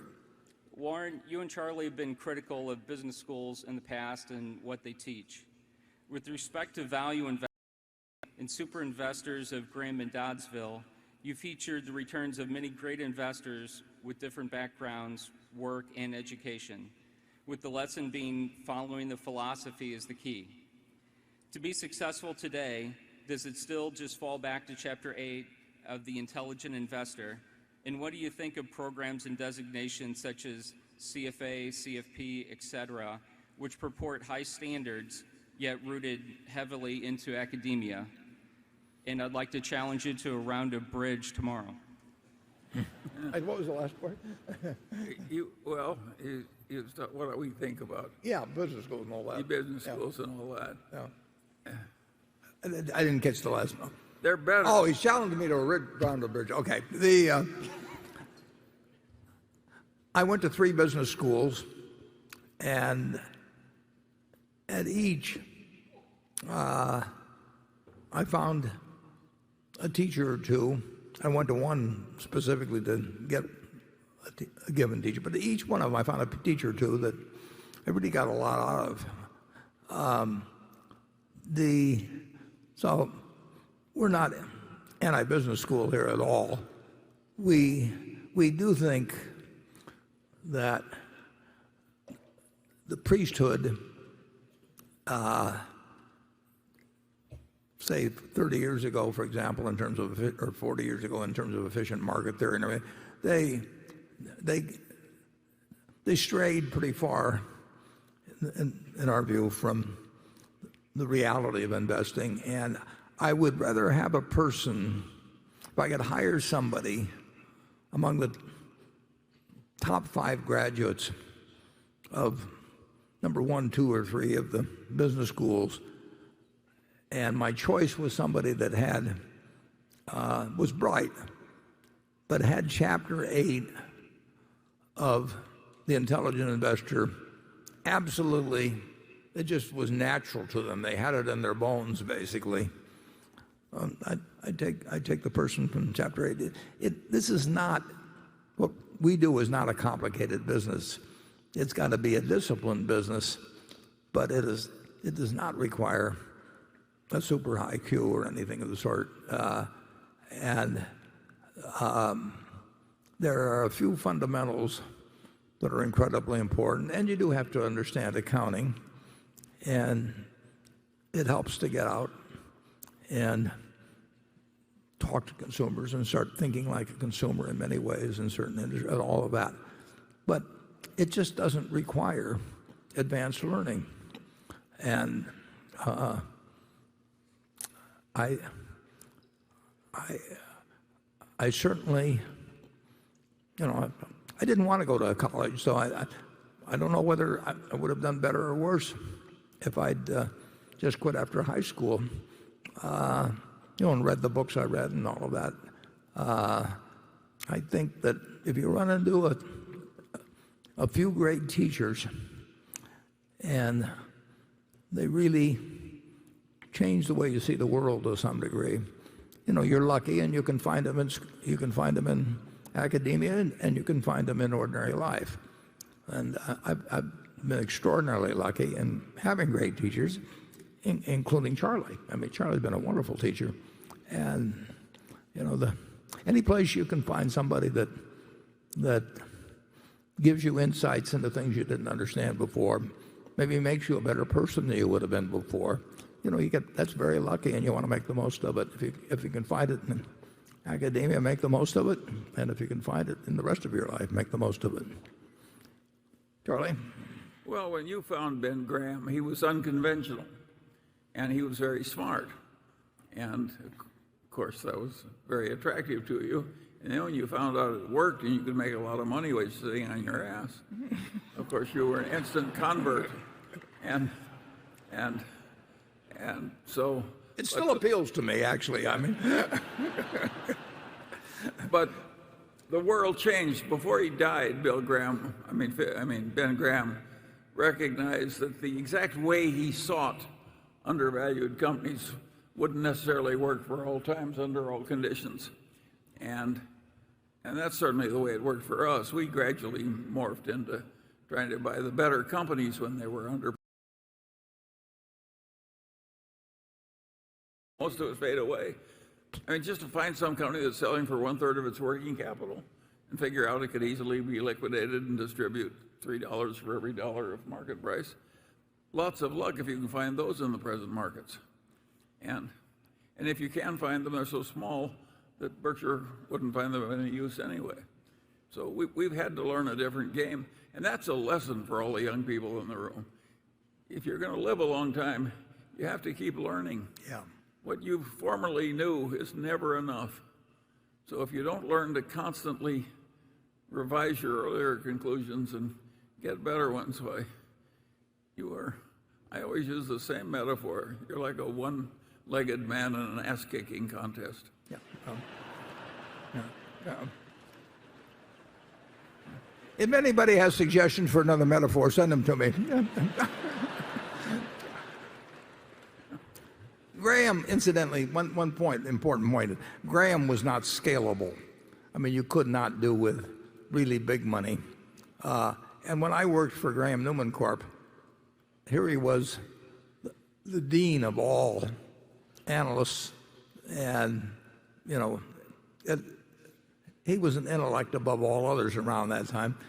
But the investment fund was $6 million, and he was an intellect above all others around that time. But the investment fund was $6 million, and the partnership that worked in tandem with the investment company also had about $6 million in it. So we had $12 million we were working with. Now you can make adjustments for inflation, and everything, but it was just a tiny amount. It wasn't really scalable. And the truth is, Graham didn't care because he really wasn't interested in making a lot of money for himself. So it had no reason to want to find something that could go on and become larger and larger. So the utility of Chapter 8 in terms of looking at stocks as a business is of enormous value.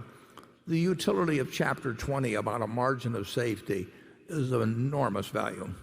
But that's not complicated stuff. Yeah. I finally figured out why the teachers of corporate finance often teach a lot of stuff that's wrong. When I had some eye troubles very early in life, I consulted a very famous eye doctor. And I realized that his place of business was doing a totally obsolete cataract operation. They were still cutting with a knife after better procedures had been invented. And I said, why are you in a great medical school performing absolute obsolete operations? He said, Charlie, it's such a wonderful operation to teach.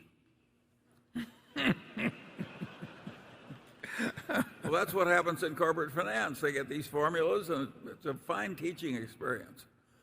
You give them the formula, you present the problem, they use the formula. You get a real feeling of worthwhile activity. There's only one trouble, it's all balderdash. Yeah, whenever you hear a theory described as elegant, watch out. Right. Okay, Andrew. This question, we got a couple like this one. Comes from Lauren Taylor Wolf, she's managing partner at Impactive Capital. Warren, you've recently said that one of the things that makes you optimistic about America is women entering the workforce and the, quote, doubling of the talent that's effectively employed in that workforce. When it comes to positions of leadership, however, women make up less than 21% of boards of S&P 500 companies and an even smaller 5% of the CEOs. What can Berkshire do, And what is Berkshire specifically doing as a major investor in many of these large companies to advance gender equality both at the board level and among senior leadership? Yeah. Well, again,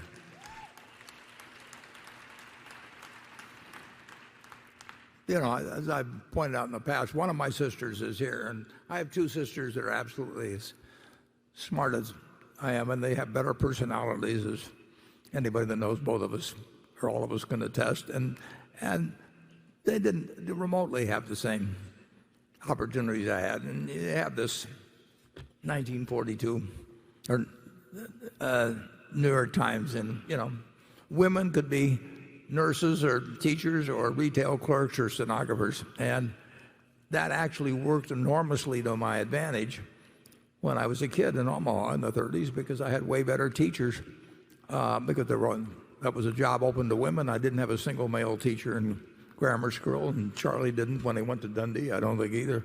And we had this huge talent pool that was being funneled into very few opportunities, and therefore we got better than we deserved in terms of a market system producing it.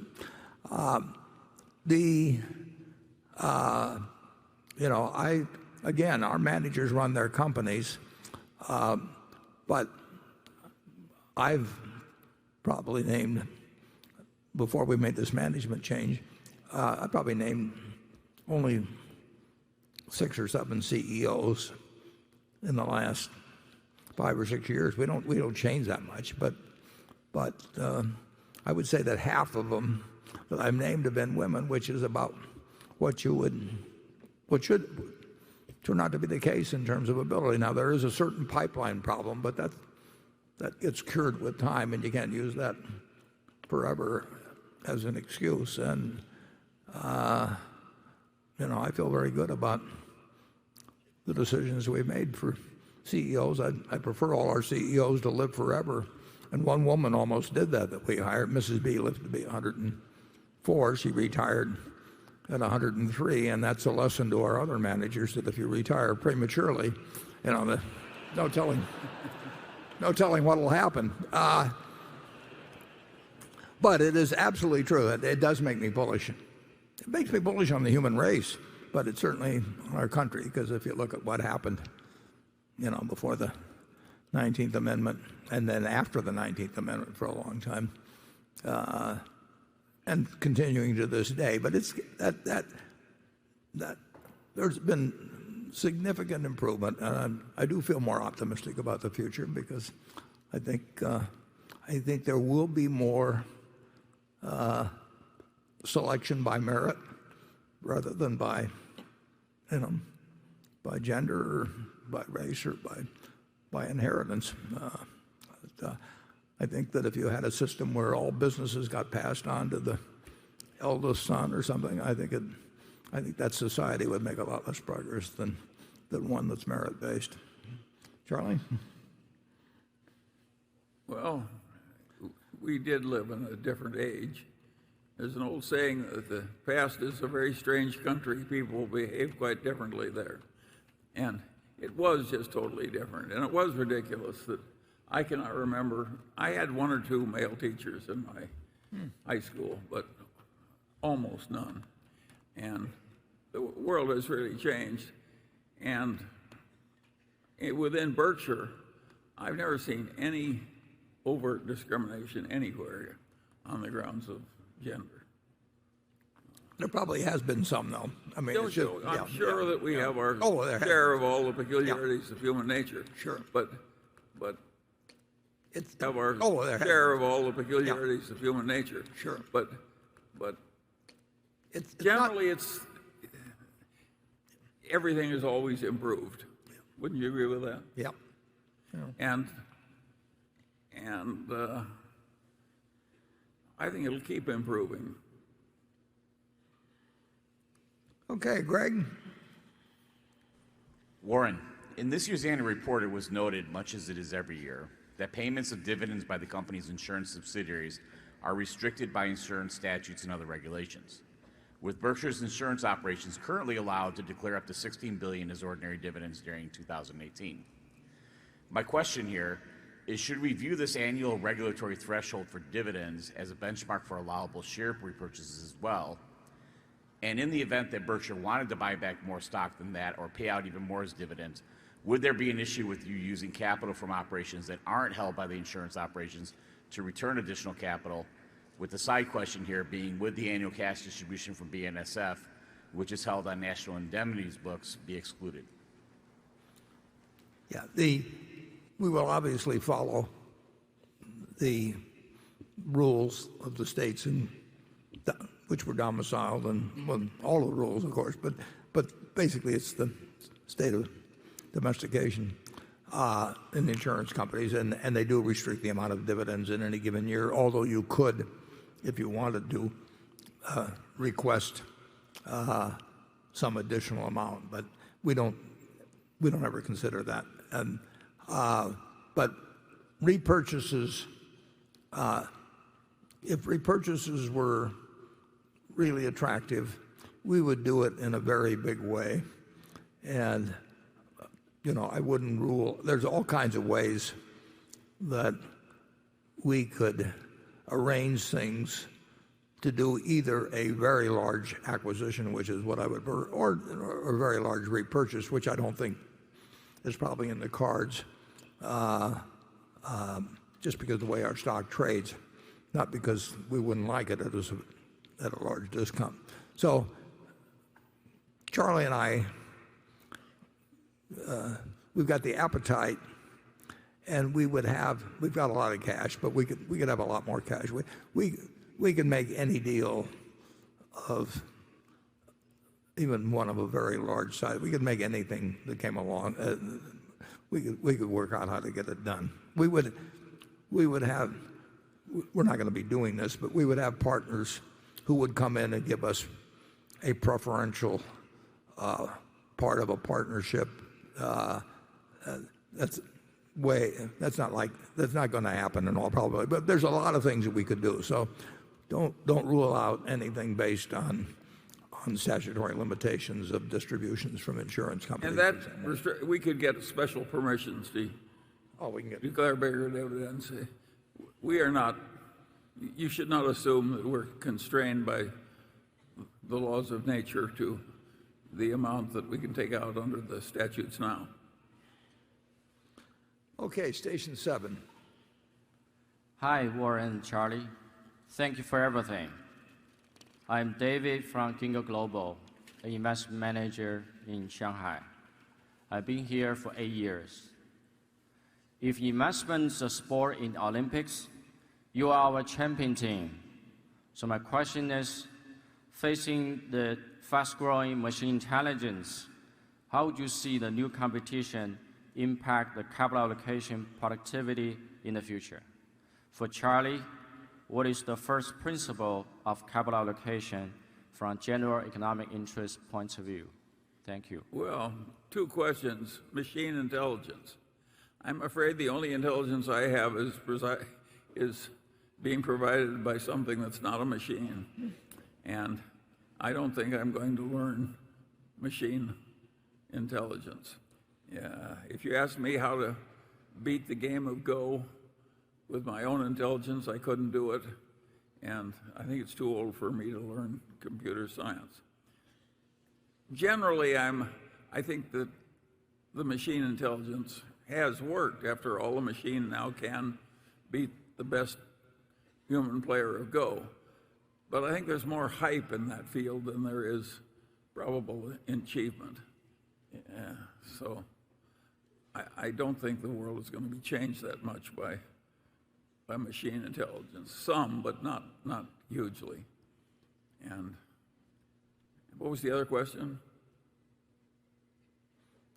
Well, one was machine intelligence. I think he was getting a capital allocation. Oh, yeah. Well, that's such a general question. Generally speaking, we're always trying to get the best, to get something that's worth buying. And the human mind rejects that if you're in academia, because you could come in and make one declaratory sentence at the opening of the semester and you wouldn't have anything to do for the rest. of your time. So people want to find some formula. It's what I call physics envy. These people want the world to be like physics. But the world isn't like physics outside of physics. And that false precision just does nothing but get you in trouble. So I would say you've got to master the general ideas, and you've got to work to improve your judgment slowly the way all the rest of us had. And I don't think most individuals have much hope of individual gain from machine intelligence. No, I don't.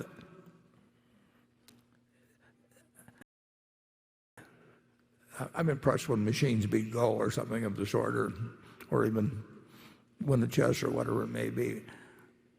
I don't really think they bring much to the table in terms of capital allocation or investing. And I may be missing something entirely. Maybe I'm just blind to what's out there. You're missing a lot of very remunerative fee-earning twaddle.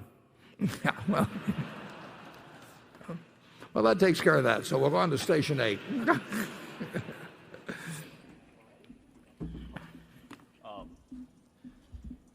Dear Mr. Buffett and Mr. Munger, thank you very much for hosting the meeting.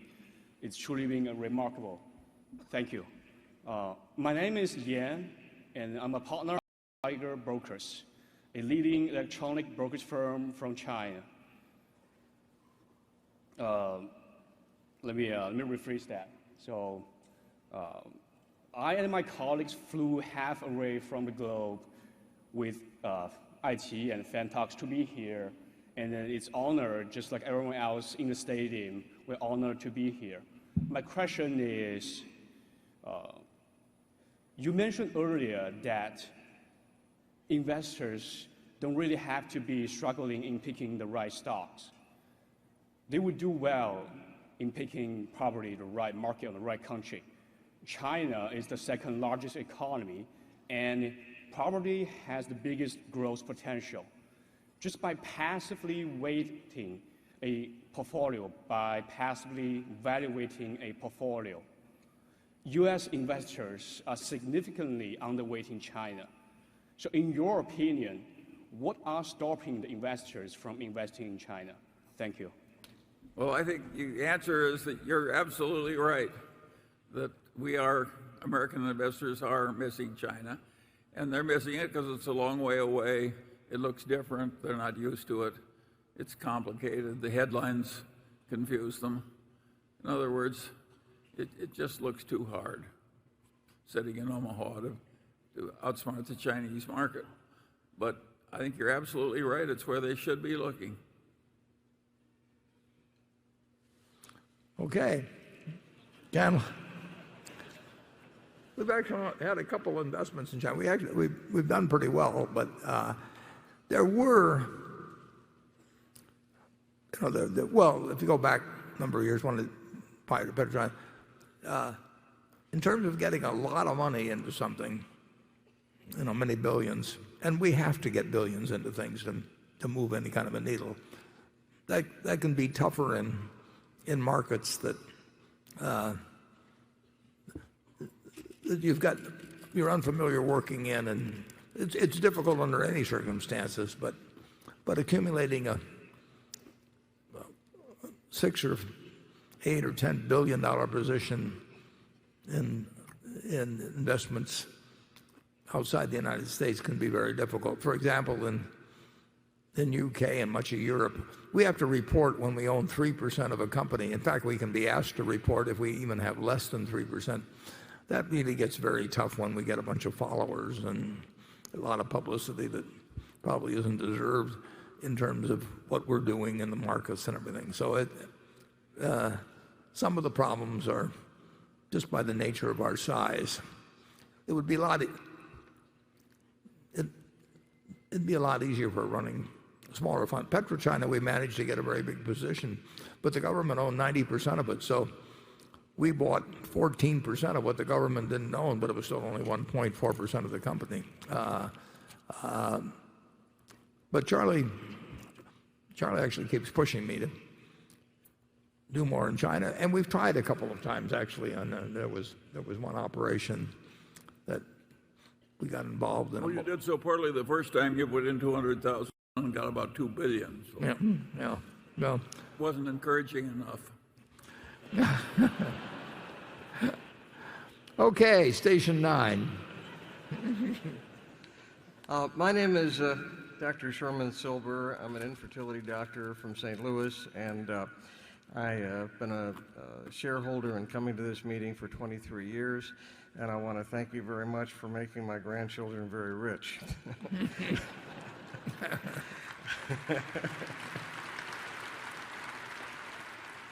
And they sometimes compare me in the medical world, infertility world, as the Berkshire Hathaway of infertility, because I'm so old and I come from a relatively small community.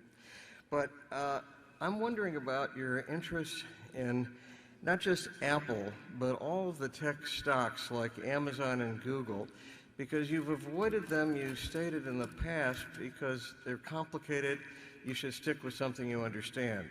On the other hand, Amazon and Google have what you call a very durable competitive advantage.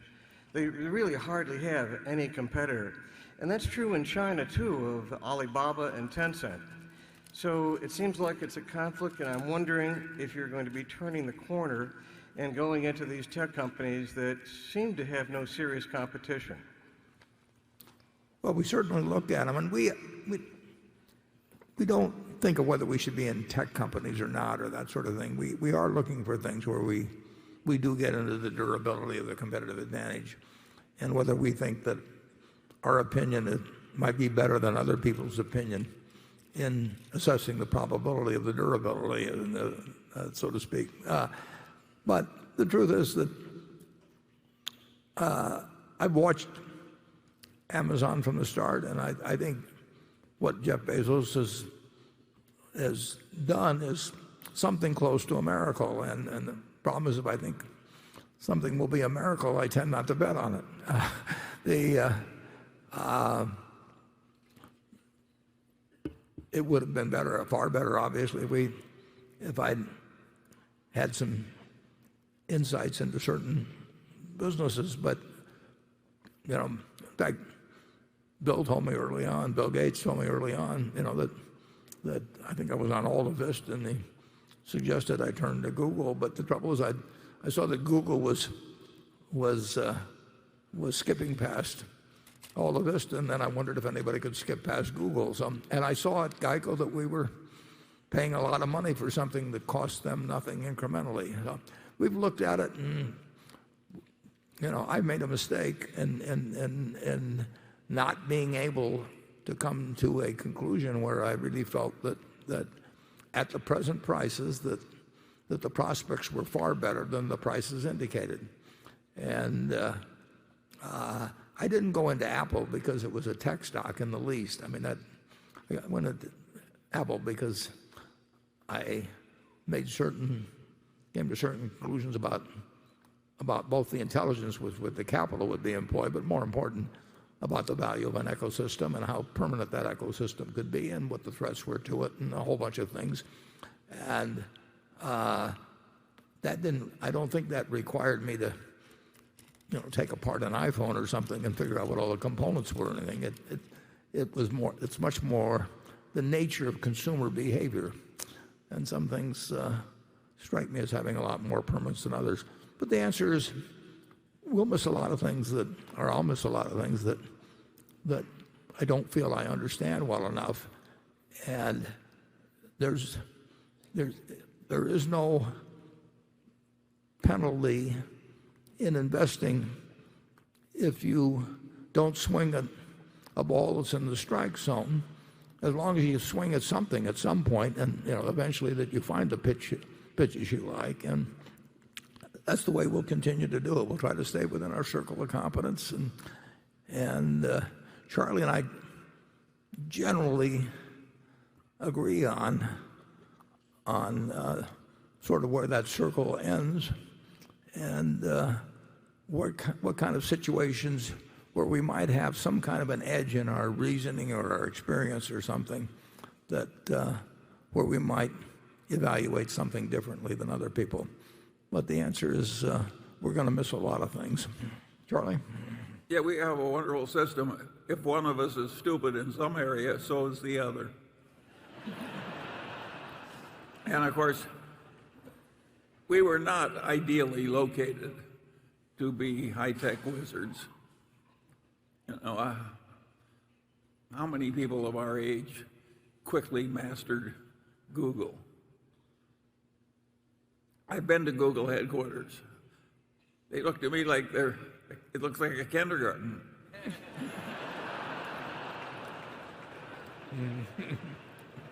A very rich kindergarten. Yes. No, it's impressive what they've done. And like I say, at Geico, we were paying them a lot of money at the time they went public. And all three of them, the main characters, Eric and Larry and Sergey, they actually came and saw me, but they were more interested in talking about going public and the mechanics of it and various things along that line. But it wasn't like what they were doing was a mystery to me.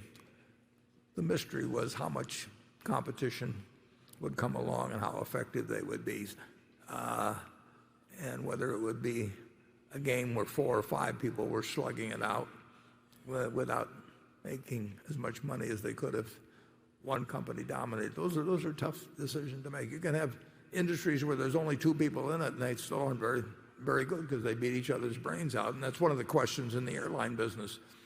It's a better business now than it used to be, but it used to be suicide. So, and you know that the competitive factors are extraordinary in airlines. And how much better business is it with 4 people operating at 85% capacity than it was with 7 or 8 operating in the mid-70s and with more planes around? Those are tough decisions, but I made the wrong decision on Google and Amazon. I really consider that a miracle that you could be doing Amazon Web Services and changing retail at the same time without enormous amounts of capital, and do it with the speed and effectiveness of what Amazon has done. I underestimated. I had a very, very, very high opinion of Jeff's ability when I first met him, and I underestimated him.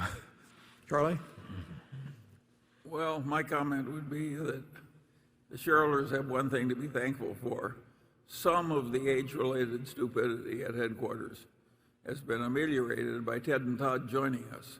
We are looking at the world with the aid of some younger eyes now, and they've had a contribution significant beyond their own investments. And so you're very lucky to have them, you shareholders, because there's a lot of ignorance in the older generation that needs removal.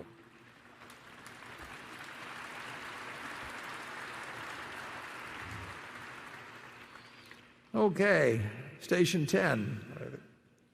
Hi, good afternoon. Good afternoon, Warren. Good afternoon, Charlie. And my name is Yu Jun. I come from China, and I work for Hengtian Caifu Family Office. And we are serving high-worth individual clients in China. And you too will be my dream customer. I know your shareholder, Bill Gates, has a family office, which helping his wealthy. So my question is, do you have a family office? And what can we know what they do, anything for you? And if not, are you planning to have a family office in the future? We already have a family office. It's sitting right here. Yeah. We would be the last guys in the world to have a family office, actually. There are a lot of them around, but it's not something that fit the Munger family or the Buffett family. Charlie, you have anything? No. Okay. We'll do one more. Station 11. Hi, Warren, Charlie. My name is Adam Mead, Mead Capital Management from Derry, New Hampshire. In the past, you have touched on certain compensation arrangements with key executives. could you please provide some specific examples of compensation arrangements within Berkshire that speak to incentivizing good behavior while not penalizing the manager for size or the relative ease or difficulty of the business or industry? Thank you. Well, that is a very, very good question and a very, very tough question because some of our He really doesn't want to answer. well, some of our managers, no, some of our managers are in businesses that are just much easier. I mean, we bought into a variety of businesses. People are obviously influenced by what pay arrangements are elsewhere. It wouldn't be human if they weren't. And trying to come to the right answer when you have different degrees of capital intensity, very different degrees of basic profitability, and how much you scale up based on size, because there is an incentive to grow businesses. Usually if businesses get much larger, everybody from the CEO down expects to earn more money for something where they really bring the same amount of intensity and work and ability to it. It is really a tough question. I think that if you engage compensation consultants at public companies, which they all do, they're going to recommend things that cause them to have CEOs recommend them to other companies. It's just you're working against human nature when you have an arrangement like that. I would say that we have obviously kept a very, very, very high percentage of the managers that we hope to have stay with us. In fact, just about 100%. And I think people do like to make their own decisions. They do like recognition. You know, most people respond. They like doing a good job, and they like the fact that we understand it, and compensation's part of that. But it's not the whole thing. I wish I could give you some precise formulas, but there aren't any. We really don't, Warren. What? It's an advantage at Berkshire to keep our individual deals private. There would be no advantage to just publishing them all. No, we're not going to do that. No, of course not. So what we're saying, he makes all those decisions personally. He's got every formula in the book, and he keeps them all private. That's our system. Well, we do. We publish what the directors are paid. We publish what we have to. Yes. Yeah. Okay, it's 3:30 now. We're going to reconvene at 3:45. Charlie and I, we love the fact that our partners basically turn out for this. So we thank you for coming. I hope you've had a good time, both at the meeting and in Omaha, and we look forward to seeing you again next year. Thanks. We're going to move it right along. A little gun jumping here. So if you please take your seat. Thank you. This is the formal meeting. So the meeting will now come to order. I am Warren Buffett, Chairman of the Board of Directors of the company, and I welcome you to this 2018 annual meeting of shareholders. This morning, I introduced the Berkshire Hathaway directors that are present, and also with us today are partners in the firm of Deloitte & Touche, our auditors. Jennifer Talantis is Assistant Secretary of Berkshire Hathaway. She will make a written record of the proceedings. Becky Amick has been appointed Inspector of Elections at this meeting, and she will certify to the count of votes cast in the election for directors and the motion to be voted upon at the meeting. The named proxy holders for this meeting are Walter Scott and Mark Hamburg. Does the Assistant Secretary have a report of the number of Berkshire shares outstanding, entitled to vote, and represented at the meeting?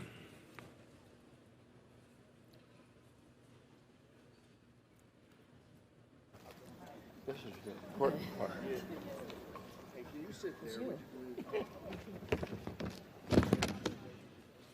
We're building the suspense here.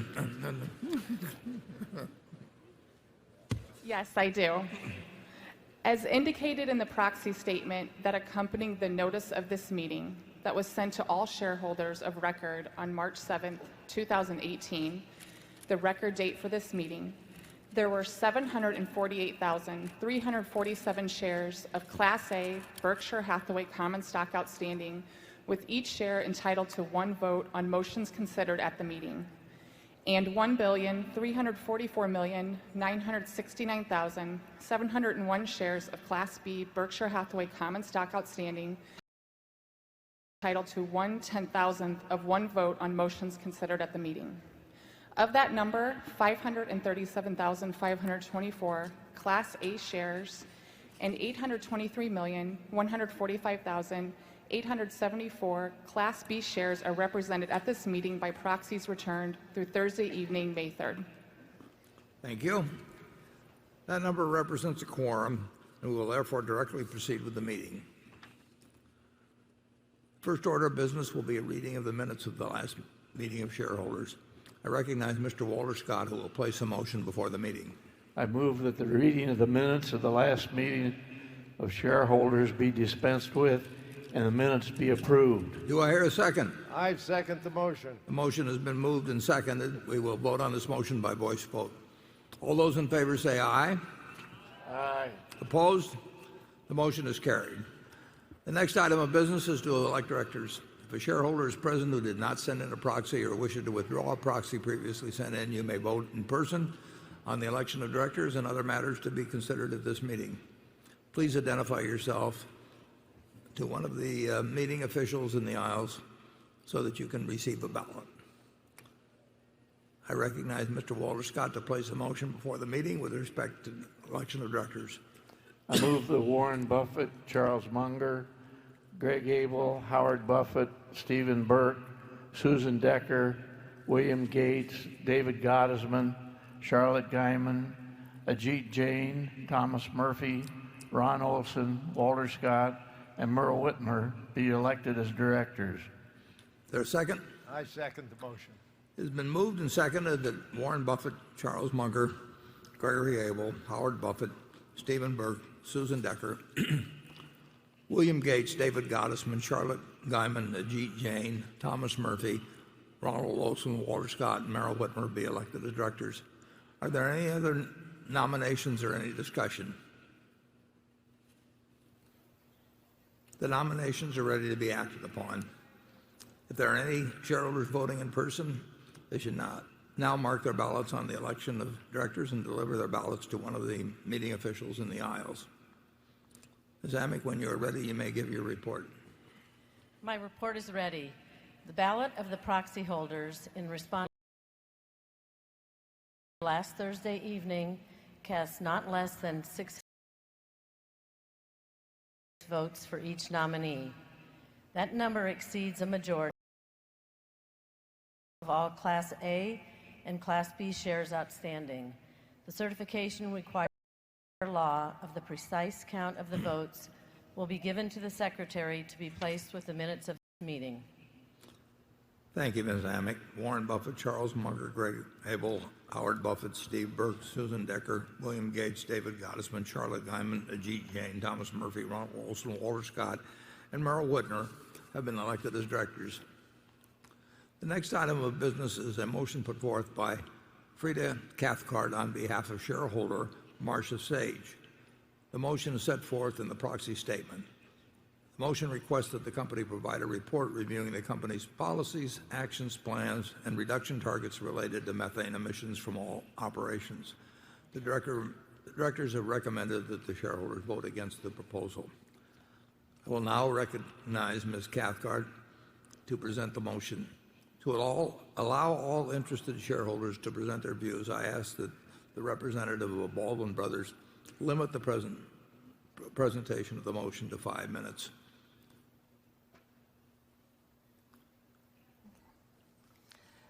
Good morning, Chairman Buffett, Mr. Munger, members of the board, and fellow shareholders. I am presenting this proposal on behalf of Baldwin Brothers on the issue of methane asset risk.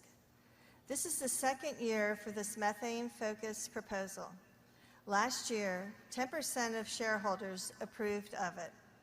Methane asset risk is a serious financial safety and environmental issue across the entire natural gas supply chain. The failure of a gas injection well at Southern California Gas Aliso Canyon Storage Facility in Los Angeles revealed major vulnerabilities in the maintenance and safety of natural gas facilities. In that situation, cleanup and containment costs have soared to close to $1 billion. Governor Jerry Brown of California has threatened to shut down the facility. Berkshire Hathaway owns the largest interstate natural gas pipeline system in the United States. It has natural gas storage, distribution, and transportation facilities that may face similar safety risks through the Northern Natural Gas Company, Kern River Gas, and Mid-American Energy Corporations.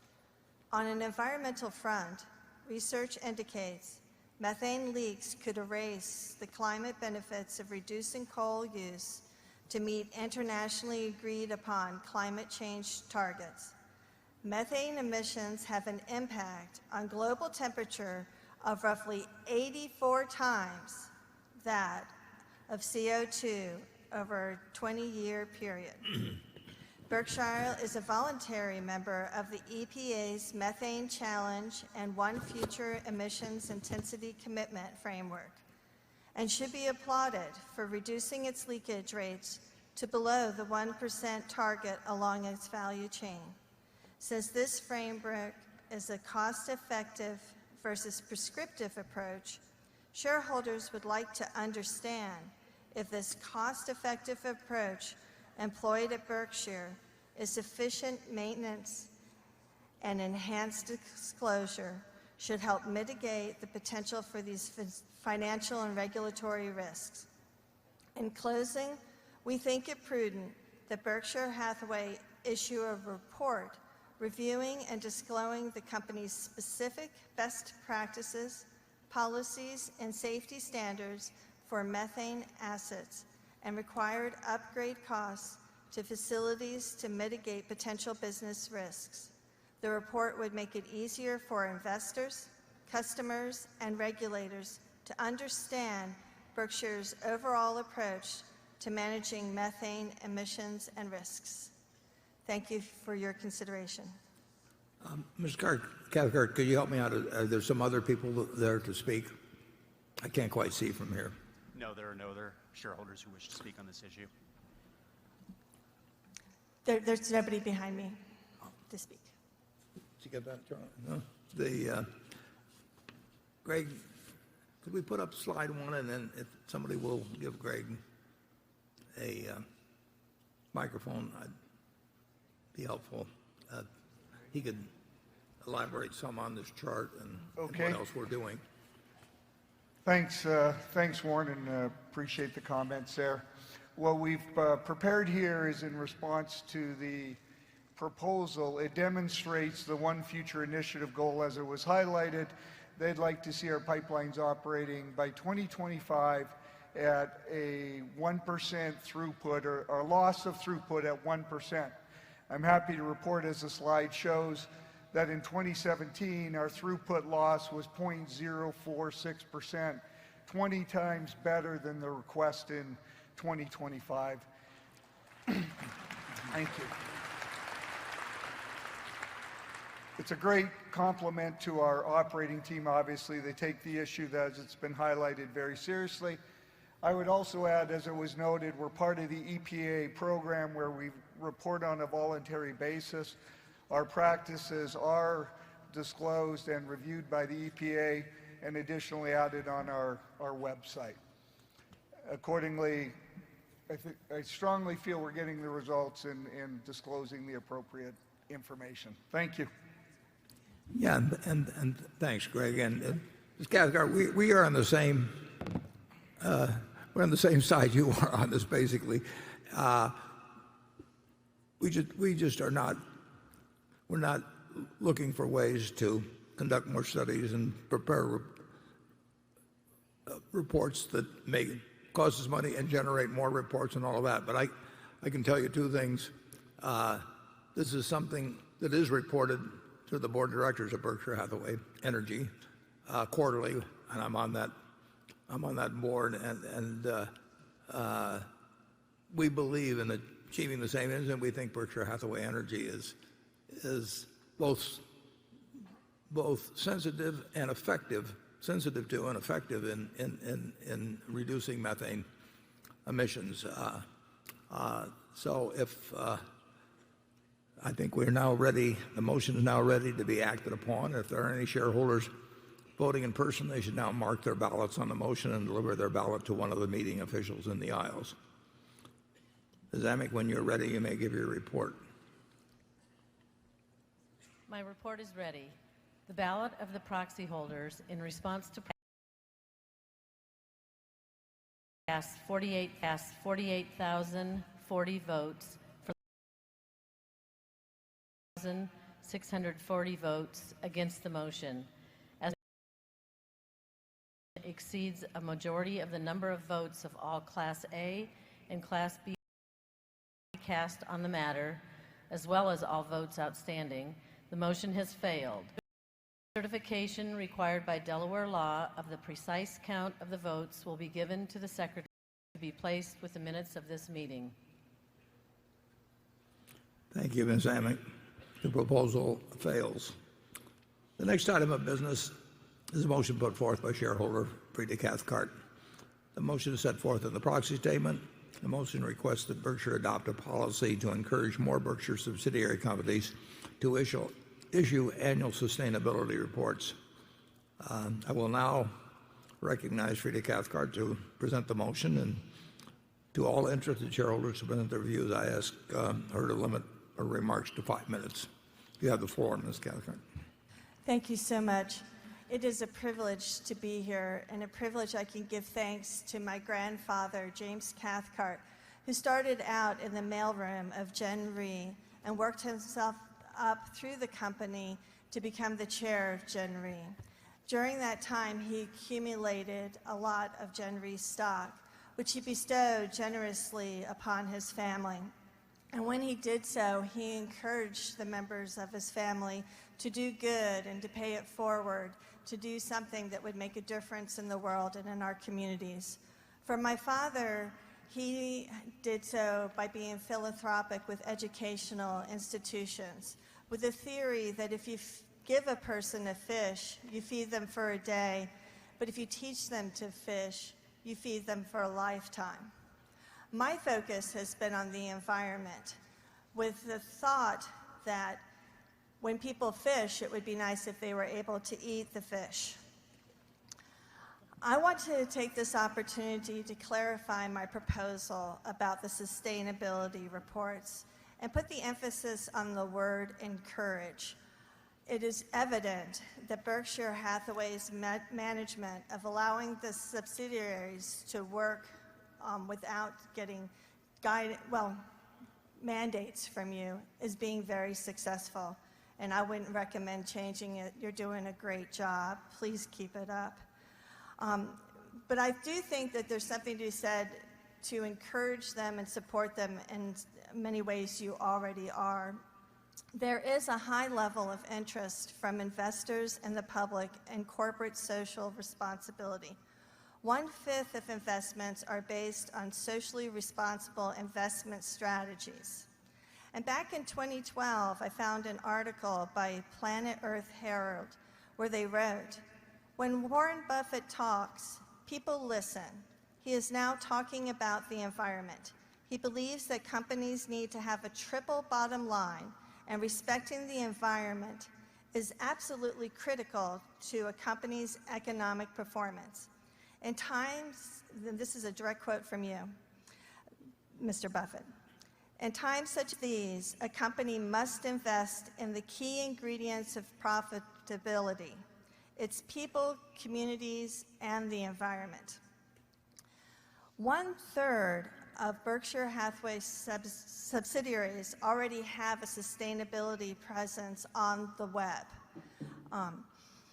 And one of them is Berkshire Energy, that has the acronym RESPECT, RESPECT, which stands for responsibility, efficiency, stewardship, performance, communication, and training. And Berkshire Hathaway provides an annual sustainability summit to help bring the subsidiaries together so they can learn how to be more sustainable, how to share tips, and how to be profitable. And that's excellent. But when I tried to find a web presence about the Sustainability Summit, I wasn't able to find it. And that's where I think that we can do a better job in Berkshire Hathaway when it comes to communication with our shareholders and with the outside world about the good work that we're doing.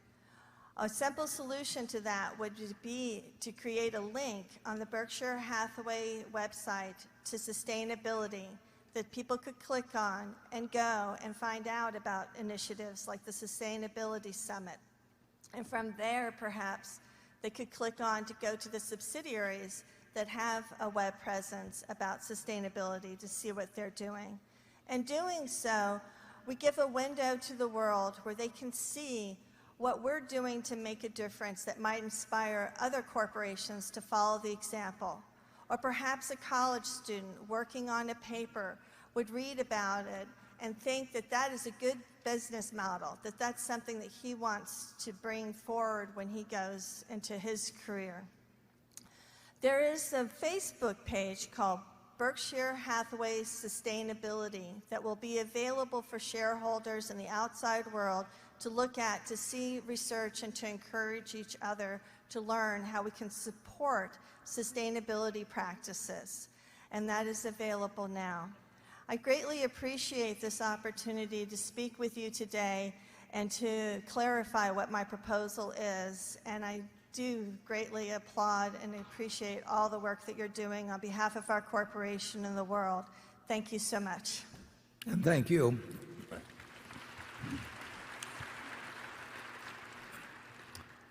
Many of the managers, a great many of the managers of Berkshire are here and are listening to you. And I suspect that a very high percentage of them agree with what you're saying. What they do in terms of web pages and so on, in our view, is basically up to them. But I can tell you that one leading proponent, as you mentioned, was Greg Abel, who until recently was running Berkshire Hathaway Energy and now is vice chairman. And Greg may want to say a few words on this too. But I can assure you our managers are listening to you. Thanks, Warren. Yeah, we do everything that was touched on. I'll just maybe add a few points for our shareholders. Obviously, sustainability is a priority for Berkshire and each of our operating subsidiaries. It was highlighted that a number of them have sustainability reports, but I would go beyond that. If you go to our various companies' websites, you'll see specific actions they're taking relative to sustainability. So it may not be summarized in a specific report, but that type of information is available. I can also add that when you think of the Berkshire Hathaway Energy Corporation, we're trying to lead by example with support from Warren, Charlie, Walter Scott. I'm happy to report, if you look at where our energy production is right now at the end of 2017, 50% of our energy that is produced and consumed by our customers comes from renewable energy. That's something we're strongly communicating across the U.S. and globally as an example of what can be done in our industry.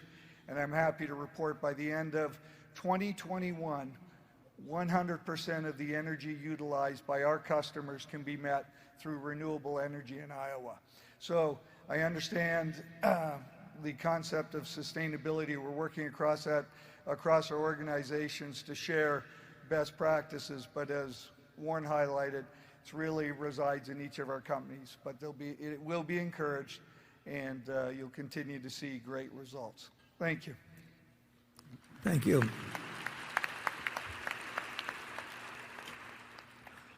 The motion is now ready to be acted upon.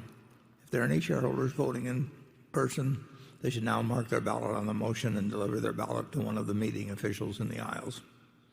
Zamek, when you're ready, you may give your report. My report is ready. The ballot of the proxy holders in response to proxies that cast 67,282 votes for the motion and 544,256 votes against the motion. As the number of votes against the motion exceeds a majority of the number of votes of all Class A and Class B shares properly cast on the matter, as well as all votes outstanding, the motion has failed. The certification required by Delaware law of the precise count of the votes will be given to the Secretary to be placed with the minutes of this meeting. Thank you, Ms. Zamek. And I would say, Ms. Cathcart, our managers have heard you. I mean, you have had an impact, and I appreciate what you've done. Walter, I guess we're now ready for a motion. I move this meeting be adjourned. Is there a second? I second the motion. A motion to adjourn has been made and seconded. We will vote by voice. Is there any discussion?